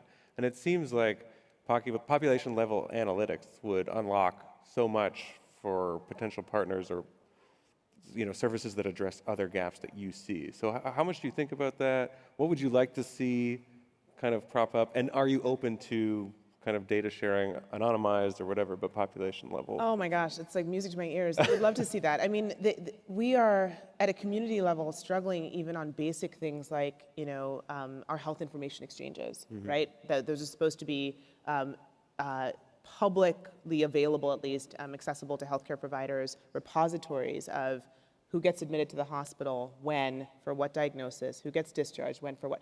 And like the coverage of these things, they're so variable from state to state. The sort of loopholes and challenges and gaps in those data, it's profound. And so a solution that solved that would be critical, but you can't get around that without thinking about interoperability. And so we've got these massive hegemonic electronic health records whose entire business is predicated on not sharing data because their data is their wedge and their moat. They have no incentive to share, and there's no obligation for them to do so. So there's all this data locked up in places that no one can access it, and it's entirely to the detriment of all of us, consumers, patients, but particularly people with complex needs who are touching the healthcare system so frequently. Yeah. So, but do you, once you have your data trove, like, do you see it as a valuable resource to be defended, or do investors perhaps pressure you to do that, right? Because you can see how that would be like, well, we've put a lot of money in here, and this is quite valuable, and maybe we want to turn that around instead. I mean, I think that we're not sort of in the business of monetizing our data at all, and that's certainly not a conversation we're having. I think that the question for me is to whom, to what end, and can you do it safely and legally, you know? And there's a lot of like appropriately real protections around people's data that I think are absolutely right. I think you can't do this on a one-off basis absent a big like ecosystem infrastructure, really abilities for patients whose data it actually is. So this is not one of those where we could be like, we believe this, and we're just going to make it happen, here's our data. That's dangerous, and would certainly get us into a lot of trouble, and certainly would undermine the trust that we're seeking to build with our members. But if there was a real concerted, and I think it has to be like at the federal level, real policy effort to make this possible, and sort of, an obligation for all players to play together, I would welcome that. And I think, again, if done well, I think consumers and patients would really benefit from it. Yeah. So I have to ask the obligatory Canadian question, which is... Do I want to move to Canada? No, not that. I mean, it's a nice place. But I think, so policy, whenever I talk to people in the healthcare industry, right, I ask about, like, would you rather do more fundamental policy change or whatever? Like, would you rather switch to a socialized care model? If you had your way, you could wave a magic wand and have whatever, or would you rather work with the way you are now, with the for-profit and doing, Yeah, I mean, it's such a difficult, we can answer the question. It's magical thinking, It's magical thinking, wave a magic wand. Yeah. Like, do I believe that healthcare is a right that should be available to all people, irrespective of their ability to pay, and that it should be distributed equitably? Yes, 100%. I think there are a lot of, absolutely. And there are a lot of ways of achieving that. Our system is not set up for that to be the default outcome. Right. So would I pick this if I had a magic wand to design a healthcare system that leaves people behind desperately every single day, a healthcare system that says that someone like me, who looks like me, just by virtue of my race, has a 3 to 6 times more likely chance of dying in pregnancy because of systemic factors, because of a completely unchecked racism in our system and our society and our healthcare system, because of stigma, because of lack of equitable access to services? Absolutely not. And here we are. And so what do? You sit at the sidelines, you complain, you picket, you demonstrate. You create a trickle-down model? We do not do that. That's a throwback to last year, if people want to watch the Certainly video. don't do that. But we pick ourselves up together and we say we're building a movement that believes that it is still possible to do things better and differently, and refuses to accept the status quo, just refuses to. And for me, that's what CityBlock is about, but frankly, that's what this movement that I think we've been certainly a part of helping to stimulate has been about, is to say, hey, folks, stop. This isn't working for a lot of people. Yeah. They're not represented in this room, but we have to bring their voices into these conversations. We have to build for them, because it's unacceptable. It's unacceptable in 2022 that we're looking at exactly the same data that we were looking at 15 years ago about healthcare disparities, healthcare outcomes, all exacerbated by COVID. Everyone's like, oh my God, Black and brown people are dying more from COVID. Oh my God, poor people are dying more from COVID. Oh my God, essential workers who don't have health insurance are dying. We knew this stuff. Hey, give me a break. So, yes. I would very much have designed it differently. Yeah. And I'm also not content to bitch and moan about it. We got to do something. No, and this is the This is the system you have, right? And Make it work better. And you're speaking the language of the system you have, right? That's right. You're dollars and cents, and it's working. Yeah. Yeah. I think you're doing a great job, and thanks very much for being here with us and coming out to Disrupt. Thank you for having me. I always love talking with you. Yeah, it's great. It's great. We're actually buddies. We are really buddies. Thank you. Thanks, everybody. You can't scale a big mountain if your institution is small, but a big institution that acts very small to clients can scale large mountain. We often get asked the question why JPMorgan is focused on the innovation economy today. And my answer to that is that this is not a new business for JPMorgan. The bankers have not just the ability to advise you on treasury services or cash management or traditional banking subjects, but are able to then relate that to a specific sub-industry. If you think about that scale and pace, you gotta start small, but you have to get big really quickly. Literally impossible to outgrow JPMorgan. From, again, your very basic banking needs to as you grow over time, we can really scale and grow with a company through every stage of their life cycle. Every time I meet a founder, I'm energized by their vision. Although they see the product around the corner, I'm actually helping their company itself look around the corner. So I feel like we're partners. Okay, we're heading to a break. Go network, use the restroom, whatever you got to do. It's going to be a 20-minute break. See you back here at 2:25. That's PST for the second round of the battlefield. Thank you, 3 people who laughed. Okay, see you in a bit. May I have your attention? Please welcome Gary Little, CEO of Foursquare, and Miriam Jawar, host and founder of Mobile Tech Podcast and managing editor of Pocket Now.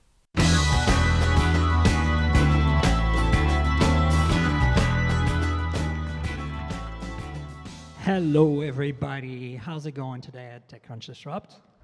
Oh, pretty quiet audience. All right, okay. That's more like it.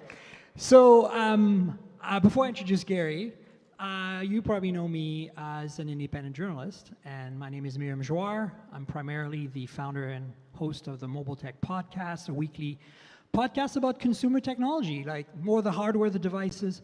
And of course, I've written on a bunch of publications, including Engadget, etc. But this is not about me. This is about Gary. Gary Little, the CEO of Foursquare. Hi, Gary. How are you doing? Very well. Nice to be here with you. Absolutely. So I have an anecdote to share to start. This morning, I went and got coffee, as one does, and I ran into a friend of mine, and she was like, what are you doing today? I'm like, well, you know, I'm going to TechCrunch Disrupt to speak to the CEO of Foursquare on stage. She's like, okay, wait, Foursquare? Are they still around? So I'm sharing this because I know, Gary, from our conversations, you've told me this happens all the time. So perhaps you can tell us a little more. Those of us who remember Foursquare as a check-in app, where are you guys at today? How did you get there?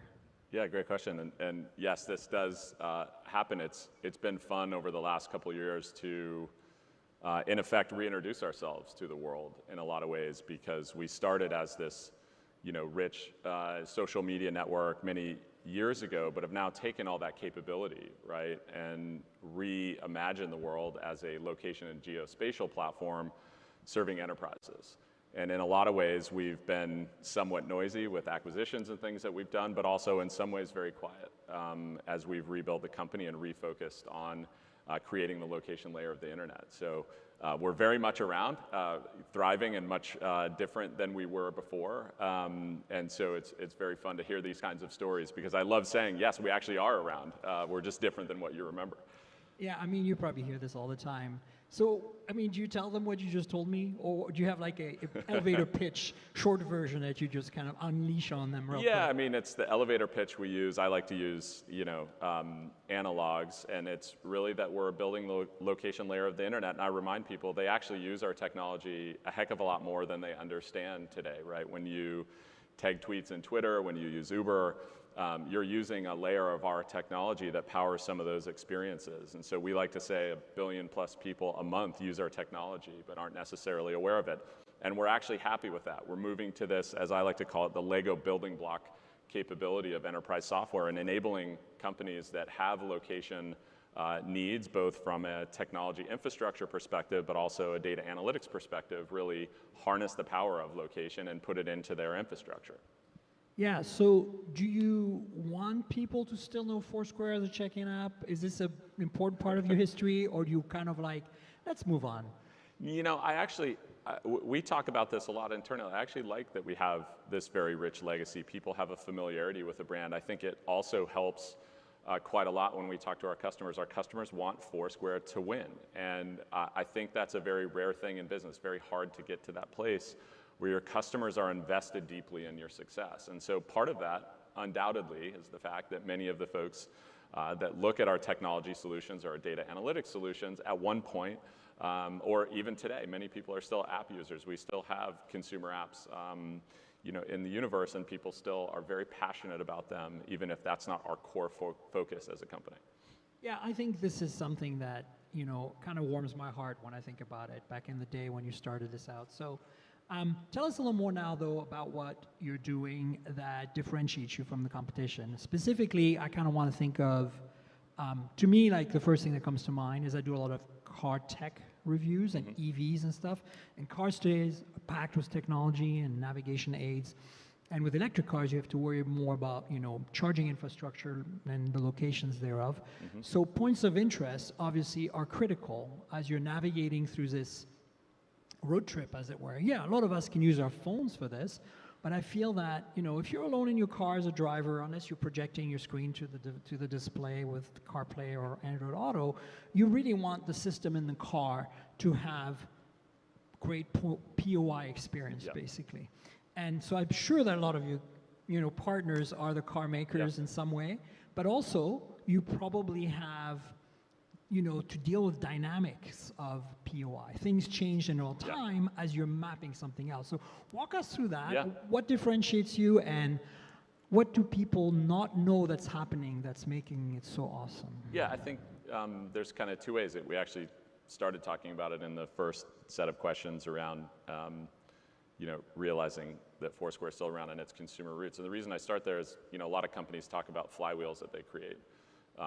What we like to talk about from a location and geospatial perspective is our flywheel, if you will, is grounded in reality. It's tethered to the real world through that app infrastructure that we build, whether that's within our own apps or in other places where you're checking in. You're telling machines with a high degree of accuracy where you are in the world. And if you think about location and geospatial, in the end, it's very simple, a highly complex problem, but if you think about it, it's really just global places in the world and how devices move in coordination to that. And so because we're tethered in the real world, we have a higher degree of accuracy and efficiency, which gets to some of the use cases you're talking about. And what's really exciting for us as we kind of rebuild our architecture around kind of this sort of more enterprise-focused or Lego building block-focused strategy is we're building for the first time what we think is differentiating as a knowledge graph for those that are familiar with that from social graphs or others.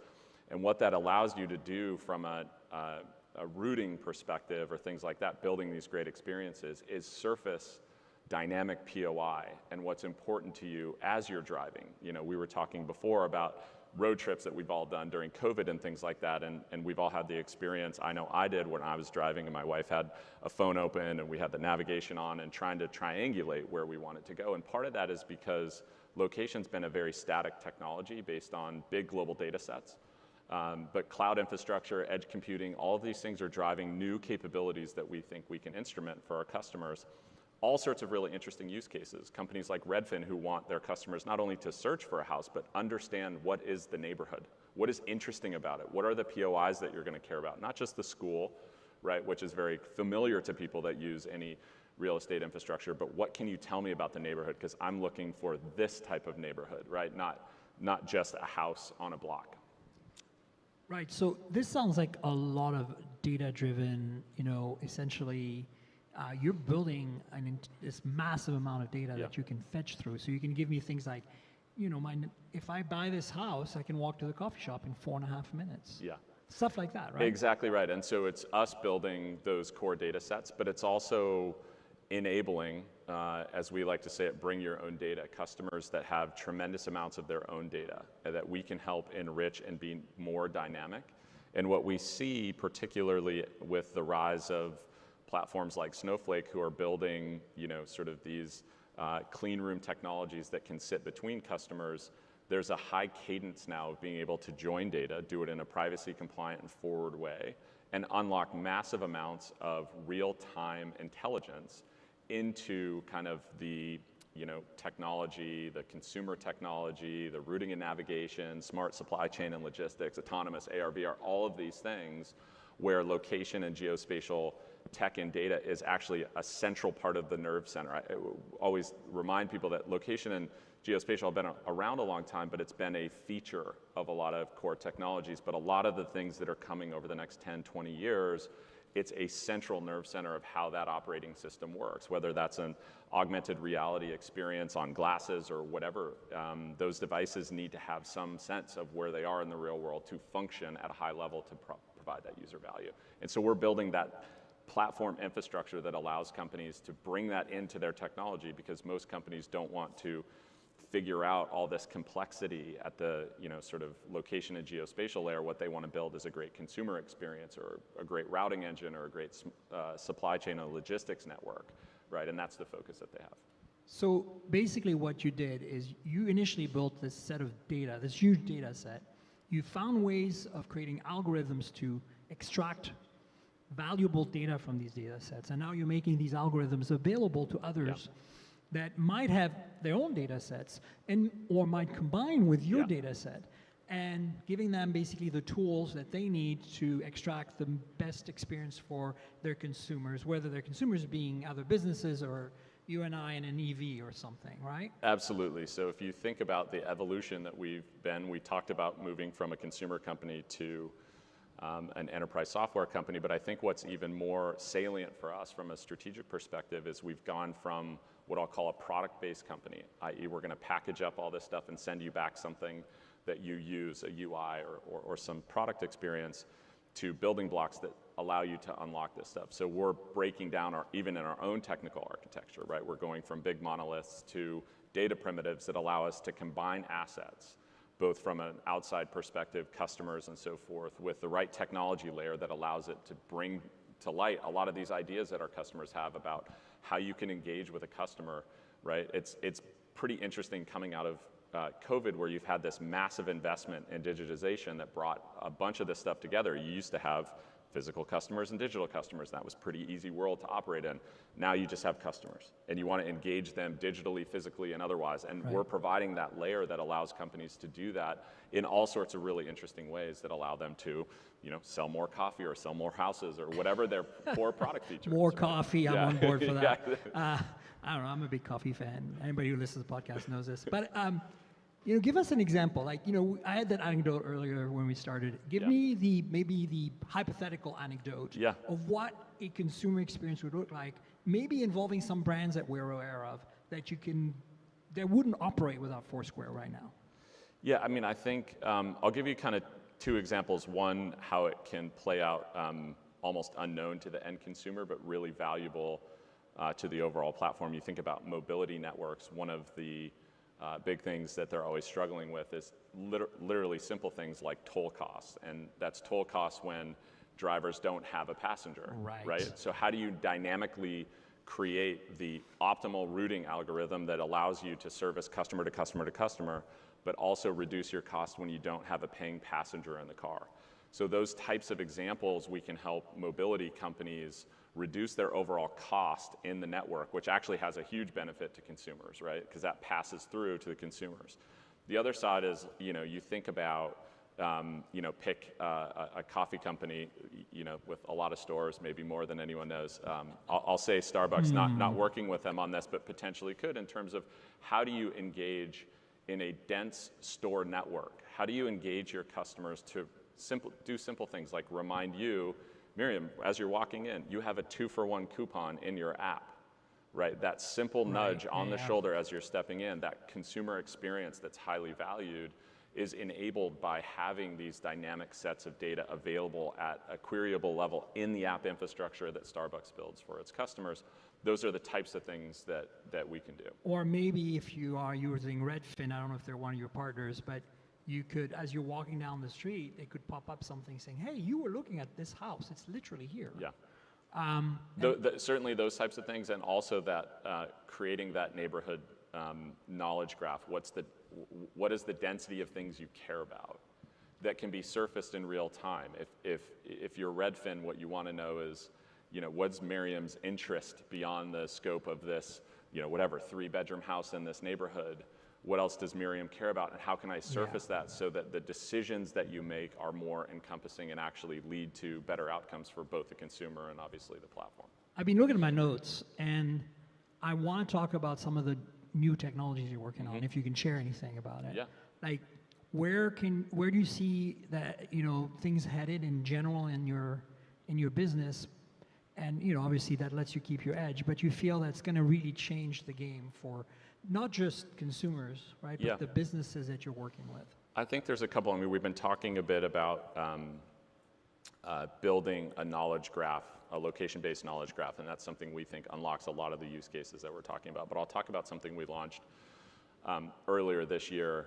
Last year, we acquired a company called Unfolded that was built effectively a team that had been working on a bunch of these mobility solutions and built some of the most interesting geospatial open source technologies, H3, DeckGL, Kepler, now working on products like Hextiles, which is reorganizing the globe in a hexagonal structure that allows you to do data joins at a high fidelity in real time. And that sounds like a lot of words, but in the end, very simple use cases. If you think about, we were talking before about supply chain and logistics. If you're building a routing engine for a logistics use case, you don't actually want to know the front door of a Walmart. You want to know the loading dock on a different, and it might be on a completely different route from the highway to the subsystem, traffic pattern and so forth.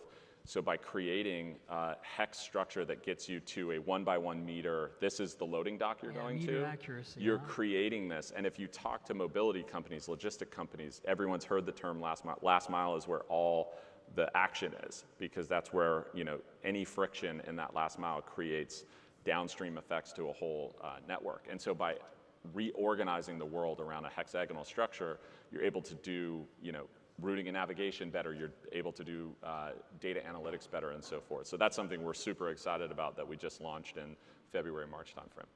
Yeah, that sounds really cool. I think that we've all experienced we're going to a Home Depot and then we're in the wrong entrance and we have to walk literally across the entire parking lot. We get these use cases from our customers quite a lot. You think about, obviously, the rise of, delivery systems, DoorDash, Uber Eats, and the like. One of the friction points that a lot of restaurants actually experience with working with those platforms is if I go to, I live in Marin County, a lot of the places that you go pick up really good food are in strip malls. And if I get to the wrong spot and I'm a DoorDash driver, Uber Eats driver, or otherwise, and I can't figure out where the pickup is, oftentimes I just terminate and I go pick up the next thing because it's an aggregate volume game for them. But that's a really bad experience for the user. It's a really bad experience for the restaurant and so forth. So creating that higher fidelity connection between all these things that are now becoming very interrelated is really important. We have a lot of the solutions, we think, to really unlock some of those problems. Well, that's pretty awesome. Can you share some of the companies you've been working with, maybe, that you feel have been really embracing the technologies that Foursquare have been put to the table?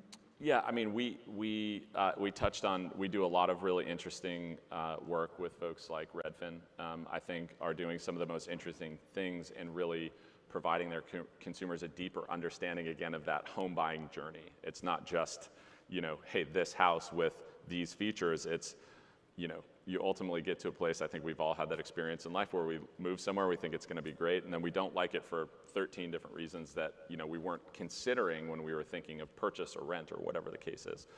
So they're a really interesting use case around, how to activate. We do a lot of stuff on the geospatial analytics side with companies like Joby Aviation, who have been in the news a lot, to create a lot of the dynamic analytics that are required to figure out route density for this new form of urban transportation. And so those are a couple examples of how we're working with folks. How much are you working on? I'll give you another anecdote. Yesterday I was driving around running some errands, and I knew this $1 store I wanted to go to that had a bunch of, I knew they're going to have a bunch of really cool cheap Halloween stuff. So I was on Geneva Avenue, it's a Dollar Tree.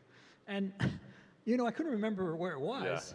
And so I queried my maps, and I looked visually at the street view to see if I could recognize the parking lot.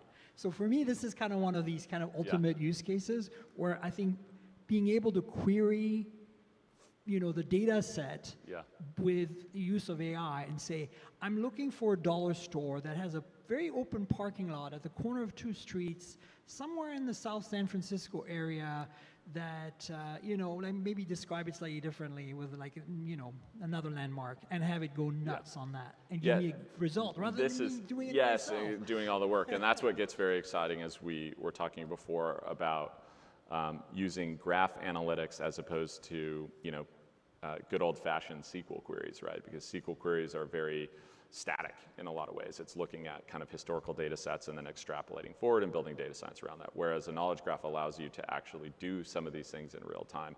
What are the features of this place, not just where is it? And it brings maps alive, and that's a lot of what we're working on in terms of data visualization and things like that. That's the other side of it, is the end consumers often are, humans, and in the end, visual cues in mapping and geospatial are just highly, it's how our brains are trained to understand these data sets. Machines look at it in a completely different way, of course, but we still experience it in terms of the way we're used to looking at things visually. And so we've built a lot of visual layers that allow these kind of analytics to become more dynamic and real for our customers.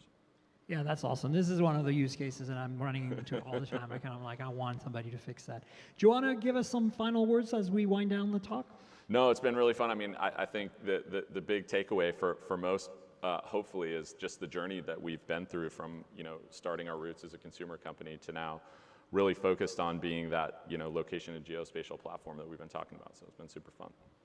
Well, I think we just wrapped up. Look at that. Perfect. Thanks so much, everybody, for being here and listening to Gary Little, CEO of Foursquare. And I hope this was an enlightening talk for everyone.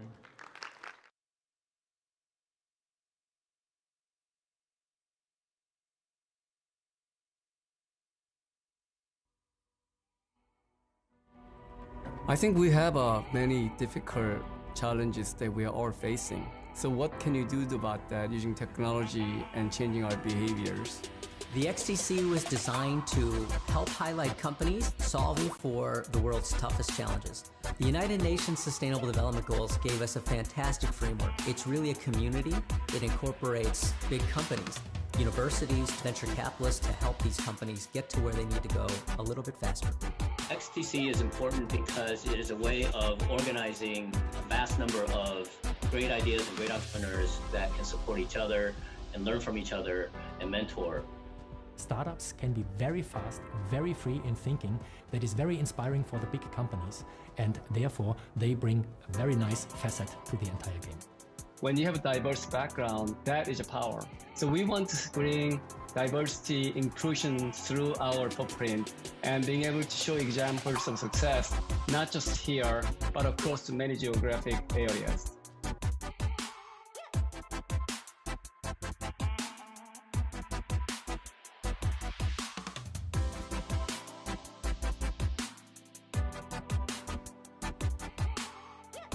When you combine technology and education, it creates opportunity for everybody.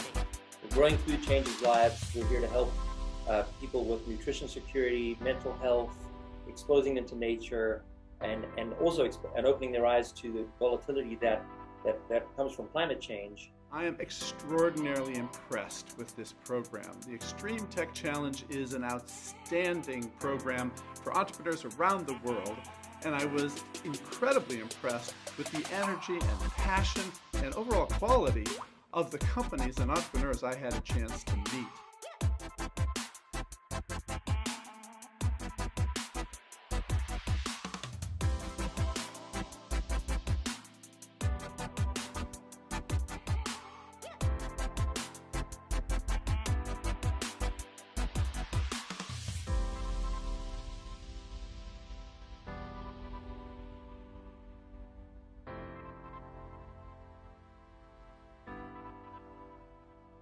If you're a founder of a startup, you want to make a real impact, and you want to go global, then the best platform you can choose is Extreme Tech Challenge. You want to mobilize the community of startups as well as corporations. Many of our generation kind of mess up the planet. You guys might be able to fix it.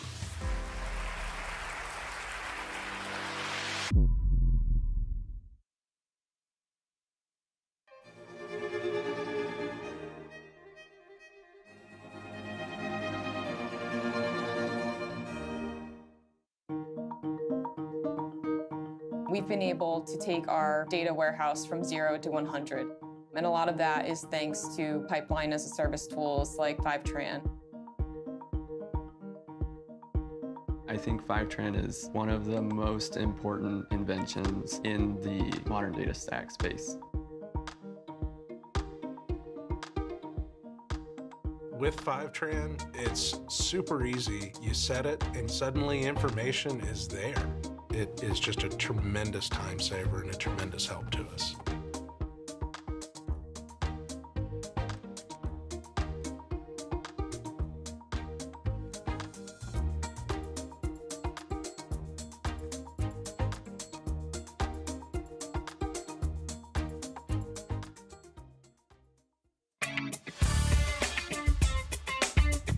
May I have your attention? Please welcome back TechCrunch Managing Editor, Matt Burns. Hey! I hope you're ready for round 2 of Startup Battlefield. I'm ready for it. This group of companies are from all over the world. We have companies from Dubai, from London, from Nigeria, and this crazy place called San Francisco. So with that, I would like to just to get started. I don't think we need to do any more intros because you're going to see the companies yourself. Okay, so to meet the judges first, we have 5 judges. We're going to bring them out one by one. We have Ann Berdinsky. Ann joined NEA as a partner in 2001 and focuses on consumer and enterprise technologies with a particular focus on the future of work, commerce, and platforms. Ann has helped build some of Silicon Valley's most iconic companies in a variety of businesses, strategies, and operating executive roles, and has been a leading force in catalyzing diversity in tech as an operator, angel investor, and advisory to January Ventures. Next, we have Mandela Schumacher Hodge Dixon, CEO of All Raise. Mandela is the CEO of All Raise, a nonprofit on a mission to accelerate the success of female and non-binary founders, investors, and operators in tech. Mandela's career in the tech industry began when she dropped out of her PhD program at the age of 25 to start her own company and became one of the first black women to raise capital in Silicon Valley. Before All Raise, Mandela was the founder and CEO of Founder Gym, the #1 training program teaching underrepresented founders how to raise venture capital. And she has great energy too, so I'm so happy she's here. Next, we have Nisha Dua. Nisha is the managing partner at BBG Ventures, which she co-founded in 2014. BBGV is a New York City-based, early-stage funding-led investments in companies built by female and diverse founders that are solving the needs of consumers, workers, and employees. At BBGV, Nisha also invested in over 100 female-led startups, including Spring Health, Real, Fiveable, KiwiCo, Blueland, and the Mom Project. Next, we have Dave Samuel, general partner at Freestyle. Dave is the founder. Yeah, there you go. Is a founding partner at Freestyle VC, a seed-stage venture capital firm with over $450 million under management and investments in over 125 startups. After graduating from MIT undergrad and working at Oracle for 1 year, Dave co-founded Spinner, the first internet radio service. In 1995, it was acquired by AOL for $320 million, and Crackle, an internet video service, which was acquired by Sony for $65 million in 2004. Last, we have Lo Tony. Lo is the founding manager and partner at Plexo Capital, which he incubated and spun out from GV based on a strategy to increase access to early-stage deal flow. Plexo Capital invests in emerging seed-stage VCs and invests directly into companies sourced from the portfolios of VCs where Plexo Capital has an investment. I'm glad that part's done. Okay, with that, let's bring out the very first company for round 2 of Startup Battlefield at Disrupt 2022. From New York, New York, we have Mother Honestly. Presenting for Mother Honestly is founder and CEO, Blessing Adasian. Come on out.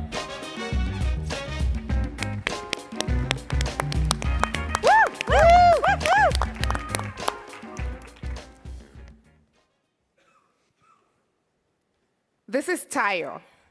This was our very first day of kindergarten. I missed this moment, though. I was traveling for work for 2 weeks. But what was more painful was that my employer could not support my childcare needs at any point during these 2 weeks. So I left the workplace. I'm not alone. 5.8 million women were forced out of the workforce in 2020 due to the care crisis. And 2.3 million women are still missing from the workforce today. Before you think this is a woman's issue, though, men are actually stepping up at home, doing more housework and childcare, and that is starting to affect their productivity as well. Masses of boomers now need elder care provided by your employees. And companies are actually stepping up, providing various perks and services. However, only 6% of employees are utilizing this service today. I spoke to a CEO last week, and he said, Blessing, you have to understand this. I provided backup care to my employees, and in a single year, not one of my employees utilized this service. Well, that begs the question, why? Well, employers, instead of making assumptions about what you think your employee needs, give them the choice to pick what they need to thrive at home and in the workplace. Introducing the Mother Honestly Work-Life Wallet. Move to demo, please. Let me show you how this works. Employers, instead of throwing away millions of dollars to EAP programs that your employees are not using, you can redirect all of that cash and place it directly into the hands of your employees. Here, I'll show you. I'm going to provide $100 to 10 of my employees, including myself. Great. That was fast. Now let's move over to the employee work-life dashboard. Your employee will actually see their balance that you have provided to them. And they will also see their recent transactions. Looks like I spent some money at Rover and Care.com and Papa for elder care. Great. To their right, they will also see merchants that may come in handy for care. Now let's move over to the work-life wallet. Employers, your employees can link their bank account or debit card directly on their dashboard, and they can see recent transactions that they have spent on work-life related expenses. And in the back end, what we do is actually screen and qualify transactions from their bank account or debit card that are related to care. It looks like I have 12 eligible transactions. Let's check those out. Okay, great. I spent $20 for housekeeping while I was working at home. We're all working from home today. So let's reimburse for that. Great. I'm going to pick the household category. And I want full reimbursement. And I can provide a description around the expense. Awesome. Now, employers, your employee can also find various care merchants within our platform. They don't need to go anywhere. It's personalized and localized to their experience. My mom lives with us, and we are traveling for Thanksgiving, and I'm going to need elder care. I choose Papa. Perfect. Now, employers, I want to show you one more thing, because care doesn't just end with the work-life wallet. It is time we lead with care in the workplace and bring our humanity into the remote and distributed workforce. Through our one-on-one work-life connection, your leaders and your employees can come together to discuss how they're living their lives outside of work. You know, enough with the inspiration. We need to get real about what really drives our success. Now, let me show you what the employers see. This is amazing. I love it. Employers, for the first time ever, you now have data and insights about the caregiving responsibilities of your employees. And you can see exactly where you are reducing the pain points and where you're reducing, you can see the pain points and where you're reducing the care load.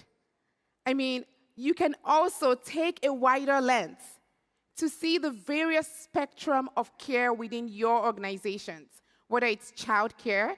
here we have 45% of our workforce with children between 0 to 5. So that allows us to plan, right, the company retreat, not during back-to-school season. And we also know that 15% have aging parents.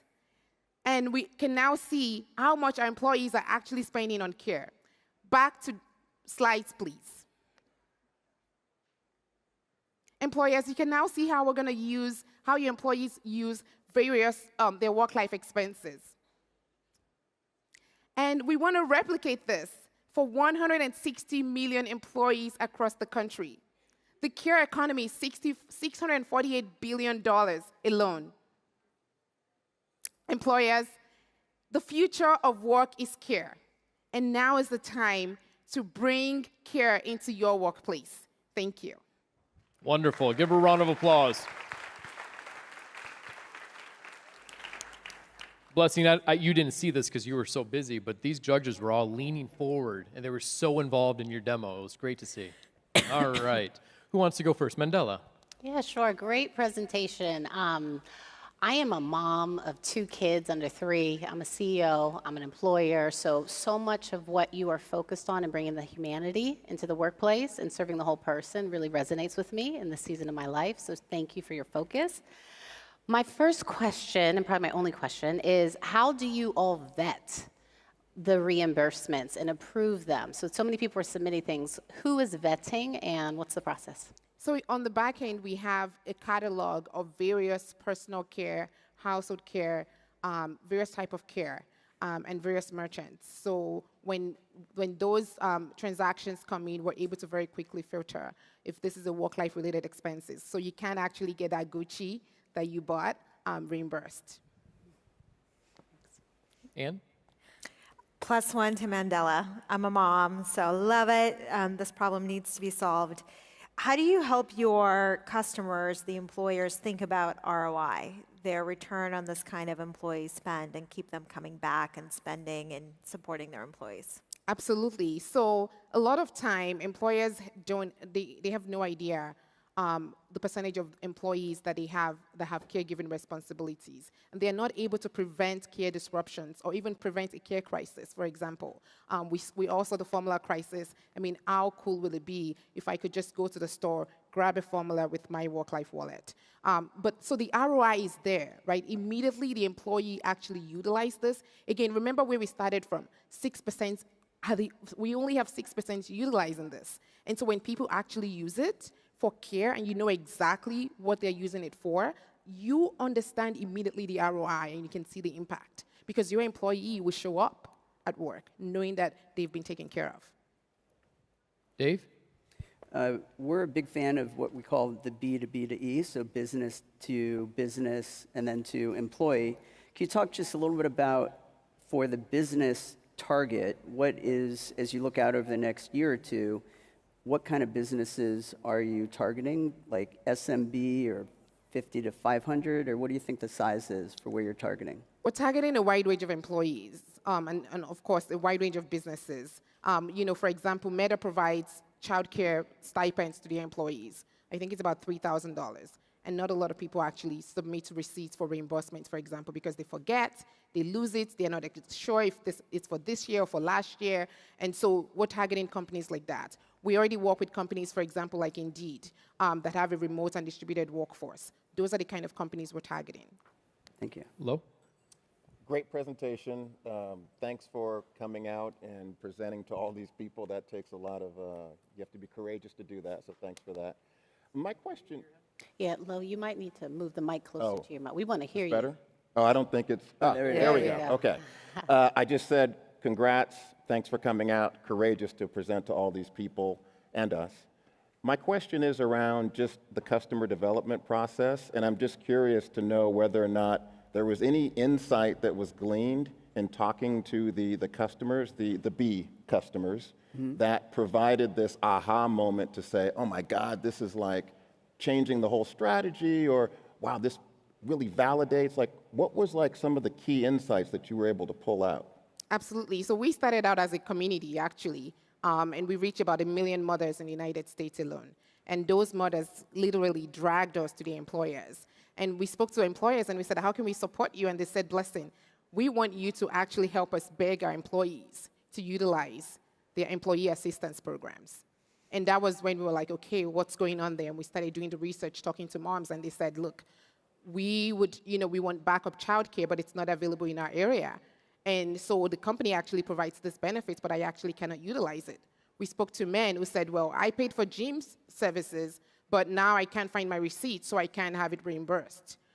So, companies are telling us that, can you please help us? And so that was where we started getting the voice of the customer, and it was very helpful in putting this together. That was great. Thank you. Disha? Hey, Blessing. Thanks for the presentation. We're spending a lot of time in the care and the benefits economy as well. I'm curious, who is the buyer at the company when you approach them? And are you hearing much about, oh, well, we have all these other benefits. We're spending this much money on mental health, this much money on elder care. We don't have room for a new product? Or what's the response you're getting from companies? Absolutely. So when we speak to companies, we speak to mostly HR. We also speak directly to the CEOs. Luckily for us, we have a great community of women that lead us directly to their CEOs. But I agree with you. A lot of companies push back, right, saying, oh, we're spending all of this money, and we ask them, okay, show us the ROI. How many people are actually utilizing this service? Because it's not fair that companies are spending this money, and the people that actually are falling off the edge, leaving the workforce, don't even have access to it. And so what we're saying is, let's take away all this middlemen and place the money directly into the hands of these women, and we screen and qualify those expenses. Yeah. And one follow-up question. What's your business model? How are you guys making money? So we charge about $2 to $4 per employee per month, and that is outside of what the employee actually contributes into the program. Great, thanks. Great. Give her a round of applause. Big energy. Well done. Yeah. Okay. Good job. Thank you very much, Blessing. Next up, from Dubai, we have Digest Technology. Presenting for Digest Technologies, founder and CEO, Kitis Patavita. Come on out.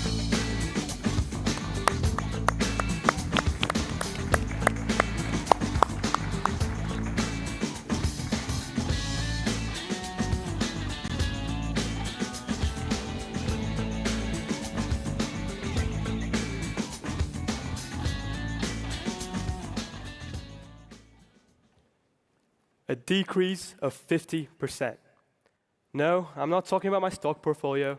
I'm talking about something much, much worse. Our attention spans. My generation has half the attention span that the generation before me did. I noticed this extremely prevalent in school when I had 600-page textbooks to learn, and I spent 2 hours a day creating my own summaries, my own flashcards, and every now and again pleading and begging my friends for help.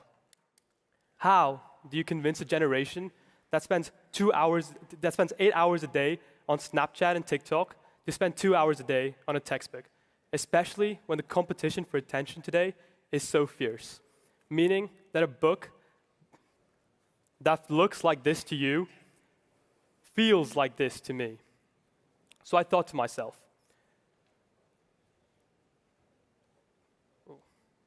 what if we could make learning personalized?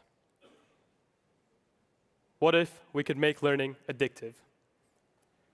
Ladies and gentlemen, for the first time ever, I'd like to publicly launch Digest AI. We're building generative AI to help students learn faster and help teachers teach faster. Move to demo, please. Our initial product, Kado, allows students to create flashcards with just a picture of their textbooks. All you have to do is point it at the text you want to scan, and we use OCR to grab the words out of the textbook. In the background, our machine learning model creates questions and answers by knowing what's most important for you and what's not. As you can see, it's being resized. The OCR picks up the text. We categorize to whatever you'd like it to categorize it on. And in a matter of mere seconds, you get flashcards. This was a process that took me 2 hours in school, now being done by our users in less than 30 seconds. Back to presentation, please. Kado today has over 70,000 beta users and over 650,000 resources generated. Despite the overwhelmingly positive response we got when we launched, we realized something. Our retention wasn't where we wanted it to be. So we went back to the drawing board and went to what students do most. What do students spend 8 hours a day on? Snapchat and TikTok and other messaging apps. Back to demo, please. So for the first time ever again, I'd like to introduce Milo. Milo is a virtual learning assistant that acts as a tutor in your pocket. Not only do you get the basic fundamentals that Kado had, where you get questions and answers instantly generated, except this time, all you need to do is send a word rather than copy-paste the text itself. As you can see, we'll get question and answers generated on the blockchain in mere seconds. Not just that, we've extended our use cases to more than just flashcards. Students can now get help with an essay, for example. So in a matter of mere seconds, once again, we'll get talking points on an essay about inflation. This was, again, a process that took me hours and hours when I was still in school. Back to presentation, please. Now, this is all made possible because we specialize in language. We use semantic understanding to silo language models and process information in a way that very few models do today. This is done, instead of usual prompt engineering, this is done by training task-specific behavior in the model itself. We're able to do this with the data that we collected from Kado itself, and now expanding it across use cases by recruiting ambassadors. Our models run faster than any other model for the specific use case that we've developed it for. In fact, our Q&A generation algorithm takes 200 milliseconds to create questions and answers, whereas the next industry benchmark is 1,200 milliseconds. But what does this mean? Oh, could you go back, please? Well, it means we have a fantastic, seamless user experience. But who are we to judge what a fantastic, seamless user experience is? Well, we are our own user. Me and my co-founders are 19 years old and dropped out of university to focus on what's important, building an information pipeline that not just we could use, but our peers could use. We also recently hired Shansa Kabwe, an AI researcher who previously developed the mathematical model for the AI model for mathematical reasoning at the University of South Africa, and he exploded us to an entire new dimension. We now use our AI models beyond just students, and we're able to service workplace and training. Oh, go back, please. We now have 3 paid pilots, 2 with universities in the US and Italy, where we're using our algorithms and our models to distill their knowledge repositories. We're also working with one of the largest companies in Europe to use our algorithms to create instant training resources for their employees. In fact, your employees deserve the same thing. If you're interested in building out a seamless learning experience for your workforce and upskilling them as fast as possible, please scan the QR code or go to our website at digest.ai and sign up. Thank you. All right, give them a round of applause.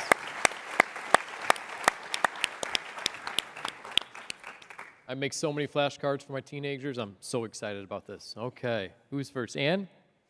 That was great. Thank you. I love the idea of addictive learning. I think that's really interesting. How do you think about creating a network effect from the knowledge base and the screenshots that users are contributing to the product? Is there a network effect? And if so, how does it work?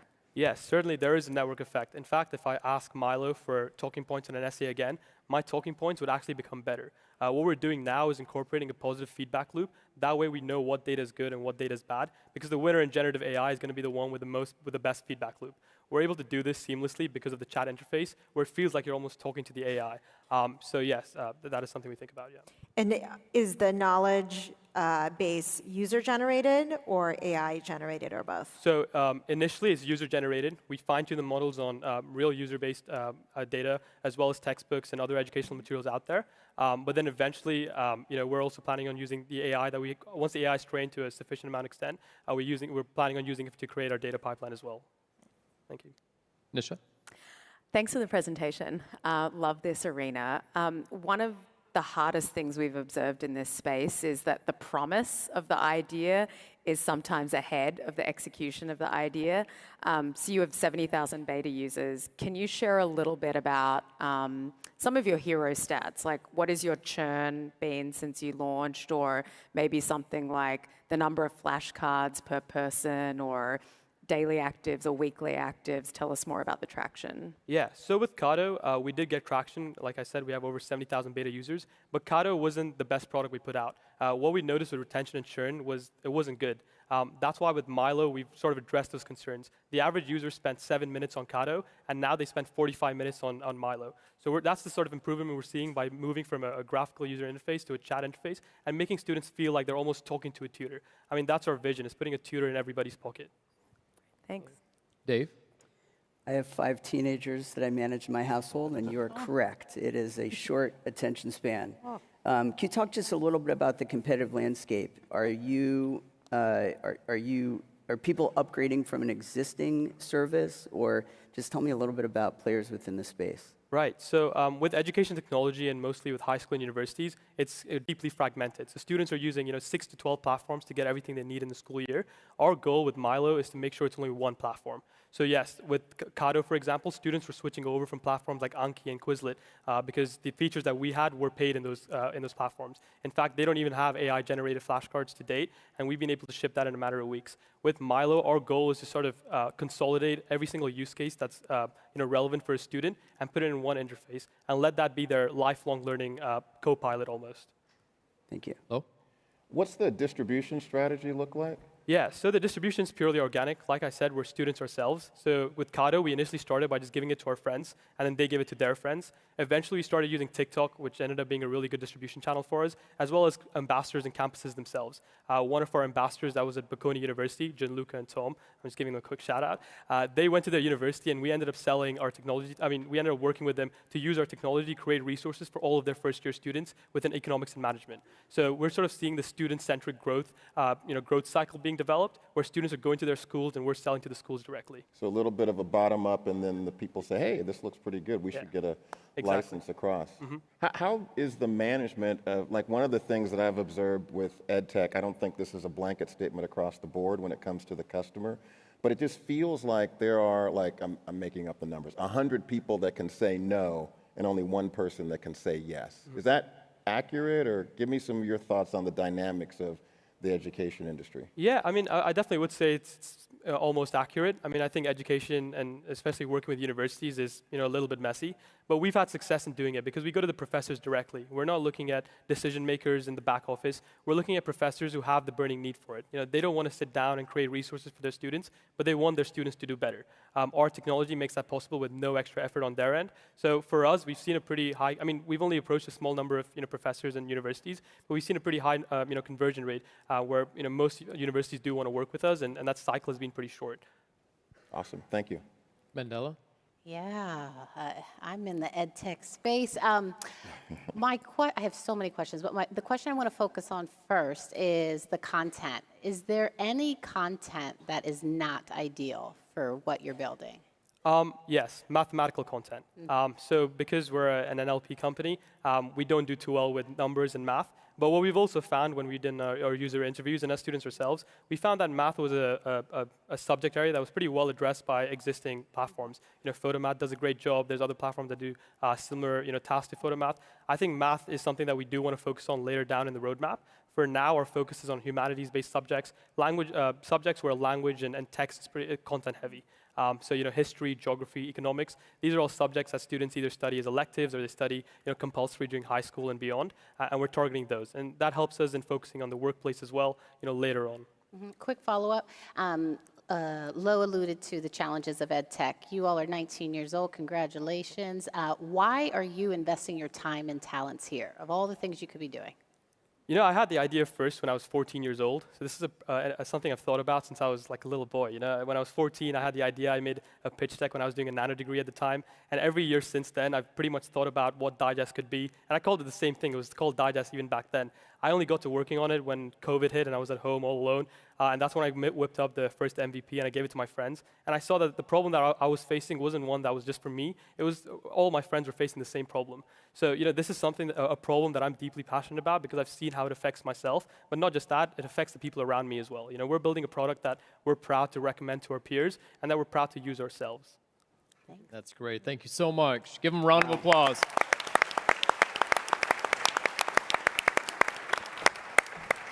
Thank you. Just quick plug, Photomath is a Battlefield company too. They launched in Berlin about 6 years ago. Okay, next. From Waterloo, Ontario, we have Swap Robotics. Presenting for Swap Robotics is founder and CEO, Tim Lichty. Come on out, Tim.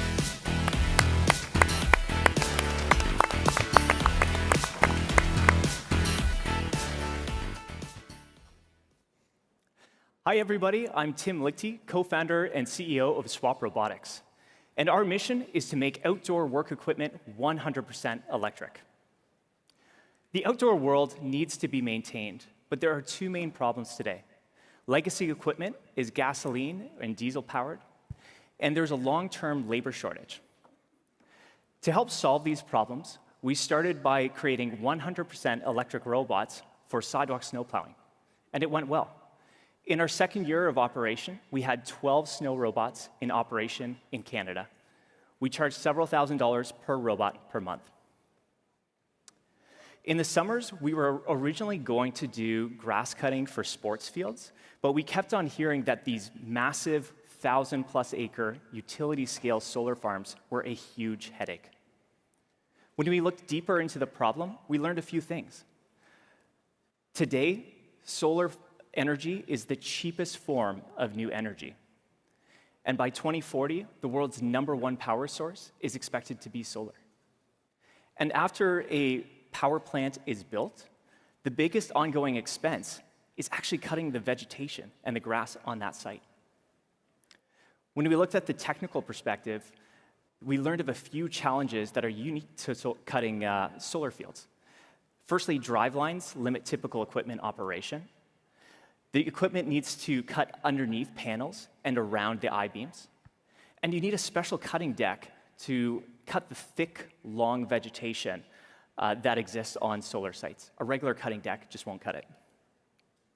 And so our solution, this is really fun to show, was robotic vegetation management for solar farms. But the solution is so much more long-term. We built a powerful, modular robot that can be used for not just grass cutting or snow plowing, but dozens of outdoor use cases. Let me explain how. The in-house hydraulic system is built inside the robot, so it can do grass cutting and snow plowing today, but it can do dozens of use cases long-term, like street sweeping or tree planting. Our quick attach system makes different attachments quick and easy. The top can be swapped. Long-term, this can enable dozens of different use cases. And batteries can be swapped in 5 minutes, enabling near 24/7 operation. This alone can triple monetization. The robot can hold over 1,000 pounds of load, enabling use cases that require extremely heavy loads.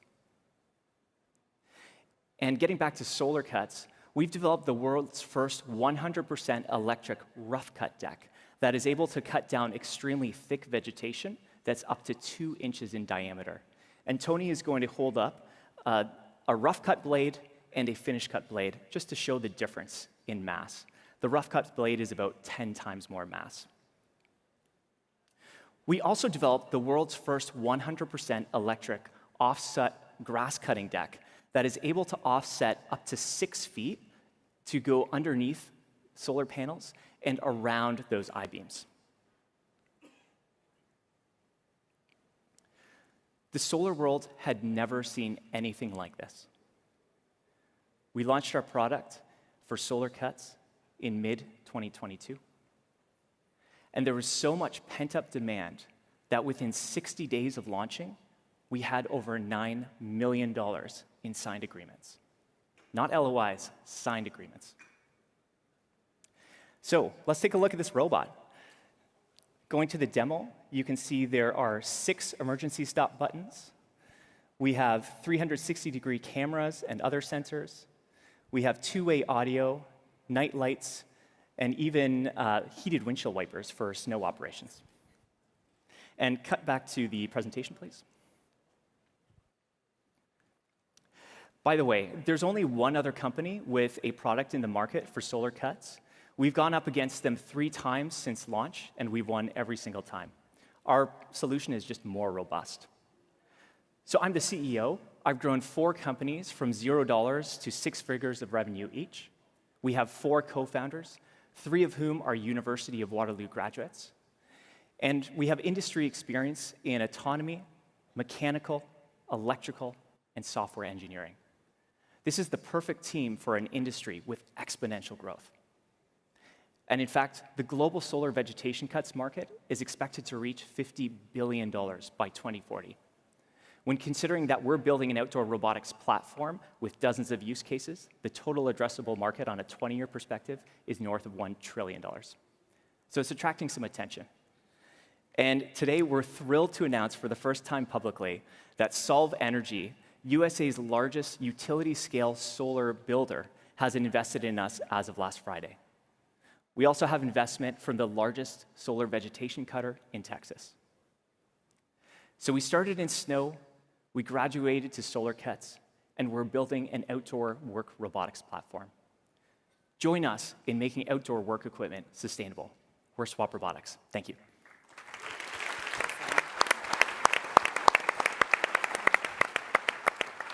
Everyone sees the face in the front, because all I can see is a face, right? Like up top, there's the 2 eyes and then the nose. No? Okay. We'll talk about it later, Tim. Dave, let's start with you.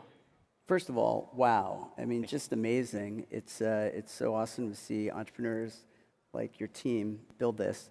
And also, I grew up in Maine, so yes, a lot of snow being shoveled there. If you can talk a little bit about the unit economics. So yes, high level what this costs, and as you were talking about, maybe you're looking at monthly usage and you guys own it, but just tell me a little bit about how you're thinking about the unit economics. Yeah, sorry, there's a bit of an echo, but I think I heard the overall. We operate on robotics as a service, which is really convenient for the customers because they're used to already paying a cost per acre. So we try to save the customer immediately from day one 15 to 20% off of their cost per acre. It makes it really easy because they don't need to learn about robotics. They just get a service that works. Whereas beforehand it was gas or diesel, now it's going electric as well. And in terms of those unit economics, because we can run them as close to 24/7 as possible, we're not there yet, but over the next 1 to 3 years, we can reach $30,000 in revenue per robot per month. Without going too deep into how much the robot costs us, it's well under 3 months for a payback on those robots. Great, thank you. Thank you. And so what does your go-to-market look like? Like, how do you sell to solar farms? And do any of these new investments introduce some strategic partnerships? Yeah, for sure. So there's 3 main categories of buyers. There are solar asset owners themselves. There's what's called O&Ms. So those are companies that specifically do all of the operations and maintenance after a solar site is built. And then there are also the kind of EPCs, there's EPCs who build the sites. And then there's also the vegetation management cutters, so that are just exclusively doing that. We're actually taking all 3 routes. So we're working with the O&Ms, the solar asset owners, and the vegetation cutters themselves. Each one gives us their own advantages. We're really excited about that relationship with Solve because firstly, right from day one, they understood we need to work with everybody. So that includes being able to work with all competitors. It also gives us access to hundreds of boots on the ground that their team is already, they're managing hundreds of sites. And so we can really be managing these a ton. And they hate actually, they don't want to have to do the vegetation cutting. It's just really difficult because logistically there aren't kind of national groups and you need permissions to get on sites and there's problems with broken panels if people aren't careful, all that kind of thing. So robotic vegetation is very appealing in that sense. Right, thanks. Lo? Thanks for coming. Thank you. A couple of questions. First question is, how quickly can the robot learn how to cut? Is this similar to like my iRobot at home where, it kind of maps out my place and then it's also smart enough to know if a chair moves? Oh, shoot, a chair is there now. Is that Yeah, for Similar to how it works, or is there some setup in advance? So there's a few different ways that we can run the autonomous routes. The first one, just really quick and easy, is teach and repeat autonomy. So we simply run the route the first time manually. It then remembers that and can repeat that. That works just fine. But if you're talking about scaling up to 100 sites that each might have 2,000 to 3,000 acres, you don't want to do that. We can also map out, basically by just knowing where groups of solar arrays are, we can map that out where we've developed that software already, so it will then automatically do that without hitting those drive lines or other areas that are an issue. And then also by working with USA's largest builder of solar, utility-scale solar plants, when we know exactly where all of those I-beams are going in, then we don't even have to do that. We can just kind of import that into our overall system to be able to get that started quick and easy. Cool. And just a quick follow-up. Appreciate the focus, which is important. Yes. However, maybe just your quick thoughts around the bigger vision that's possible with your technology. Absolutely. So we want to be really laser focused on getting to that first 100 million in annual recurring revenue. If we really want to create a huge platform over a 20-year perspective, that's the quickest way to actually do that, to then have the budget for other use cases. So 90+% of our focus is on those solar cuts. We are still working a little bit, but a lot less on the winter sidewalk snow plowing with some strategics that can do 1,000+ robots with us. Once we hit 100,000 million in ARR, then we'll explore other use cases. Thank you. Thank you. Great answer. Mandela. Yeah, sorry, that was really loud. You so smoothly threw shade at your competition in your presentation. And so my question is, how Look at that smile. It was smooth. You finessed that. How exactly are you more robust than the competition? Like, make it plain. I was hoping you'd ask that. So that was I took the bait. Definitely, yeah, that was the shade. So they're using that type of a finish cut deck. In Texas, for example, you get mesquite that sometimes is an inch or two thick. It's extremely woody. If you've ever tried cutting your backyard, that's okay if you've cut it in the last week or two. If you cut it for 6 weeks, it's going to be really slow. And once you get that really thick vegetation, it's not going to do the job. So everybody who's in the industry with traditional equipment is using these rough cut blades because you need that mass to be able to cut down thick, heavy vegetation. That's already is a knockout punch, but some of the other ways that our solution is so much more robust, it has swappable batteries, so we can actually be monetizing 24/7, getting several times the acreage that our competitor does in any 1 month. And then we also have 25-inch wheels. They have 14 or 15-inch wheels. They only have 2. They're on swivels. There's a lot of ways that we kind of beat the competition. And that takes up our time. Thank you very much. Give them a round of applause. Thank you. Thank you so much, guys. Really appreciate it. That's cool. Okay, from London, England, we have Hormona. Presenting for the company is Jasmine Tageson, co-founder and COO, and Carolina Lofquist, co-founder and CEO. Welcome to the stage.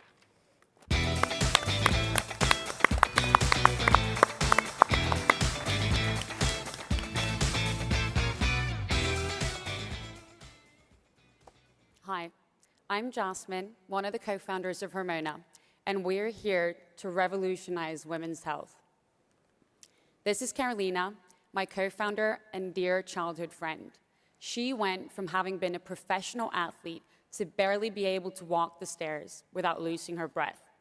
It took her 5 years and thousands of dollars to be diagnosed with hormonal imbalance, a process that was both extremely painful and very expensive.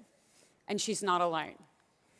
Hormonal health sits at the center of women's health, as every single woman is affected by our hormones. And 80% of us, that's 3.1 billion women, suffer from a hormone-related issue. By controlling the most essential body functions, our hormones play a key role for our health and affect us women on a daily basis throughout life. Our hormones are constantly changing and changing a lot, but who guides us through these massive hormonal changes? Who's there to tell us if a change is expected, normal, or abnormal? Today, no one. You wouldn't let a surgeon operate on you blindfolded, yet we are willing to let doctors make decisions on our hormonal health completely blind. Today's data on cyclical hormone levels unrelated to fertility and pregnancy isn't just thin on the ground, it barely exists. We found one study, one, that measured a woman's average hormone levels throughout the cycle, where the goal wasn't to conceive. This is what we are on a mission to change. Hormona is creating the hormonal baseline that medicine will be working off of. We will change how we practice medicine and provide a much-needed breakthrough in women's health, which until now has been pretty much understudied, underutilized, and underfunded. You see, the problem with our hormones is that they change and they fluctuate constantly throughout the month. They need to be tested on specific days in order to be understood. Today's solution of drawing blood and waiting days for your test results is not a convenient or cost-efficient solution, as you need multiple blood tests per cycle in order to discover and manage your individual hormone levels. That's why we exist. Hormona has invented a test that, combined with our mobile app, empowers women to understand their hormones from the comfort of our home. We have spent the last 2 years evaluating multiple testing methods, biomarkers, sample matrices, and antibodies to develop the most convenient, accurate, and affordable tests on the market. Together with our team of scientists, doctors, and nutritionists, we have nailed down the 3 most important female hormones to test in order to determine a woman's individual hormone pattern. Unlike other companies in the industry, our patent-pending non-invasive urine test have completely removed the need for a lab. Without sacrificing quality, we have decreased the time it takes for you to get your test results from 5 days to 15 minutes, and also offering a 5 times cheaper product. By testing regularly, Hormona can with time help to confirm if you're going into menopause, will have problems getting pregnant, or pick up any hormonal changes that may impact your life. Essential information that all women should have access to. Move to demo, please. Based on each individual user's cycle, the unique Hormona algorithm indicates the 3 testing days per cycle alongside which hormone to test. So, as you can see, today it is time for me to take my estrogen test. Let's click Start Test. In the morning of your indicated testing day, you simply pee in a cup. You then dip your test into the cup, and the 15-minute timer will start. Since we don't have 15 minutes here today, we have prepared a second test. So, as soon as the timer goes off, you simply scan your test with your mobile camera. Our app will analyze the biomarker and then present you with a quantitative result. Back to presentation, please. The 3 quantitative test results per cycle allows women to see their unique hormone pattern and understand how symptoms connect to their hormone levels. They can also get tips on how to plan their life around their cycle and treatments based on their individual needs. It is the definition of an end-to-end solution. Regular testing and monitoring of these key hormones will enable better predictions and earlier detections of issues and conditions that are currently overlooked. If not now, well, when? The global women's health market is substantial, but it's desperately underserved despite being part of everyday life for over 50% of the world's population. This market is a blue ocean that is currently completely untapped, making Hormona the first mover in everyday hormone healthcare. And the gender data gap isn't just a hole in research. It is having real-world effects on women's health right now. We have the unique opportunity to contribute to narrowing that gender data gap and improve health outcomes for women all over the planet. Every single woman you know is bound to interact with hormone issues at some point in her life, and it's time we stop ignoring that fact.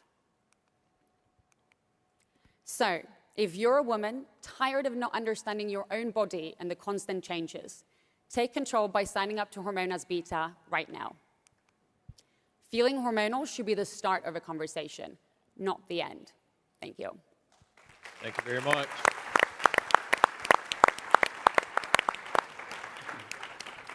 Anne, let's start with you. Thank you. That was a phenomenal presentation. Obviously, the more data you have, the more valuable something like this becomes. So what are some of the creative ideas that you have for customer acquisition for this app? I mean, I could talk a little bit about the data, because you actually touched on a very important point. There is so little data in this field, and we need to collect all that data. We're looking for ways that we can then further medical research There are some studies done that our estrogen levels could be connected to even things like Alzheimer's, ovarian cancer, breast cancer. So if we can aid in earlier detection of some of those conditions, which we don't know that much about right now, that is such a great use of our data. And then in terms of user acquisition, we have plenty of ways that we're looking at that. Currently, our beta is only organic users. We've got over 3,000 women in our beta. But we're in discussions with partnerships, both in Europe and here, which are both employer benefits, insurance companies, other women's health companies, and things like that. Nisha? Hey guys, Hi. great presentation. Hi. We love this space, we've invested in it. So there are other tests like this on the market, and so go-to-market is so important here. How many tests do you need a month to be a real user of this where you benefit from that data? And what is your wedge? So the problem with hormonal health is there are so many different moments in a woman's life and you have to figure out who to target. Like, is your wedge menopause? Is it PCOS? Is it endometriosis? Talk to us more about how you get that first base of loyal customers. Yep. Hormona really want to carve out this new space called hormonal health, where we can follow a woman from her first period all the way to her last. And as you mentioned, that will be everything from irregular cycles, PCOS, fertility, all the way to menopause. But what we have seen in our early adopters is that women that tend to relate to the 50 symptoms that are related to hormonal imbalances uses the app the most. So that can be hair loss, gain weight, acne, brain fog, and so forth, and looking for treatment to their issues. And then the second question was, in terms of other tests in the market, there are other tests in the market focusing on fertility, but we haven't really seen a company offering quantitative tests in the way that we are doing. What's the level of accuracy versus a blood test? Yeah, so we're currently matching the gold standard, which is an at-home blood test. And then we've got one more development phase before we're ready to launch in the market. But all of our data is pointing at a match to match, which is great. Okay. And I think you also said how many tests do you need to get value out of this? You need 3 tests. That's the minimum baseline. So with those 3 tests. 3 tests a month. Per month. Exactly. And you can reuse it? It's or you one only use test. it 3 times a month? Yeah. Use it 3 times a month. And on specific days, that's what's unique about our product. We really tell you, based on what your cycle length is and what your conditions are, we tell you when to test. And we want you to test for a minimum of 3 months so that we know that you just didn't have an off month where you were extra stressed and your hormones were a bit off. So minimum of 3 months, 3 tests per month, so it's not that overbearing. Great, thanks. Mandela? Yeah, I had the same question as Nisha. I was just thinking about my own lived experience of when I've been really an active user on apps, and it's really around ovulation, and when I'm, I'm hoping to get pregnant. And then once I get pregnant, I kind of put the app aside, and I don't use it again. So similar question of like, to someone like me who feels like I'm fairly healthy, knock on wood, are you making a pitch to me that even someone like me who feels like they're healthy needs this? And what's the pitch to me? Yeah, I mean, from the early adopters that we have so far, we've seen that women find it as important as track their calories or the steps. They want to keep track of their hormones to make sure that they're balanced all the time. So the pitch to you would probably, with our app and with our test, you can make sure that your hormones are at the optimal level, but also get daily insight how to be the best version or live with your hormones, basically. Thank you. Great. Dave? Thanks for doing what you do. The P-Stick, is that specific? You guys invented that, or you're licensing other technology? If you can talk a little bit about how long you've been working on that, because, I mean, wow, I can see it's much easier than a blood test. Yeah, so we own all the IP of our test. We've spent the last 2 years developing it from scratch. What's really unique about us is that it's quantitative, so it can match a blood test. It's not just a yes or a no. But we own all the IP. We have pending patents on it, both here in the US and design patents as well. Great. Hello? Yeah, just curious, for the women that are using the alternative method of doing the blood test, like, how many women are actually doing that at home? Is there a percentage of women that's part of your research? They're taking a home blood test? Yes. So it's a good question. I think in general, the system is a little bit broken because when it comes to testing your hormones, you actually need to test it on specific days in order to understand what's going on. And if you go to a doctor today, they test all your hormones on the same day. And that's one of the reasons why I started a company, due to the fact that I was suffering from hormonal imbalances for quite many years before I actually got a diagnosis.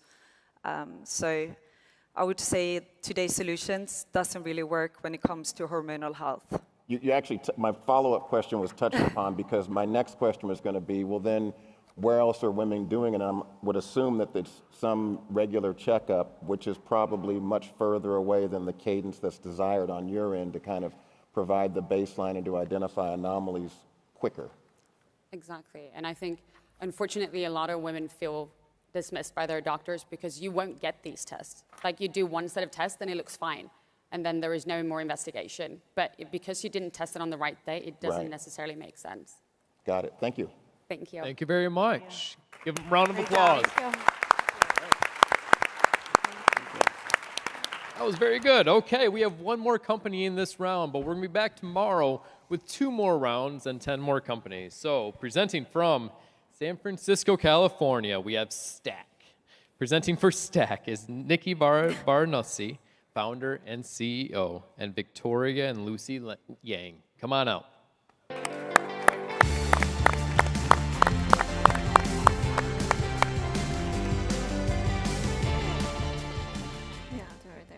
Always connected that way. 8 out of 10 of us have sent cash to a friend using a peer-to-peer payment service. That's over 150 million users transacting 1.2 trillion just this year alone. And 2/3 of those users have cash balances in their app. But who really benefits from those cash balances? Well, with inflation hitting a 40-year high of 9.1% in June, if you left idle cash in there, you just took a cut. And it's those same peer-to-peer apps that are benefiting from cash balances and earning a return, leaving nothing behind for their users. But it doesn't have to be that way.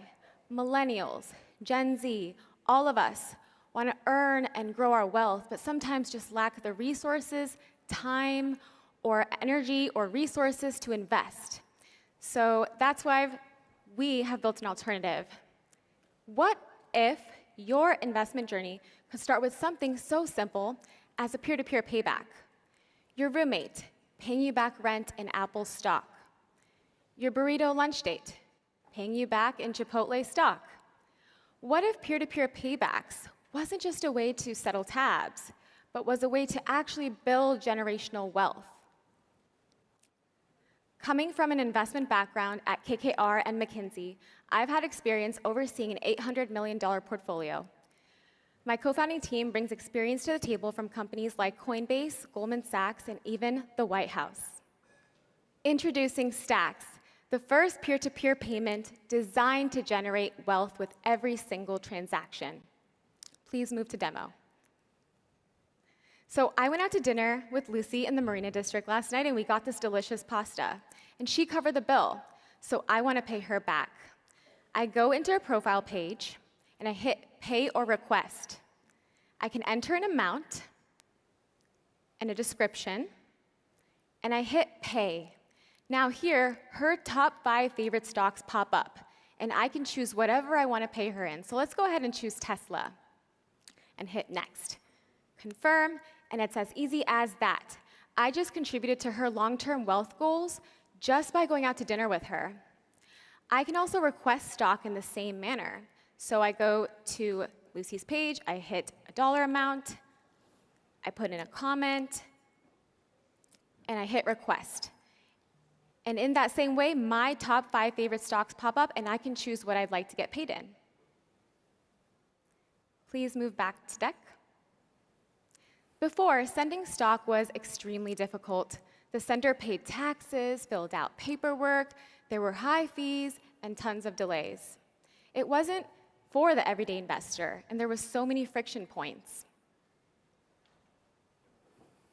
But at Stacks, we built a fast, simple, and secure way to send stock, and we're making it the new norm and bringing it mainstream. When I send Lucy stock, it comes out of my account as cash and enters her account as cash on the back end. It only converts to stock once she clicks Accept in her Notifications tab. So let me show you how that's done. Please move to demo. So Lucy goes into her notifications tab, and she sees a transaction from me in there. She can decline or accept. So let's go ahead and click accept. She has a few options in here. She can accept the stock as is, she can switch the stock to another one of her favorites, or she can accept it as cash. So let's go ahead and accept the Tesla stock. In this very moment, the cash on the back end converts to stock and starts investing for her. Let's just say one morning, Lucy wakes up and she decides, oh, Tesla is a little too volatile for me. I'm going to go ahead and choose to accept it as cash, which is a great alternative for us on our platform. Stacks is also social, and we make all portfolios and trades and transactions public, so you can like and comment on various transactions, and this is truly to engage in conversation about investing in your community. The ultimate goal here is to make investing less lonely, and we create data transparency that other platforms conceal and close off to their users. And by giving this power of data back to the users, we are truly democratizing investing. Back to deck. So not only is Stacks super fun in ways that you can grow your own wealth, but you can contribute to your peers' wealth and actually see it grow as well. So at Stacks, we're thinking of other ways to grow people's wealth, and we go beyond just peer-to-peer payments. Imagine a driver accepting shares of stock as they ride around via their rideshare app. Or imagine a bride and groom accepting shares of stock as gifts via their registry service. Even businesses will be able to plug into Stacks. And unlike other P2P apps, like Venmo, we've got you covered. We cover up to $250K of user cash balances and $500K of portfolio investments using our brokerage partner, Alpaca. And this is to make sure that our users feel 100% safe and confident when investing with us long term. Stacks dramatically changes the way people pay and invest by allowing anyone to turn every payment into an investment. By taking the habit that already exists of peer-to-peer payments and supercharging it with the ability to invest, we're bringing a whole new group of individuals into the markets and creating new ways that they can access it. So businesses, if you're interested in incorporating investments into your payments platform, contact us at hello@stacksapp.com. And for everyone else, scan using the QR code and download us today on the iOS App Store with the exclusive code StacksTechCrunch and get started investing today. Join us as we create limitless value with every single transaction. Thank you so much. Thank you, Nikki. Dave, can we start with you? Yeah, can you just talk a little bit about the setup? You mentioned Alpaca is your partner, and so you need to get cash into Stacks, and then you need to maybe set up a brokerage account. If you can talk just a little bit about getting set up on your product. Yeah, definitely. So when you're getting set up with Stacks, we're like any other brokerage, requires us to verify your identity, which goes through the KYC or Know Your Customer process. So in that sense, you're kind of creating your own Alpaca account or a brokerage account through Stacks, and that allows you to also trade on our platform, so you can buy, sell, as well as send and receive stocks. I have a kind of a related question. Thanks, guys. This is great. Anne asked another contestant about kind of network effects. And there were 2 points in here that I'm sort of struggling to get my head around. One is there's like a bit of chicken and egg, which you sort of have to have stocks to be able to pay someone. And someone can also choose to reject getting the stocks. So how do you think about creating this initial sort of liquidity in this payment app? Like, who are your early users that are creating that network effect? Yeah, and you make a really great point. And what we've done right now is that we allow any user, you don't have to own a specific stock to be able to send it. So in our process, you're actually sending cash from one user's account to another, and when the recipient accepts the cash, it converts it to stock. So we're basically cutting that journey when you're thinking about investing and bringing it down to like immediate. So you guys are making the purchase? Yes, on the back end, the cash converts to stock once you click accept. So it's up to the receiver, and the power is in the receiver's hand to change. Are you taking a cut on the transaction, or what's Currently, your we do not, yeah. Okay. So how do you make money? Yeah, we're really thinking about different ways of profitability. Currently, we're thinking about acquisition. So our main goal is to get as many users on the app, find value, and then another way is think about how to make money from that. Yeah. So I think long-term goals, we do think about transaction costs or other ways of making money in terms of like ACH and things like that. Yeah, and on the back end, there is a way to do it transparency to the PFOF model, which is payment for order flow. It's a pretty valid model in terms of a lot of brokerages, they use that, except they take advantage of the user funds and they don't do the correct spread between the bid and the ask. And so they take more than they should. So that's Robinhood and all these other platforms. We want to be extremely transparent to our users on how much we're taking on the back end and be completely ethical about that. So that's what makes us really different. Stacks is really about transparency and giving the power back to the user. So we want to make sure we're creating revenue in an ethical way, unlike other brokerages. Thanks. Yeah, I'm thinking about what obviously pops up for everybody's Venmo and Acorns that I have. And I'm thinking about Venmo, I have a lot of movement in that app every day, right? I look at my balance, I'm like, there's money in there. Then I look at who I owe, pay, or I send it back to my bank account, right? And so I'm not incentivized to keep money, right, on the app. And then when I think about Acorns, the automation setup, it's pulling from my checking account every so often, it's going into the funds.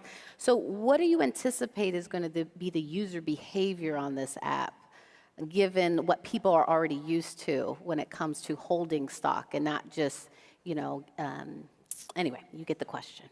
Yeah, definitely. I think what we really want to do is build out a whole banking ecosystem, and it starts with peer-to-peer payments. So when we think about banking ecosystem, you have your company you bank with, like your checking or savings account. We kind of integrate that into Stacks as well as your investment platform. So we're kind of feeding our new users, young people who are getting started investing or kind of like hesitant about investing, dipping into their feet into investing, and then bringing them into our whole ecosystem of products. So we're eventually building out a platform where we hope to, bring users and give them value in many ways. So that includes like getting interest from your banking, from the cash you have with Stacks, as well as your investments growing over time. Yeah, and what you said there is like key in terms of network effect.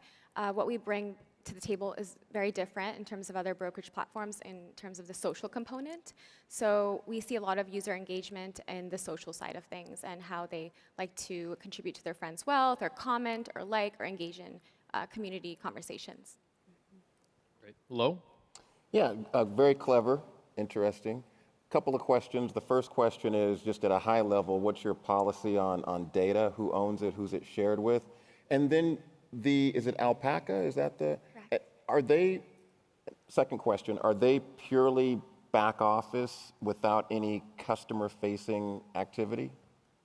Yeah, you make a really point. So we use Alpaca, which is our brokerage partner. They handle all of the KYC, processing our users' information, and so we kind of use them to build out the brokerage and the compliance side of our product. And they've worked with many other companies before in terms of companies that are going into the investing space, and so we really trust them as a partner. And then your policy on data usage, who's owning it, who's using it? Yeah, great question. So we basically don't store all of our information, user information, to our database. We store some information such as like your username, passwords, and things like that, but we use a third-party API to store our information. Yeah, and our ultimate goal here is to become our own brokerage. So we would be eventually moving off Alpaca and owning all that data and building out Stacks. Got it. Thank you. Yeah. Last question to Anne. Why do you think this is going to be a generational app for Gen Z? It's a good question. So the way that Gen Z moves and thinks is very differently. The attention span is different. If you're looking at Gen Z, for example, they're not going to buy a pair of jeans off of an ad on TV. They're going to buy a pair of jeans off TikTok of their favorite influencer wearing it and someone they can relate to and they trust. So the way that they think is very different, and Stacks caters to this group of people because you're following otherwise people who wouldn't talk about financial decisions or investing. It's all transparent. And you can follow influencers who are making trades that you trust, and you can mimic those trades and understand what they're doing with their finances. So instead of reading CNBC or like Fox News or articles about stocks, they prefer peer-to-peer information, and that aspect of it is really the key component of Gen Z right there. Right. Awesome. Thank you so much. Give them a round of applause.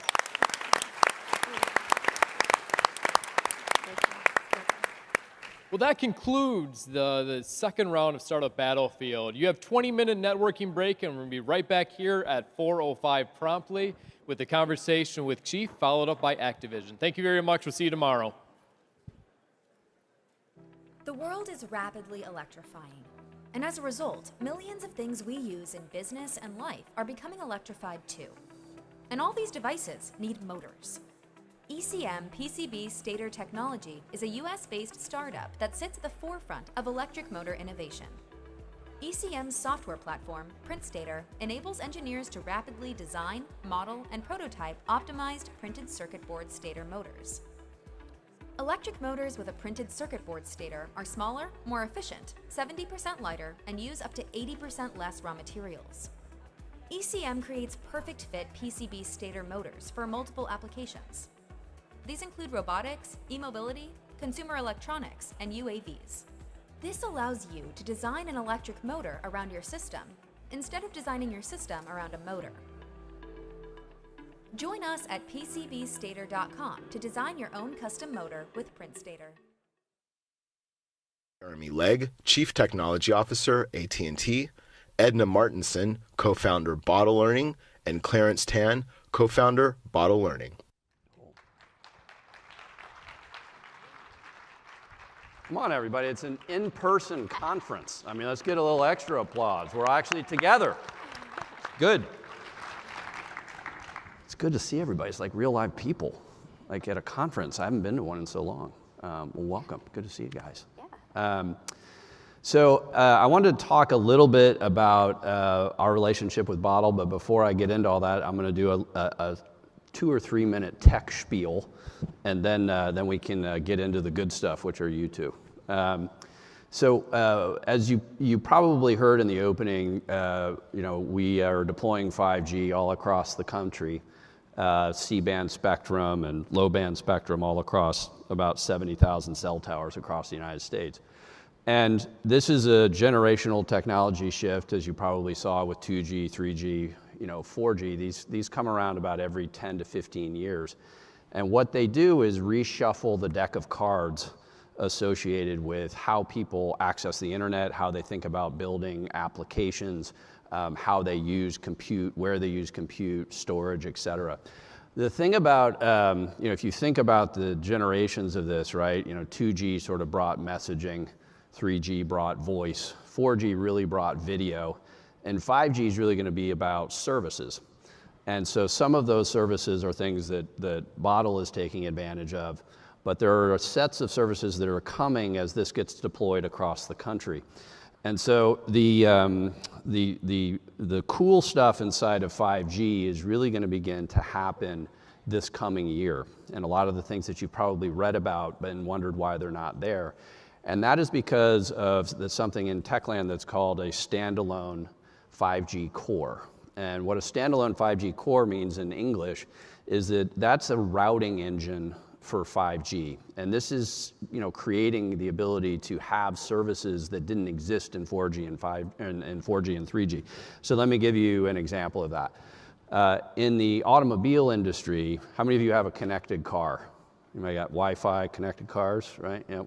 San Francisco, I would have expected a few more, but there's a lot of that happening. Well, as these cars essentially begin to turn into smartphones on wheels, they're going to be consuming connectivity in a very, very different way, whether you're talking about autonomous driving or precision or things like that. The other aspect of it that's very different in 5G, however, is the Netflix stream that your kids are watching in the back of the car, should that have the same level of service as what the car needs to actually navigate on the road? The answer is no, in case you were wondering.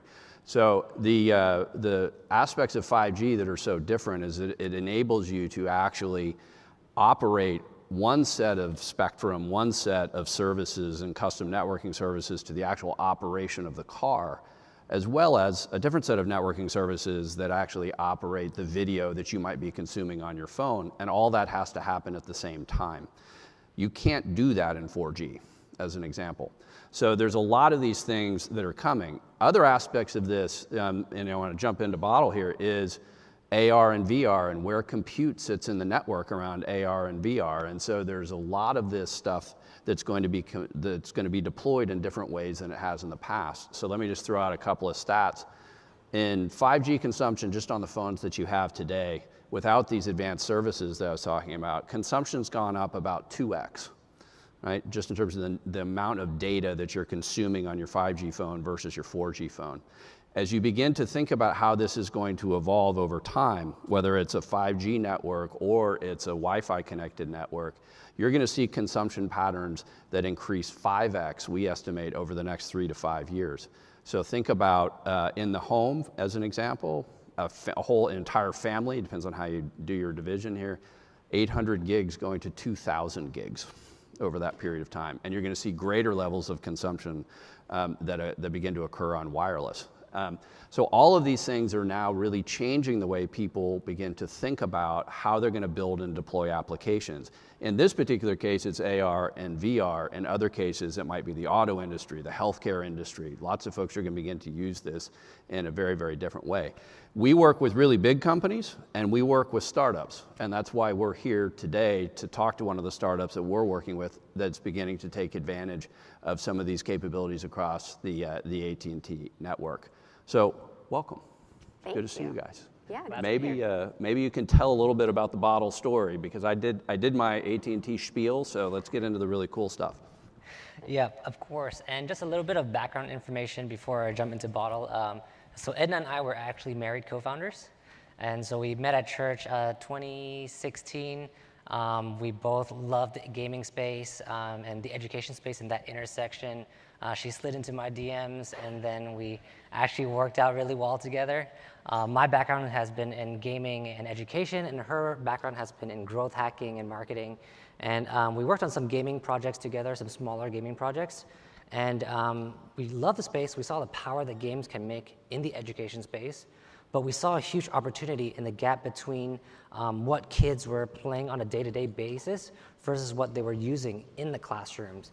And so while we were chatting, we're like, hey, if we're going to do this right, if we're going to try something new, let's go with a thesis of let's go pure engagement, pure gaming first, because that's what kids really connect with. And the thesis is if we can get kids to give us their attention, if we can capture their attention, we can figure out all the learning stuff afterwards. And so that's what when we started Bottle. And what Bottle is, it's a kids gaming platform for education. And what that means is that we take educational curriculum used for like math homework, reading practice, assessment and tests, and we embed that into games, real games that we develop and kids enjoy. And then we connect a back-end platform for teachers and classrooms to be able to draw data to save time on reporting, save time on homework, but also take that data and run it through some machine learning algorithms to automatically change the content level to match each kid's individual strengths and weaknesses. Yeah, so to give a real world example, imagine you are a 4th grade teacher with 30 students in your class, all on different levels. Some might be on 2nd grade level, others on 3rd, others are on grade level, and it's your responsibility to catch them all back up and make sure when they're leaving your 4th grade class, they have mastered 4th grade skills. So Bottle allows you to take specific content for each student and deliver it to each specific student, and then also save a ton of time in the creation and grading of homework and tests. And because it's being delivered through a game, kids love it. They're playing in the classroom, outside of classroom settings, and all of that data is going back to teachers and parents to keep them. You should brag a little bit about consumption, so you should give a few of your stats on how many people you have using this. Yeah, so when we kicked it off the first year, we signed up about 50,000 kids, and that was in 2020. And then last year, we signed up 1 million kids, and then now we're just crossed 3 million kids. I think we're signing up 15,000 kids every single day right now. Yeah, and what's really special is shout out to AT&T because they believed in us before we'd even launched. So the relationship started, we got accepted into the AT&T Aspire Accelerator, which is specific to EdTech companies. And this was early on. We had an MVP. We were doing pilots. And this, well, first of all, we got $100,000 in funding, which I was telling you backstage, back then it was like, we have 9 months of runway. This is awesome. And then along with that too, it's just, we started the company in Kansas City. That was our little network, but through the AT&T accelerator, we then got a national network of investors and other edtech entrepreneurs and ecosystem builders, to where it would have taken us a lot longer to build that network without. Yeah, we work with a lot of startups, a lot of big companies, and we learn a lot from both. So your success story has been wonderful. Maybe talk a little bit about COVID, because while it was a miserable experience for me, I'm sure for you and everyone in the room, there was a silver lining in it as it related to consumption of the application and the need to deliver education remotely. So maybe just talk a little bit about what role COVID played in this, successes and failures associated with going through that period, which I know we all hope is over. Yeah, absolutely. So to take it back, we graduated from the AT&T Aspire Accelerator December, and then we launched the Bottle platform early 2020. So the timing was perfect for what COVID did to the education space and remote work, remote learning. And so when kids all went remote, we just had thousands of educators looking for fun, engaging tools that they could use to help engage their kids and make sure they're not, slipping and falling further behind grade level. So that's where we went from 2,000 to 50,000, students registered organically. And so that first year, we definitely saw that. The success was just, we launched at the perfect time to be able to meet a very serious need in the space. I would say one of the failures and learnings was, at the time, we launched with a web platform, and connectivity and accessibility are a big thing, and I know AT&T is focused on that. But so part of that is that not all kids had laptops, Chromebooks at home. They can only get on adult's device, a mobile device. And so with things going mobile, we were still on a web platform. And so one of the things we'd wished we had earlier was that iOS and Android versions. And that was a big focus and learning for us that first year, and we're able to launch that at the end of the year. Yeah, I think what it did from an AT&T perspective is that, let me answer it on the tech side and then answer it on more the human side of it all, is it changed speeds, so symmetrical speeds versus download, upload speeds, and the discrepancy that historically existed in that, because everyone was consuming applications like this or video conferencing and things like that. And so it's changed the way that we actually deploy speeds in the network, because upstream is as important as downstream, and that didn't used to be the case. It was always downstream. Now it's now it's upstream. On the human side of this, what it highlighted for us was the digital divide, and the fact that a lot of families didn't have PCs, that remote learning became such an important component of all this. And so this is where we've leaned in with a lot of different organizations across the country to try and help with the digital divide. And I think it also highlighted for the government the importance of this, since you're now seeing some of the infrastructure bills that are coming down to try and help with the digital divide. And so we're obviously a big part of that and trying to enable connectivity for all Americans. Yeah, I think what was great was, while we're focused on getting this on as many platforms to make it more accessible for students, that there were bigger players in the space like AT&T that were working on that connectivity. And this is just a use case in education. I'm sure, I'm curious to know what you've seen in other industries as well, and how they've taken advantage of 5G and what you've been doing. Yeah, you're now beginning. One of the things about 5G is that it's going to be an iteration. It's going to take years for this to play out. But the initial thing that's happened is that a typical cell tower would have 10,000-ish simultaneous connection capabilities. 5G actually moves that to millions. So as you begin to think about what's starting to get connected cars, Internet of Things, all these things, anything that's got a SIM card in it, the ability to manage those connections across nationwide as well as worldwide infrastructure has really changed. So as an example, when the vaccines were being shipped, well, we tracked where the vaccines were and how they were actually being shipped and where they were actually being shipped to, because you had to manage all that through a set of network infrastructure.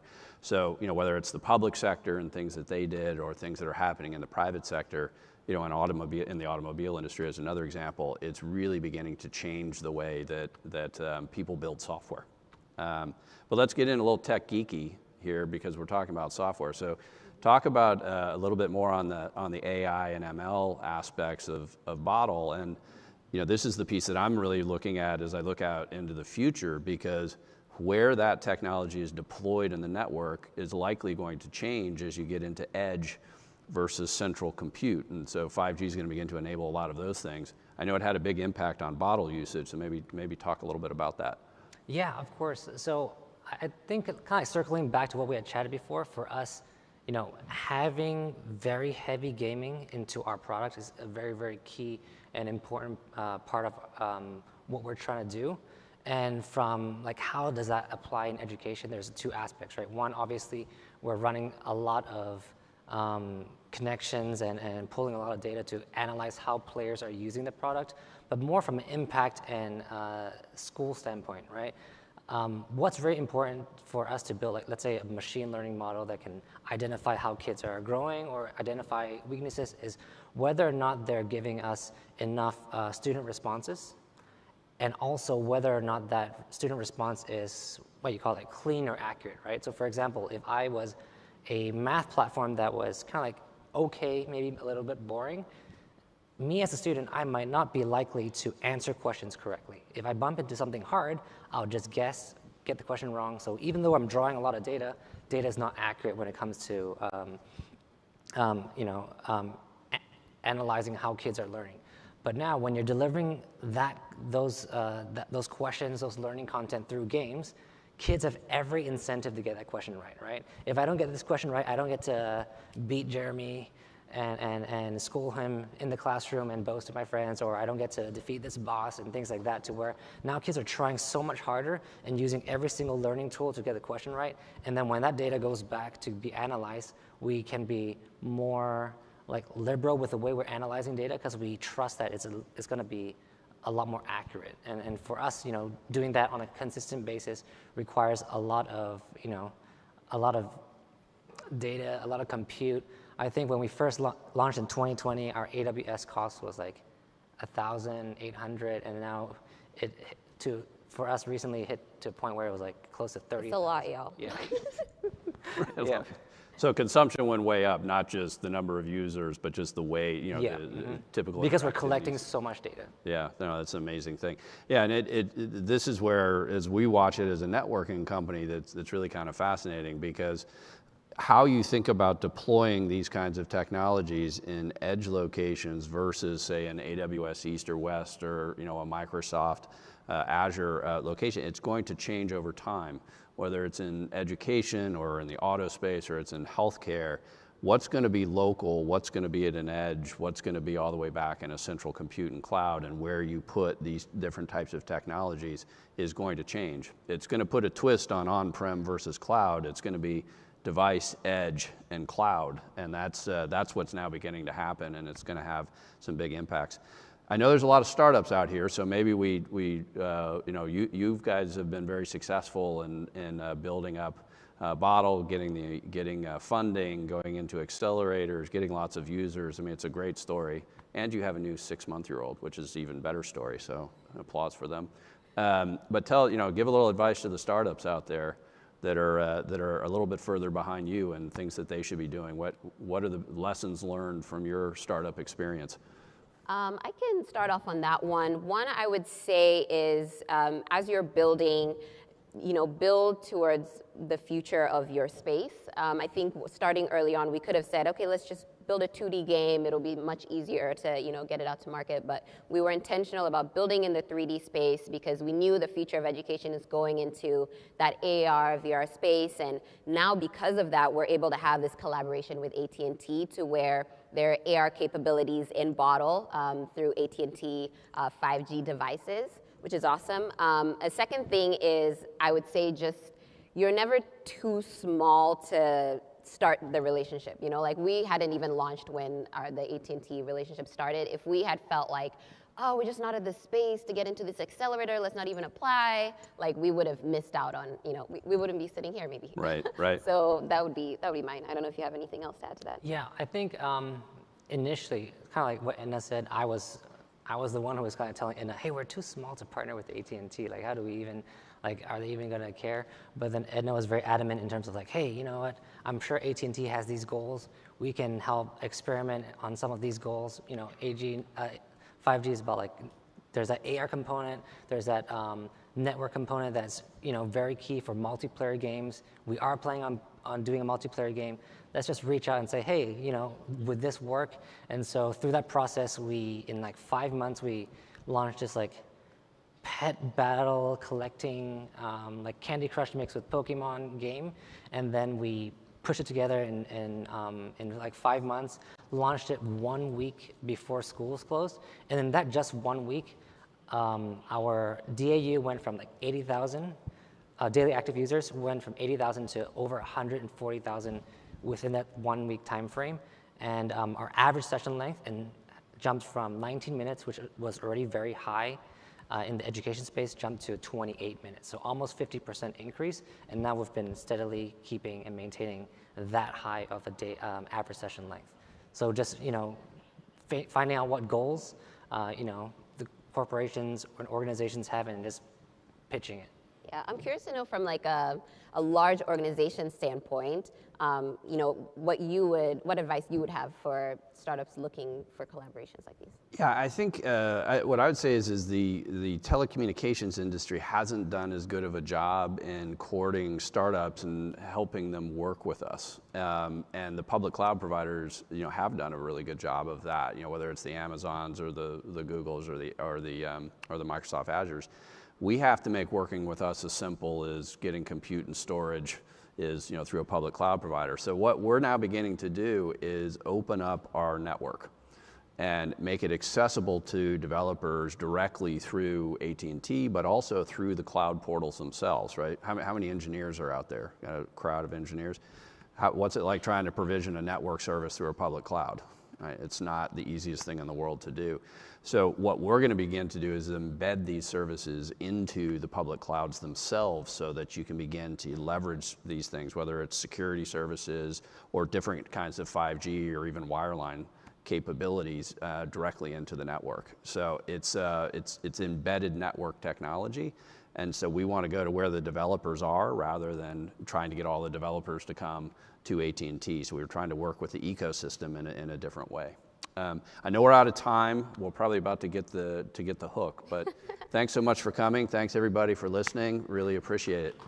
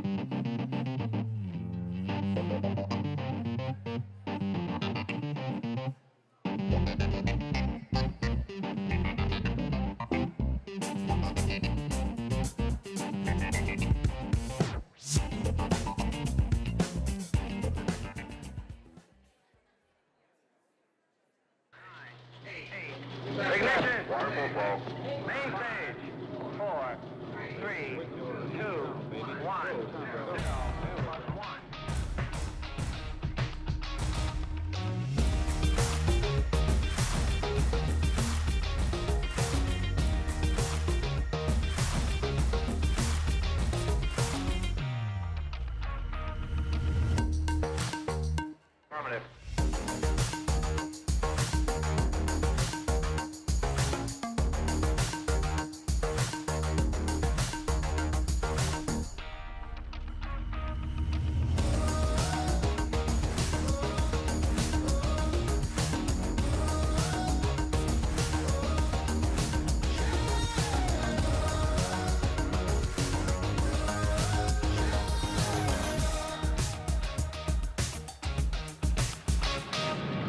Keep going, baby. Still rising.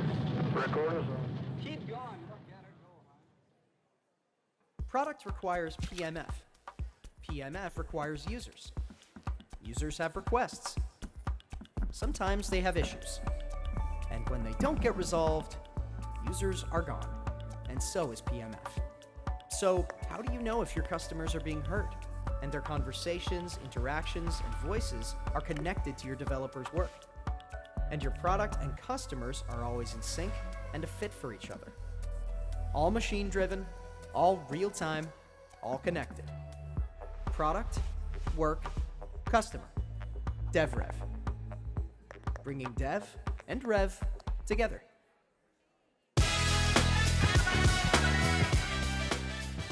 May I have your attention? Please welcome back TechCrunch Deputy Editor, Jordan Crook. Wow, thank you. Thank you again. My pleasure to walk on out here, doing a lot of hard work today. It is universally accepted truth that women are superior to men. Yeah, and our next guests truly understand that. They've created a $1 billion+ business that is all about an exclusive, high-powered women's network, and they're gonna come talk about it better than I can. So with that, please welcome to the stage our co-founders of Chief, Carolyn Childers and Lindsay Kaplan, and your moderator, Natasha Mascarenas. Warm welcome.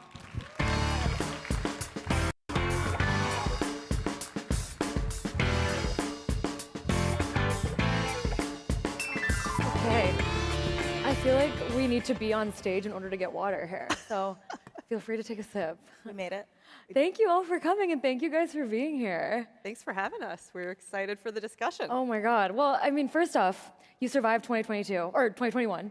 You're into 2022, and I mean, the thing that came to mind when I saw that you guys are coming to disrupt is your biggest competitor just left the market. The Wing, that I would say is the biggest competitor, shut down earlier this year. What kept Chief alive? What has kept Chief so long-lasting throughout all the years to now, a $1.1 billion company? Yeah. I don't know, would say that was actually like our biggest competitor. I think, for us, we were excited to have a lot of momentum in organizations that were focused on driving women into, positions of power and about empowerment in that way. And so I think for us, we're just excited that we're continuing to, fight that mission. And for us, I think the biggest competitor, honestly, is time, because what is kind of unique about what Chief does is we focus on senior executive women, very specifically. So VP level and above is the best way to describe it, which is like the movie trope of the busy woman. And we really focus on the community coming together to support each other through your biggest professional and personal challenges, a lot of leadership development. And I think because we have been more focused on that segment of consumer and true leadership development, and we always like to say we're a community that happens to have a space, not a space that then tries to build a community. I think that is what has allowed us to endure, especially during 2020, 2021, when spaces were closed. And so it allowed us to actually kind of thrive through the pandemic time, because it was a moment where people needed community more than ever. It is this unique tension, because I agree, community was needed more than anything last year, and it was kind of the word of the year, to the point where it became the hype of the year, and now it's the stress test of the year. And so even if the Wing isn't your direct competitor, I'm curious how you kind of navigate the fact that so many startups are in the world interested in your community or kind of around it, and if not trying to get your members directly, trying to preach kind of the similar kind of mission and market. It's a marketing game as well. And I don't know if there's something that you would want to add there too, Lindsay. Yeah, I think when we talk about women, right, it seems like this is for women. That's half the people in the world. Chief is for women who are executive leaders. And so carving out a niche of women who have very particular needs around mentorship, networking, workshops, events, what they need is very different than just going out and saying, we're building a community for women, right? And so, you know, there are a lot of incredible organizations out there that are catering to different groups. And I think we found near and dear to us a need that wasn't being met by the current communities, networks, or groups out there. Yeah, I mean, huge 2022. You crossed 20,000 members, obviously raised $100 million at a $1.1 billion valuation, opening up your SF office this week and expanded to the UK this week as well. So thank you for all the news. I want to know what, like, kind of the state of the business right now in terms of what you charge and kind of just, the different revenue streams. Because to me right now, it's still this membership-based network, looks the same as it did when you launched. Is there a reason you haven't necessarily expanded in terms of the monetization while you haven't kind of the locations? Yeah, I mean, so just to explain it a little bit of like what Chief is and what we do, we are a membership model, so annual membership fee. Yeah. For 70% of our members, it is sponsored by the companies that employ them. Which is super key, right? Like, I think there's a lot of like B2C in this space where the person needs to feel driven enough to apply and pay the money. And it's an interesting like B2C to B model that we have created. So you're convincing employers to pay. Well, in the same way that, you know, an employee would go back and say, I really want an executive coach, or I really want to go to a conference. They can go and say, I really would love to be a member of Chief. And where an executive coach can be $30,000 for a 6-month engagement, you get a lot of the leadership development that you would get from something like that, plus access to this broader community. So employers have actually very much stepped forward, and there's even, you know, quite a lot of companies that now are saying we'd love to do a direct B2B relationship. Yeah. And it's so important because companies say that they want women, right? Like every single company is trying to make sure that they are creating this diverse workforce, and yet we bring in women into boardrooms, C-suite, and then we're like, here you go. Can you mentor some people when you get here? That's the thing, because and you're going to feel like the only person in the room, and just deal with it. We'll get you an executive coach. Right. And so companies are really eager to make sure that their executive women are sponsored, and they're extremely happy for them to engage with Chief. Yeah. I always wonder like how you balance even advice between, do I become an advocate for this marginalized group that finally made its way to the boardroom? Or, you know, I'm here, how do I aspire and now take over the CEO position instead of this position? And I don't know how, like, when that translates into a product strategy, this is when community gets super difficult, prioritizing community. So tell me a little bit about how you're thinking about that now that you're in this, like, late stage startup game. Yeah. Well, I mean, so there are 5.5 million women who are VP level and above in the US, and we have 20,000 members. So there's still like a ton of opportunity for us to build what we hope to be the most powerful network of women in the world. So still lots to do there. But I think for us, it is truly one of our very core values is time travel, which is both at the meta level of, you know, it's going to take 200 years before women are equally represented and want to time travel there, but it's also at the micro level of, how do we give value to somebody really quickly? And so where a lot of other communities, you know, the product is the person, and so they're really focused on like average time spent. We're actually like, as little time as possible that you can come in and get exactly what you need from Chief. That if you need somebody to give a recommendation of an employment lawyer, if you're looking for somebody to talk to about a new job that you're just taking, like how do we make those connections really, really quickly? So that the time to value is like really, really short for people to really be able to immerse in what we create. Right, there's always this question of like, is this just a really fancy Slack group that I'm joining? And I think a lot of people have been burned by a community too, where they feel like they were pitched something else and then they kind of get there and it's like, well, yeah, it's the people. And so, I mean, how are you measuring your success if it's not gonna be time on the platform? Well, and that's why it's so important when people join Chief. So we look at community really broadly. We have 20,000 members, but we also have 10-person peer groups. Okay. Right? And so we hyper-curate groups of 10 they meet monthly with an executive coach, and that becomes their personal board of directors. So you have 10 people who understand where you're coming from, understand your challenges, who probably aren't from the same industry, role, or function as you, and are really adding that cognitive diversity. So we have these incredible 10-person groups. From there, we have larger communities that are meeting up in people's hometowns and cities. And finally, we have that big network of 20,000. And so there's different layers of engagement, but it all is rooted in that group of 10 where you can really unpack issues that nobody else really around you can help you understand and won't necessarily hold a mirror up the way that that group can. How specific are you trying to make these 10-person groups? Do they need to all have the same love language, or is it? How do we pick the 10? Yeah, we put all Geminis together. That's what I'm thinking. That's the most dysfunctional of the groups. No, Libras unite. She's a Gemini. She's a Gemini. It's said with love. It's a 20-person group. Gemini joke. So we hyper-curate by making sure that people are, first of all, at the same executive level. Okay. Title is kind of BS, right? So we're really looking at strength, length of impact of your career, how many people do you manage, how far up the chain are you, how big is your budget. From there, we are bringing together people. Again, we do VP, we do C-suite. We tend to cluster that level together, and then we purposefully bring in people from different roles, functions, and industries. Because I don't need 10 other marketers around me. I can easily go out. I already have 10 marketers I know. What I really need is somebody who has deep expertise in finance. I really need somebody who understands legal to really give me that full diversity that helps me get better perspective and can make better decisions as an executive woman. So there's a lot of curation, but it's actually to bring together people who get it, but who can give back different advice. Yeah, okay, got it. I mean, and there's peer groups, there's just general peers, workshops, meetups, conversations. Any other products that I'm missing, or even as you look to the future that you're thinking about right now in terms of making the membership something that's living and breathing and changing? Yeah, I mean, I think one of the biggest things for us has been really unlocking. A lot of times the community moves faster than we can move. And so what's been really amazing is how much when you actually open up the technology for them to create meetups, for them to create the conversations, for them to create these discussions, how much that has actually opened up everything within Chief, that we ourselves can't be the ones programming every interest that everybody would want. And so that's been really fun to see.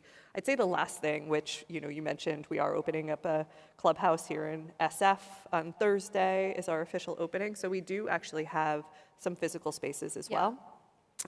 This will be our fourth that we're opening with the additional one in here in SF.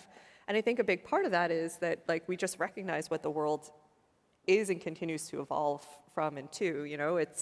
It was obviously all virtual for everyone for a long period of time, but now people really do want to be able to have that blend of, I want to be able to tap in, get the value no matter where I am, but I also want to be able to have in-person connection. And so I think a lot of what we focus on is how we can create that right blend. I know, I was going to kind of ask you an annoying question about the SF office, which is, it's expensive to build an office, and if you don't have to do a physical space right now, can you just avoid it as a founder that's in a market that is telling you to save all your money? And it kind of looks like Chief is playing offense right now, which is smart, but at the same time, how do you choose when to spend on something like a new beautiful SF office versus, I don't know, hiring more salespeople? Yeah, well, I mean, I think the amazing thing about where we have gotten as a model is that you don't have to have the physical space in order for people to get the value from Chief. So, we launched fully nationally at the beginning of this year, which means we have 4 spaces in 4 cities, and yet we have women that have joined across every city across the US. So you do not have to have the space, but as we start to get density in certain locations, and we know that there's meetups that are happening within that community on a regular basis, we can actually facilitate some of that and make it even better and a more elevated experience after. Instead of the original model where we had to create the space and then the community would be built, we can now do it in a different way that is a, just better business model for us, for sure. Totally, and I mean, speaking about the business model, the membership ranges from 5,800 to 7,900, depending on level. Is there any plan to, increase that with physical spaces, or how does that again, talking about the business model, how does that change as the company scales and grows into its valuation, honestly? You've hit this unicorn status that gets the headlines, but we learned from this year that that's also brings a lot of investor pressure, which I want to spend some time talking about. Yeah, I mean, we do have, so the prices that you just quoted, it is an additional $1,000 if you want to have space access. And what we have found is that people, like, even if you don't have a space within your city and geography, you are still often adding that on because everybody's traveling now, and it actually is really nice to have that third space. But the bulk of the value, obviously, and the bulk of what companies are really paying for is, that professional development and the community aspects together. Yeah, for sure. Lindsay, I know you think a lot about brand and how to make sure it evolves over time. And when someone signs up for Chief, they probably got a very different experience the first day than where you are today. If we skip another 5 or 10 years, how do you hope the product changes and keeps up with making sure the membership is worth it for someone? Well, I think the core of the brand stays the same, which is so related to our mission of changing the face of leadership. Yeah. What that looks like is going to evolve, right? Our community started with 200 incredible women in New York, and now we are 20,000 strong. And so what's really exciting is, as the network gets bigger, it's more powerful, and it's actually a more powerful experience for our members. So we know it evolves, and we know it's shifting, but as Chief gets more powerful, we're excited to see more members taking on C-suite positions, creating the ripple effect in their organizations and changing the world. Yeah, I mean, during our prep call, I was saying I have like a million ideas of ways you can expand, and I'm sure you both do too. But one I was thinking is like, okay, so right now the people who get accepted are C-suite, C-level executives, accomplished VPs or equivalent executive leadership, and 15 years of experience, which is a really high bar. There's more women entering these positions, but why not go broader? It's a question I'm sure you get all the time, but is there any kind of thing coming up that's going to help you guys or make you guys want to go broader? Someone who's a year in versus 15? Well, I'll say this. One of the reasons we want to make sure it's vetted and it's for executive women is because of the experience we've had where you get to this level in your career where it's like, welcome to the C-suite, so we're going to need you to mentor everybody, right? And we're going to need you to run an ERG. And suddenly the person who has all of these new challenges on their plate, in addition to that, you have that mentorship that you want to do and you feel obligated to do. And so we really wanted to make sure we had a vetted community where people had true peers, because the mentors need to mentor each other. So really important for us to do that in order to create a safe space and confidentiality. I think there's definitely a world where, again, if our mission is to change the face of leadership, we started with women who are already leaders, who can create that ripple effect, because time travel is so important to us and we want to make a difference today. But it's certainly, part of a longer, bigger plan for us to think about what comes next and who else can we impact in the near future. Right, because I imagine there's even more of an impact if you get the person who wants that position, or even like founders too. I mean, the audience is full of them. I'm sure there's founders who want to be accepted into Chief, and they're not right now able to. They definitely are. I mean, it's the way that we look at it is both the length and impact of your experience. So like, it's not that if you don't have 15 years of experience, you can't get in. It's actually the impact that you're having, which could happen a lot earlier in somebody's career. So there's definitely an opportunity for people to join. But to Lindsay's point, like, our mission is to change the face of leadership. We have started in a very specific demographic that we personally understood what those challenges were. We wanted to feel really vetted. We're at 20,000 members of 5.5 million in the US, so there's so much opportunity there. But our mission is very big, of changing the face of leadership, and that opens so many opportunities of what we can do over the lifespan of Chief. I'm so curious if there was like a certain challenge or moment that made it, it was such BS that it made you guys want to start Chief. And I know that's kind of an origin story question. We're gonna need so much more time. But tell me, like, and some whiskey. Yeah. Everyone has that awesome, really shitty This is experience. But what made it be like I guess what is the challenge you want to answer? What do you not want to see happen to women in leadership right now? Honestly, I think for me, the stories are not about like what happened to me personally. It was when I started to get in the room where decisions were happening, and I realized that there were differences in the way that conversations were running for different people within the organization. And like, that was just a really eye-opening thing for me to say like, okay, and why I wanted to start with senior executive women in particular, of just getting more of that 5.5 million women who are VP level above truly in positions of influence, and the ripple effect that that could have was a just really interesting place for us to start. Yeah. What about you? I signed so many NDAs. No, I'm kidding. I found myself having a kid at home and feeling so much pressure of being this model woman VP. And really, as like an anti-authoritarian person, wanted to just like break out of that, and felt really trapped, and felt like I didn't have a group of friends that I could talk to that understood the challenges of what it was to be an executive and to carry this weight of caregiving. And so for me, just wanting to find other people and feel less isolated and less lonely was really inspiring, to meeting Carolyn, understanding that we both felt similarly in our careers, and trying to find other women that could relate to me, help me, so I had the strength to go back and mentor others.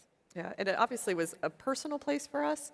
The second we announced it, we just had thousands join the wait list. We now have close to 60,000 on our wait list. Which, can we talk about, are your investors super patient? I imagine that they're like, can you let them on? That's all money that's waiting for you guys. Why 60,000 on the wait list? It's amazing. The thing is, the member experience is most important. So when you ask about growth, when we think about, we've only scratched the surface of 5 million women in the US, it is so critical for us to make sure that members are really loving their experience, getting value out of Chief. 80% of members say they feel more supported once they've been a member of Chief in their career. Over 50% of Chief members have had a compensation adjustment or promotion since joining Chief, right? So we really want to make sure that we're focused on their experience before we just open the floodgates and make it bigger. It's kind of the mistake other communities have made, right? Like, there is that really exciting burst of interest, but then a lot of us are more like, I wouldn't say ambitious than we think, but it's like good intentioned. You get there and then you don't really invest the same way. Which I guess, to end on this, before I want to talk about one of my favorite topics, which is girl bossing, metrics of success. What are we tracking right now? What's in the pitch decks or the LP updates, or sorry, investor updates? Yeah, I mean, I think for us, the things, and it kind of goes to this question that you were asking before of like, why not let in 60,000? For us, the number one thing is like the value that is being felt and generated from our existing community. It trumps growth in all conversations. And in many ways, I think we were in very fortunate positions of, as we were fundraising, we found the right investors that also felt the exact same way. And so it's truly around like that impact and all the measurements we can have around the impact, and ultimately then retention of the community. Did Chief, I'm curious, like, if Chief has fully recovered from the pandemic, even though it's still existing, like the months when things stopped and there was the pivots, like, do you feel like you've kind of completely shaken that off, or is it still kind of existing in the back as a ghost? I think it honestly helped us as a business more than anything, because we went into the pandemic in a very in-person experience, which required a lot out of our members. Like, you had to come to a physical space to get value. And we found ourselves at the beginning of the pandemic in a place where, like, in order to continue, we were definitely at the like high end of every list of our investors of what's going to happen to this company, and not like the good list. It's not the good list you want to be on for your investors. And like, probably the most proud moment I've ever had as co-founders that we've ever had, of how quickly our team really pivoted into how do you still get value from this in a virtual world. Yeah. And that is just a much better experience for our members, who now like can tap into it wherever they are, and it's a better, like, easier scaled model. So I think in many ways there was real silver linings that happened because of the pandemic for us. Did it help your diversity numbers? I mean, that's something that I think I'm impressed by with Chief right now, but I'm curious if that's kind of as a result of the pandemic we're seeing it. Well, I think it allowed us to expand. And so when we started Chief, we looked at the reports that said only 18% of women VP through C-suite identified as a woman of color. Yeah. And so pre-launch, we were like, let's double that, right? So we need 36% of our membership. I think we're tracking around 35% of our members right now. And by the way, it's not just diversity of membership. We're also looking at retention. of all of our members to make sure that when women join Chief, they want to stay in Chief as well. But it absolutely helped us in terms of getting out of metro areas and being really thoughtful about women who, again, that movie trope of the busiest woman in the world, if we can somehow now allow her to connect, join Chief, and be a part of this network wherever she is, it allows us to bring in so many different people from different walks of life who really need Chief without that, boundary of needing to take the subway to our original place in Tribeca. Which brings me to my last area of questions, which is girl boss. How do you guys feel when I say that term? Do we like it? I just want to look around and say, show of hands for anybody who has identified themselves as a boy boss. Good answer. I see no hands. and to me, that's it, which is we don't use the phrase boy boss. We only use the phrase girl boss because we've put women in another category instead of just assuming that a woman can be a leader. And so I don't like the phrase because of that. I don't like thinking about, women in leadership. It's just leadership. And so how can we celebrate women, not tear them down, not infantilize what it is to be a woman leader by calling them a girl boss, and truly make sure that women can lead and do it in their own way. As we were creating Chief, it was actually, we were, debating across a few different names, and we would talk to people about, we're thinking we're going to go with Chief, and they're like, that sounds really masculine. Are you sure that's the right name for what you're about to build? We're like, that's the point. Yeah. One of my favorite VC firms, Graham and Walker. It sounds like a law firm run by two white men, but it's a female-founded VC firm, and they just wanted to immediately test your biases, and so I completely resonate with that. The reason I bring up girl boss is, a lot of women who have been in charge of billion-dollar companies have also been scrutinized by the media, by their employees. I mean, we've seen those stories about the Wing, Glossier, Away. And I wonder, as two women in charge of a billion-dollar company, does it feel like a ticking time bomb? Does it feel, I'm sure you're not waiting for it, but are you thinking about it, the scrutiny? I would say that there's a few things that go through our mind. One is, yes, that you see some of your peers that are going through something like that, but I also think that we recognize that we are a very mission-oriented business. We have a very clear mission, and I think that there is extra scrutiny that goes on companies that are very mission-oriented in general, that what they do internally, or what they say externally, they are also very much mirroring internally. It needs to fit, yeah. It needs to fit. And so I think for Lindsay and I, that has always just been forefront of everything that we have thought about as we've thought about the teams and the culture and what we want to build. That was just really important to us from the get-go. That I think we have actually felt more because of we are a mission-based company than being women CEOs or women founders. Yeah, I don't think it's a time bomb. I think it's us thinking about making sure we're always walking the walk, practicing what we preach, and being human first, always. How have you made sure you're practicing it internally as well? I know that diversity-wise members, it's 35%. Does that reflect in your employee and executive team as well? Yes, exactly. Yep, all the way up through our board.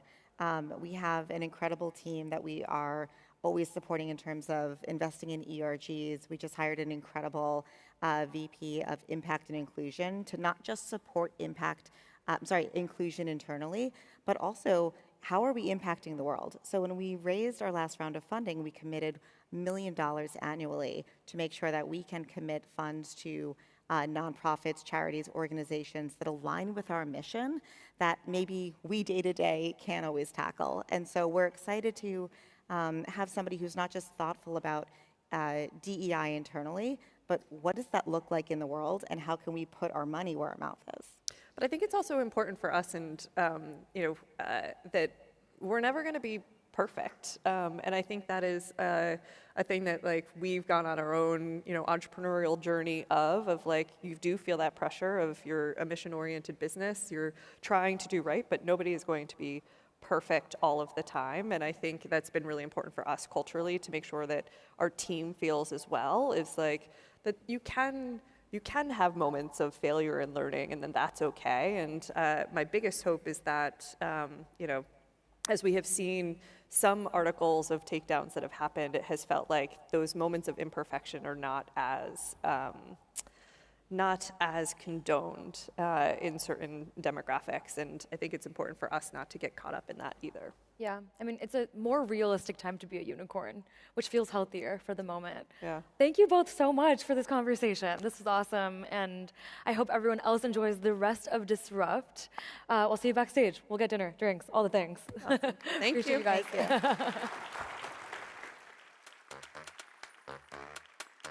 Thanks, Christina. It's true. Everyone saves time when you share your Calendly link. But you can get way more out of Calendly.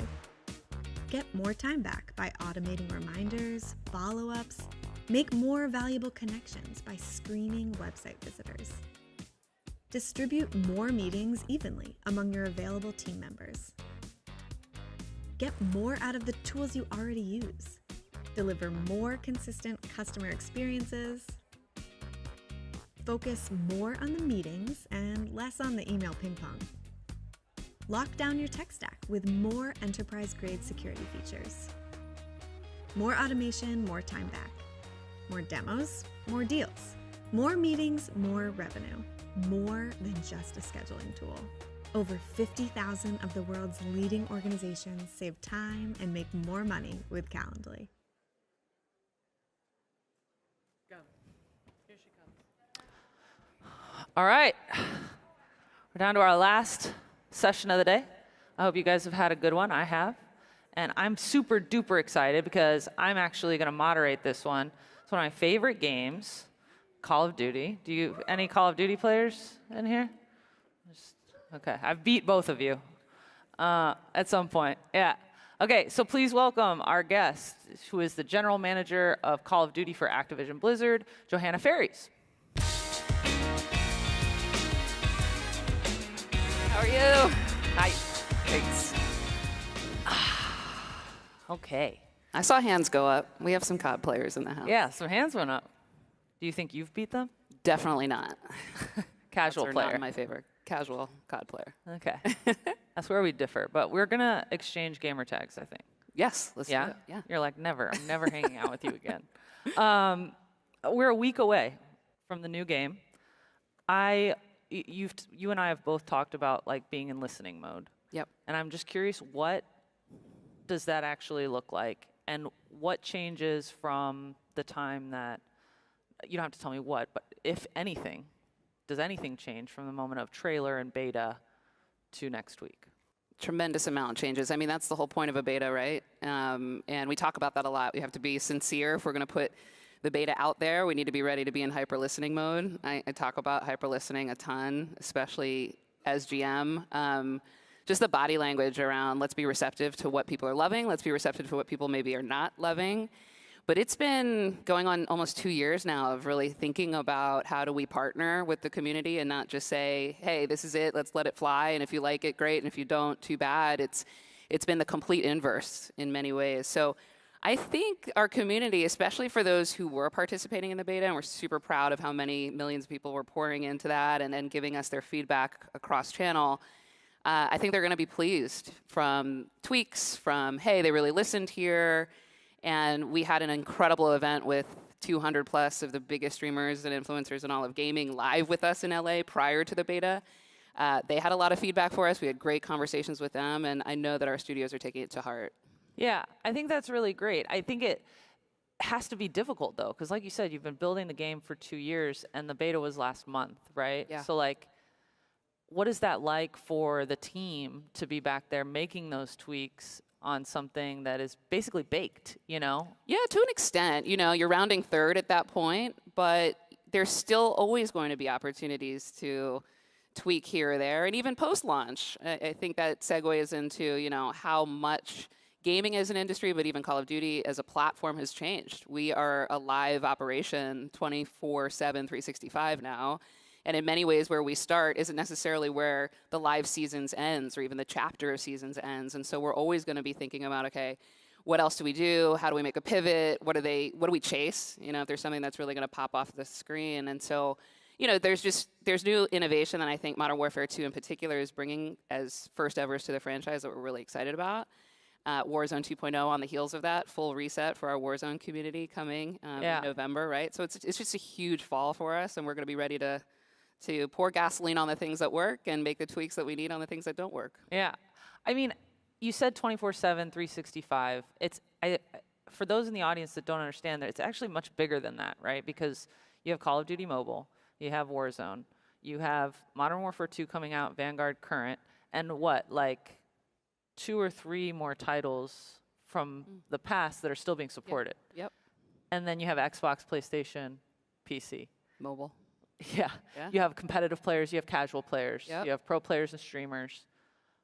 Who wins, right? Like you can't, everyone wants something different. Yep. Everyone cares about something different. First, what generates the most revenue and what takes up the most resources? It's such a great frame. You've given me a little bit of a softball there because we are now just this entertainment platform that has to make very specific choices about what content do we put out, how do we manage a calendar of that scope and size. Our Call of Duty mobile community is lighting up in regions of the world that we weren't really dominant in or present in or growing in or trying to grow, frankly.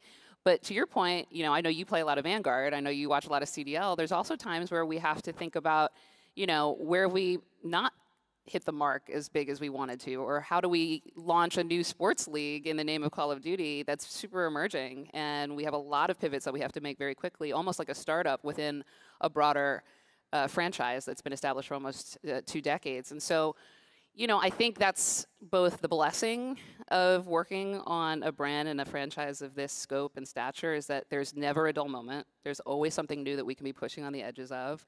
Modern Warfare 2, in many ways, we've said, sort of opens the door to this entirely new way of engaging with Call of Duty, a new step change innovation for the medium. At the same time, we're going to continue to learn. We don't always get it right. And so we have to just continue to think about, to your point, where do we want to be 3 years from now? Where do we want to be 5 years from now? There's so much more we can still be doing. So we try and think more like learners, even though we have 2 decades under our belt, because we're growing in many different ways and dimensions. And so how much does the yearly release schedule play into that mindset that you're talking about, right? Because it feels like if you're launching something new every year and you do feel pulled in a lot of different directions, pivoting constantly, that can be exciting. It can't always be sustainable, and it doesn't necessarily set you up for regular success. It sets you up for that learning that you have to do, right? Sure. So is that something that we're forever going to see out of Call of Duty? And how do you think about that in the framework of where do we put our resources? Yeah, the yearly annual release that's coming here in just a few days is bread and butter Call of Duty, as we often say. It's really been the hallmark of the franchise to be able to pump out this blockbuster form of interactive entertainment year in and year out. At the same time, we have shifted as a business model. Our consumer expectations have changed. The marketplace has never been bigger for how our competitors are raising the bar as well.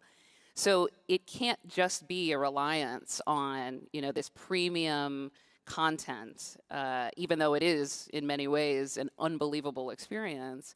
What we do in the weeks thereafter, what we do with the remaining Warzone seasons coming on the heels of that, what we do for a free-to-play player might be really different than a CDL venue goer.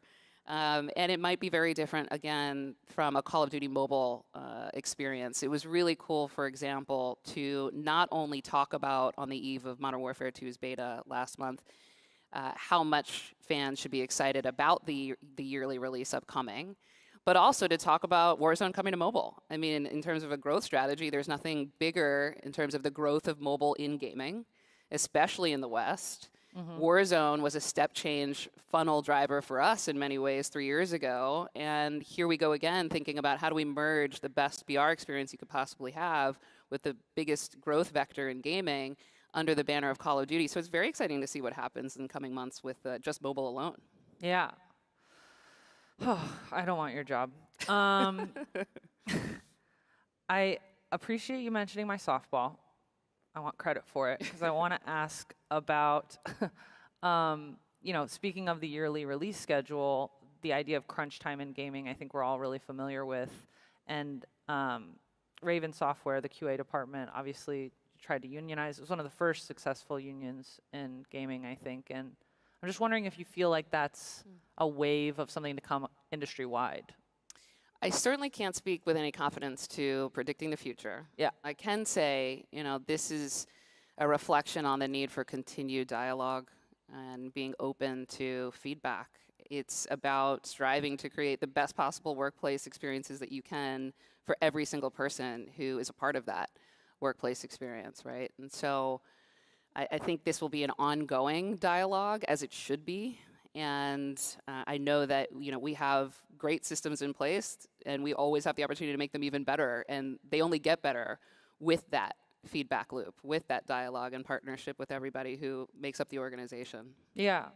And I mean, I think also you coming in kind of with fresher eyes, you were in charge of the CWL and the OWL, right?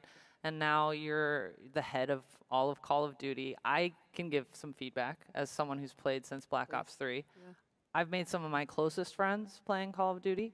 I've also had some of the worst and most toxic experiences of my life playing Call of Duty.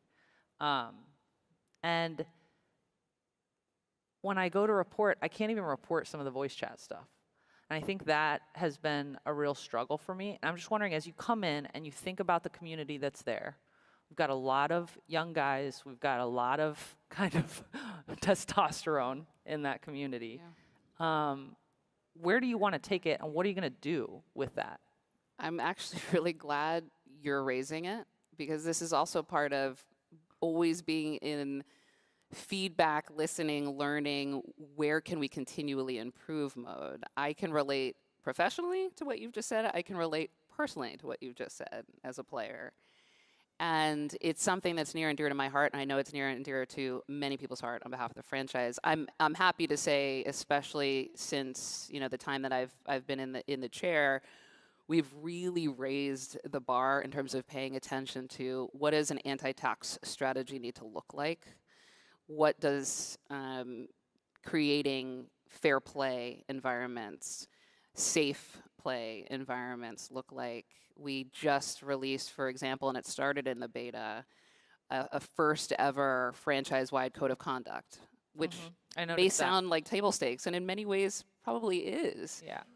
But it's here now, and we have a full operation focused 24/7 just on anti-toxicity, and how do we layer in machine learning tools, how do we layer in human mechanisms to make sure that we're monitoring for the ability for you to better report, for the ability for us to reward good behavior, not just penalize bad behavior, and do it in a timely way. So there's more to come on this, but I was really proud to see, in addition to Ricochet and a lot of our anti-cheat, anti-hacking initiatives that we've rolled out as well, which go hand in hand with the experience for players, our anti-toxicity focus is one that is a masthead going to this upcoming launch and for years to come, and we're putting the best systems in place to make sure that players have the tools, but also have, again, the incentives to continue to raise the bar of what it means to play fair, to play with respect for everyone, to play with integrity. Yeah, because it does feel like there are a lot of people, I've noticed a change. I've noticed a change, whether it's the community growing up or it's society kind of being more sensitive to things and thinking them through first. So I have noticed some of those changes. I wanted to ask for, on behalf of the audience though, because you mentioned machine learning, like, how interested are you in startups who can do natural language processing and maybe weed some of that stuff out, or do something around matchmaking, right? You guys are experts at making games, and obviously you have other skill sets for making other stuff, but for the peripheral stuff, we have a bunch of geniuses out here who would probably love to have a conversation with you about it. Is that something? It's fair game, right? Activision Blizzard's a tech company at the end of the day, right? And gaming is technology writ large. I think it's always at the forefront of our minds, not just for Call of Duty, but for the entire portfolio, to think about who's at the forefront, where else can we leverage new tech, new thinking, new tools and systems to just either optimize what we already have or create new white space that we haven't pursued yet. So I mean, that's personally been the highlights of joining the company in the last 4 years that I've been here, is that there's never an idea too small. There's never a tool that's lacking in relevance. We're gonna study up and think about where the next echelon of better comes from. So it's awesome to be here, and I think we're always open to that. Well, I think a lot of folks in the audience would argue that Web3 might be one of those tools, right? Obviously, gaming is a huge kind of on-ramp to blockchain-enabled technologies, crypto, NFTs, et cetera, kind of the list goes on. I know you're not going to tell me your Web3 strategy, but I'm just curious how you guys are thinking about it at all. It goes to the prior answer, right? I don't have much to share today, unfortunately, but it's always something that we're going to keep a pulse on. And everybody's trying to figure out their strategies in these new ventures. So we're paying close attention. Right now, candidly, I'm 150% focused on launching Call of Duty. In a week? And yeah, in just a few days, people who have Modern Warfare 2 are going to get into campaign really early. So in many ways, this feels like part of launch week, right? As we open the doors to campaign in a couple of days, and then we've got Warzone upcoming. So we have plenty to focus on there, but we're always going to be studying up. Is it okay? Last one on Web3 then, because is it fair to say that most gaming companies would not be incentivized to do anything with Web3 because it would decentralize what is their proprietary technology, which is what they make money on? I could understand the theory. Like I said, not for me to opine, because I'm really focused You're so good at this. on my IP, but it's true.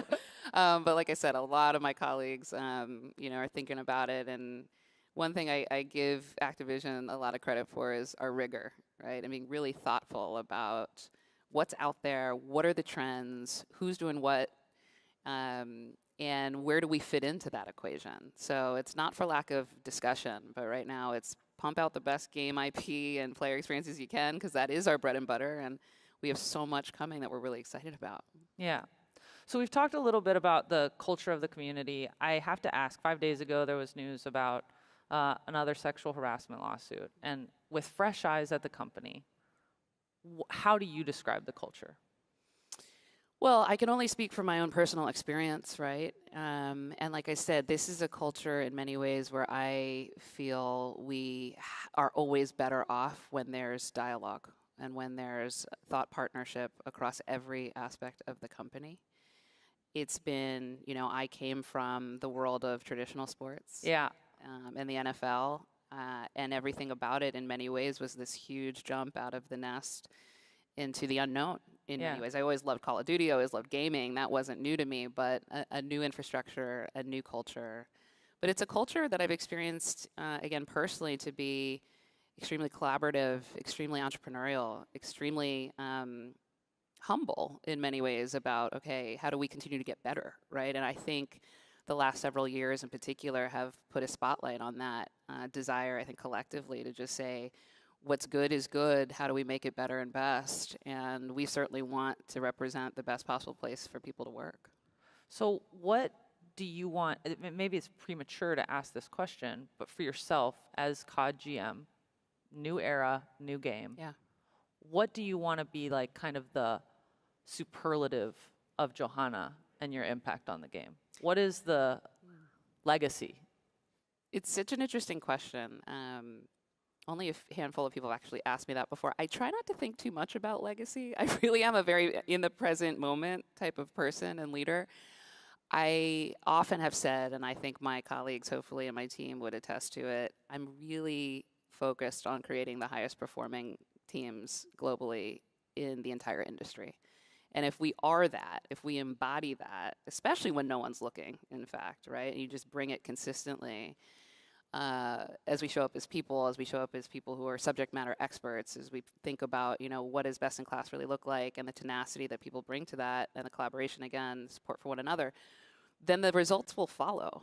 And I would love for us to look back, especially on this moment that we have with Modern Warfare 2, and like I said, a completely new era in many ways for Call of Duty looking ahead, to say, wow, we took what was already such an incredible platform and we opened the floodgates to new growth we weren't even expecting again. And we did it because we were an incredibly high-functioning, high-performing, very supportive team. So I really hope that that's the legacy, to be honest, to have an impact, but to really, as I often say, disappear into other people's great work. Yeah. I mean, that does seem to be the call sign of great leaders. Can we talk a bit about Microsoft? And I know that that's all pending. My real question has to do with Call of Duty. Activision has always had a very special relationship with Sony and the PlayStation. Microsoft isn't Sony. So what does that mean for that relationship? Look, I think it's my duty and my responsibility, and also I'll tell you my reality to say the public statements are out there, and I defer to them because as much as you think I'm sort of making that statement up, I'm not. I am so focused right now on the next few hours of Call of Duty. Right after I get off the stage, there'll be more to focus on for launching Modern Warfare 2 and more. So I really do, kind of feel in many ways our team on the Call of Duty side in particular, we're excited. We're excited about what we're building. We're excited about what Activision Blizzard has already built. It's amazing to be considered as we are as far as the strength of our IP in the portfolio. But it's kind of refreshing to be heads down on launching great IP, right? Yeah. And let the chips fall as they may. But great partners across the board, great platforms. And like I said, from console to PC to mobile, right? And then to what's next. It's our responsibility to just make sure we're showing up for the player.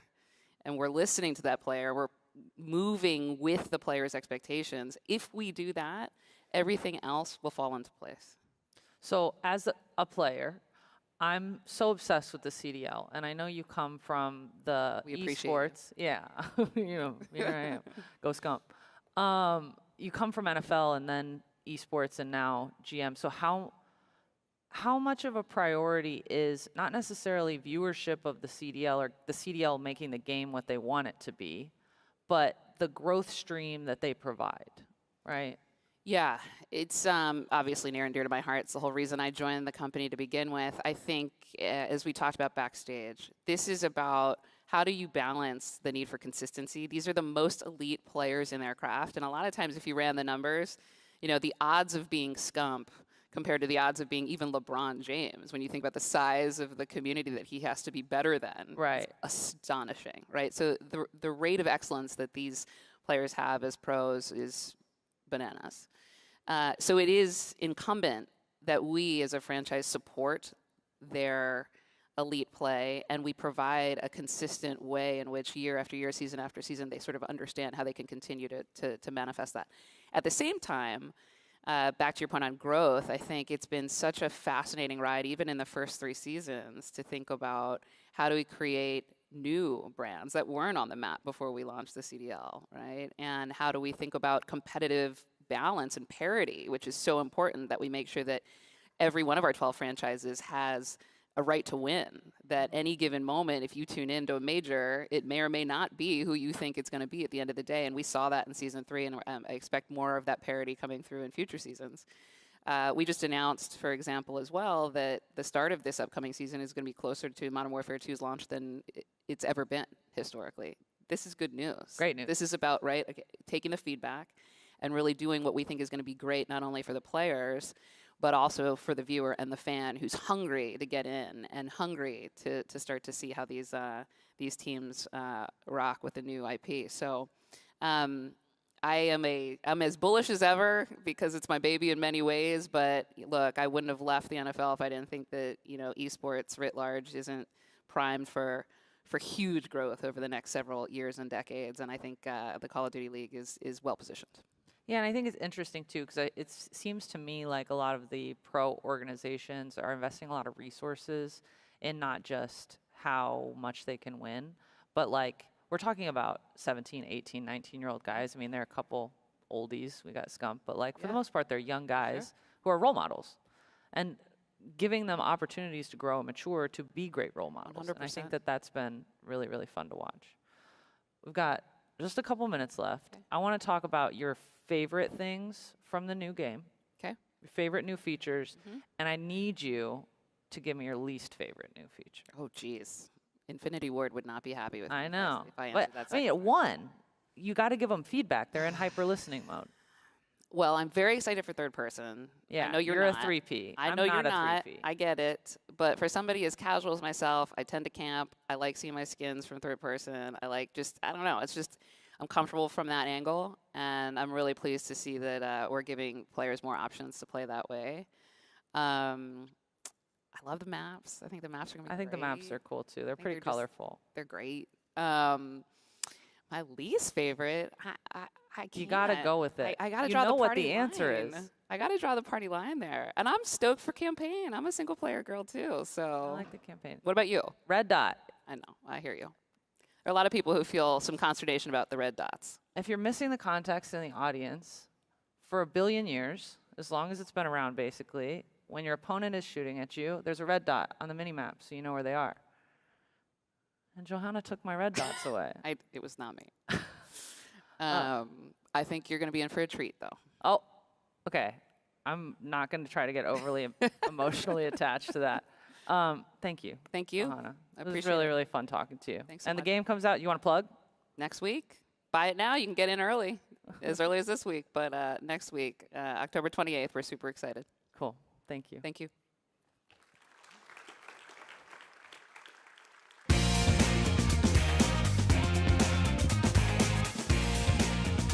May I have your attention? Foxo Please welcome back Technologies.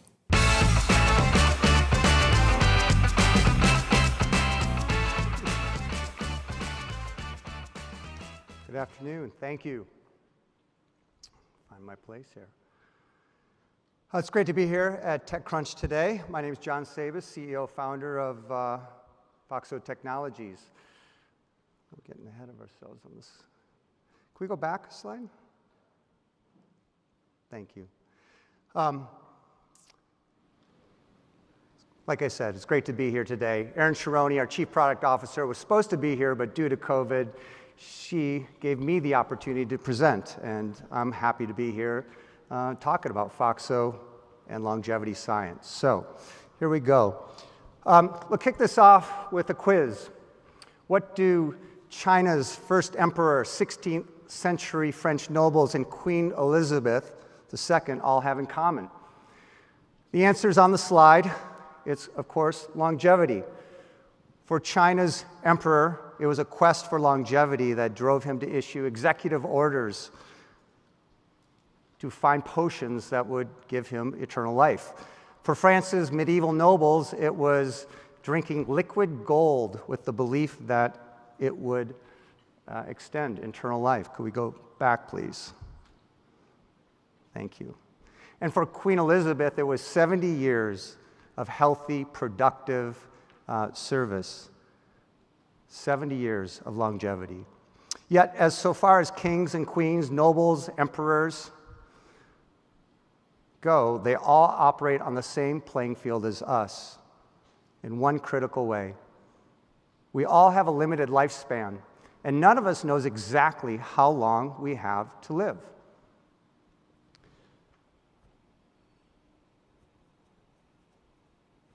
In fact, many of us don't like to even think about it. We don't like to think about it in contextual terms, such as how many times do we get to ride around on this blue planet Earth around the sun? It's a finite number. And with all the modern marvels of modern technology, the one thing that has changed so dramatically is increased life expectancy due to modern medicine. But I'm here to tell you that the best is yet to come. In 2003, the human genome was decoded at a cost of $3 billion. And that decoding of the human genome led to luminaries speaking of the biological century, where we could expect revolutionary developments in precision-based therapeutic and diagnostic medicine. But over the years, it's felt like those promises have been unanswered.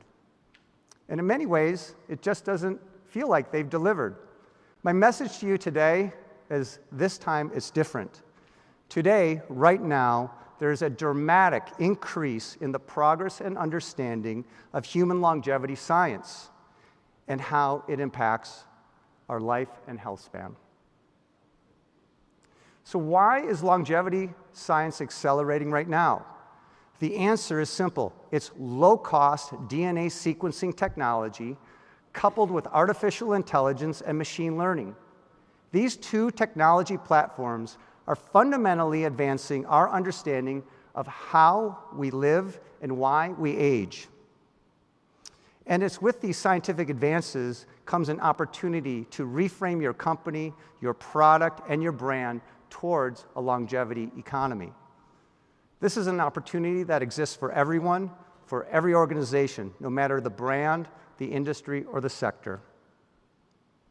We at Foxo are a longevity services company commercializing molecular biomarkers of health and aging in the life insurance industry, one of the largest, oldest financial services industry in the world.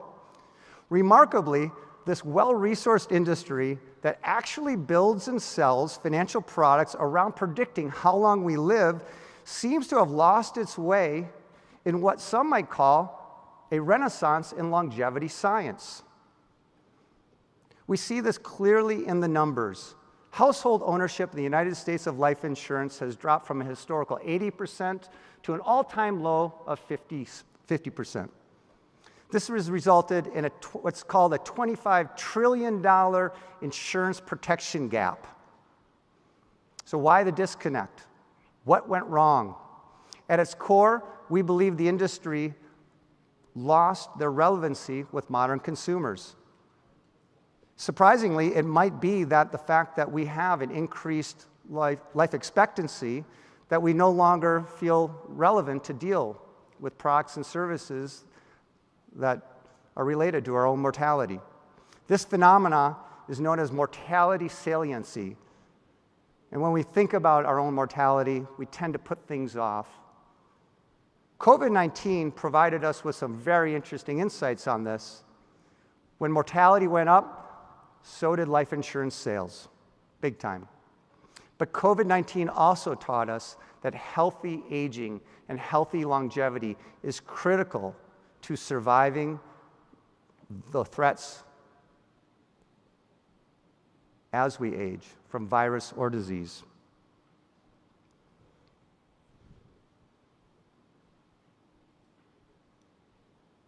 We see the future of life insurance to be very exciting and regain its relevancy with and through longevity science.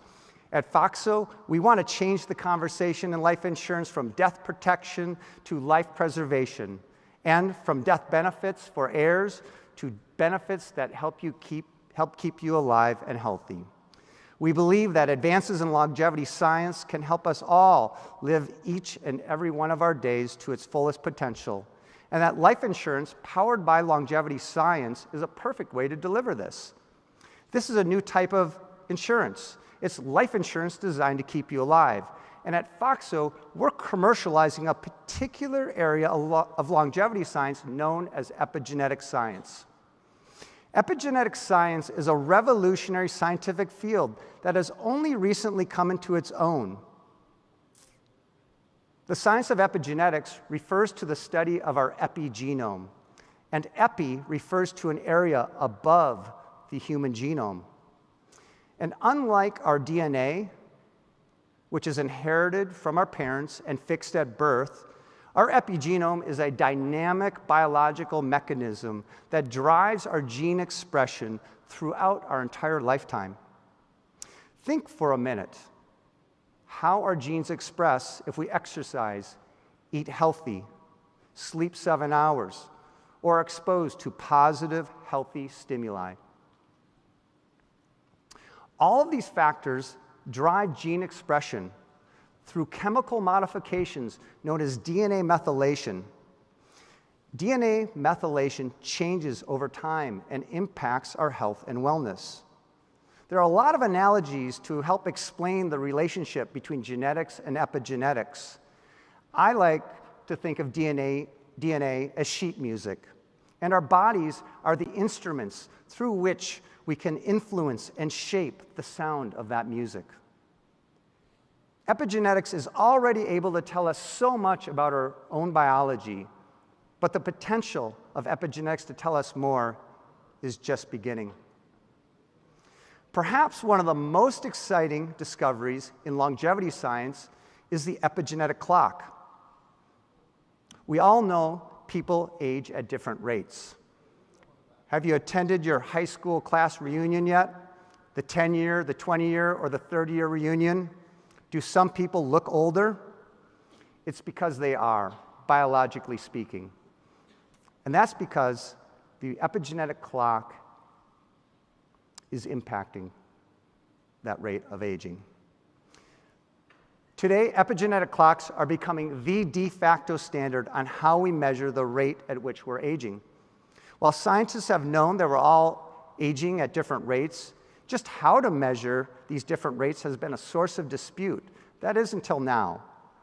The researcher most credited with the discovery of the epigenetic clock is Dr. Steve Horvath at UCLA. Dr. Horvath is a trained geneticist and biostatistician and is also an identical twin. Dr. Horvath was interested in explaining the difference between himself and his genetically identical brother. It was through this inquiry that he discovered that we have all distinct patterns of methylation that predict how old we are chronologically. It was Horvath's follow-up work where he further parsed the DNA methylation patterns to distinguish different rates of biological aging among persons of the similar chronological age.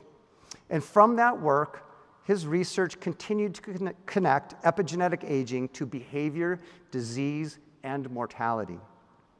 So, what Horvath discovered was that while we're all aging in a fairly predictable rate based upon how many times we've gone around the sun, there are distinct individual rates of aging that we can see at a molecular level, and they are directly related to what we eat, smoke, sleep, etc.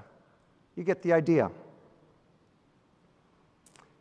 A recent book by Dr. Morgan Levine of Yale Medical School, who happened to complete her postdoctorate work with Dr. Steve Horvath at UCLA, is a pioneer in developing epigenetic clocks. And she writes how the epigenetic mechanisms are driving the aging process and what strategies we can embrace to slow down or even reverse aging. She writes, the power of biological age is that it gives you a glimpse into the possible future, one that you have the power to alter. Slowing the aging process, Levine writes, occurs by not smoking, not drinking, exercising, eating more plants, less meat, and subjecting yourself to less stress. So goes presenting.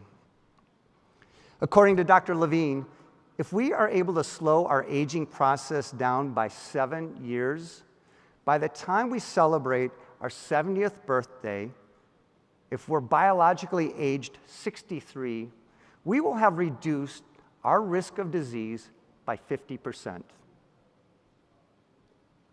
Another longevity researcher, Dr. David Sinclair, describes in his book, Lifespan, the informational theory of aging. Sinclair writes how our cells receive their molecular functioning instructions from the epigenome, and that losing those instructions results in cellular dysfunction, disease, and age. Sinclair maintains that only 20% of our longevity is genetically determined. The rest is what we do, how we live our lives, and increasingly, the molecules we take in. Researchers like Levine and Sinclair are working to extend our longevity by finding different molecules or therapies that can stabilize or even reset the molecular information that keeps our cellular functioning healthy and robust. The reason? Other than occupational hazards or adrenaline junkie sports, aging is our single greatest risk of disease and mortality. Thus, by definition, if we can stabilize the aging process, we can decrease our risk of disease and mortality.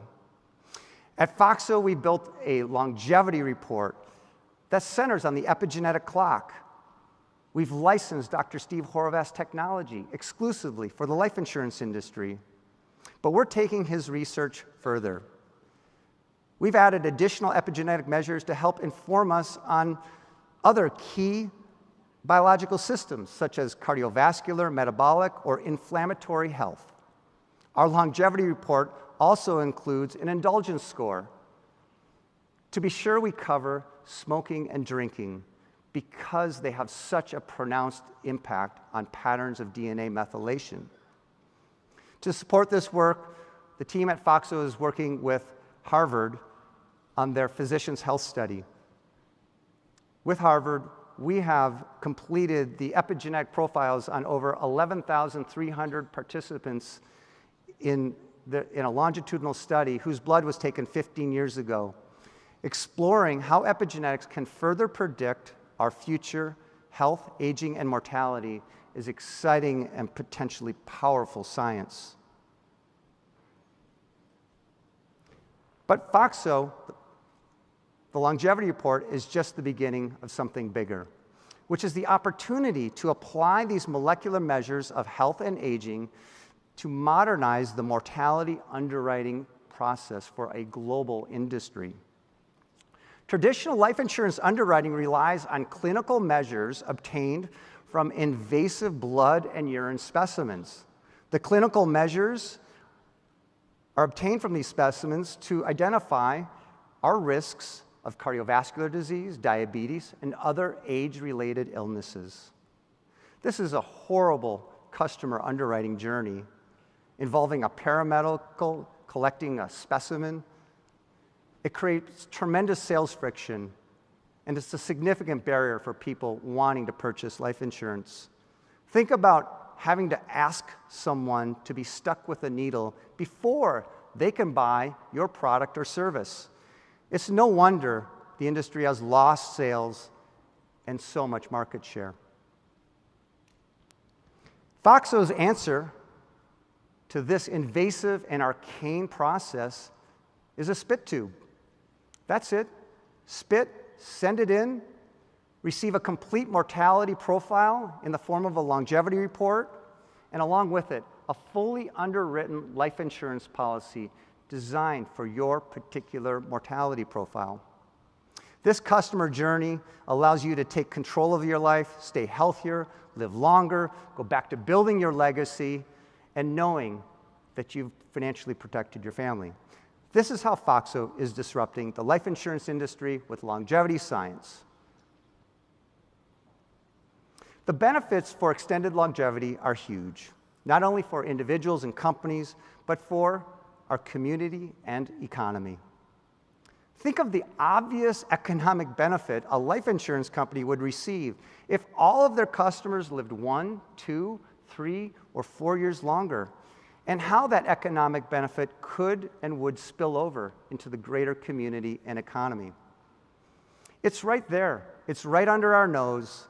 We just have to recognize and embrace longevity science through a lens into our business strategy as we shape our products, market them, and roll them out to consumers. Extended longevity has the power to unleash untold economic value. Our life expectancies have been rising, but so too have our medical expenditures. We are now at a point where we need to focus on health span, not just lifespan. That value, reported in Nature in a recent study, suggests it could be worth over $367 trillion over a decade if we could just extend healthy life expectancy by 1 year. Similar studies say the same. This is an untapped economic value that we will simply unleash into our community and economy by bringing improved prosperity to future generations by focusing on healthy longevity. It's an interesting fact that by focusing on our own personal healthy longevity, we can actually free up resources for the greater good. More resources for schools, more resources for healthcare, more resources for the environment, and so on. And of course, for most of us, on a personal level, spending more time with our family and those we love through healthy longevity. As Sinclair has said, why wouldn't I want another 50 years of life? It's because I'm finally getting the hang of it, and I couldn't agree with him more. Today, we can laugh about French nobles drinking gold in search of everlasting life, And it's easier for critics to do the same by poking fun at Silicon Valley's renewed emphasis on longevity. But let's be clear, we aren't here to spread the notion that we can live forever. We are here to help people live better, longer, through the products and services we offer. Thank you.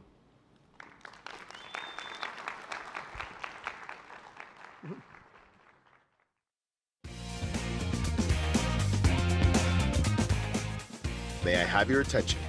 Please welcome back TechCrunch Editor-in-Chief, Matthew Panzarino.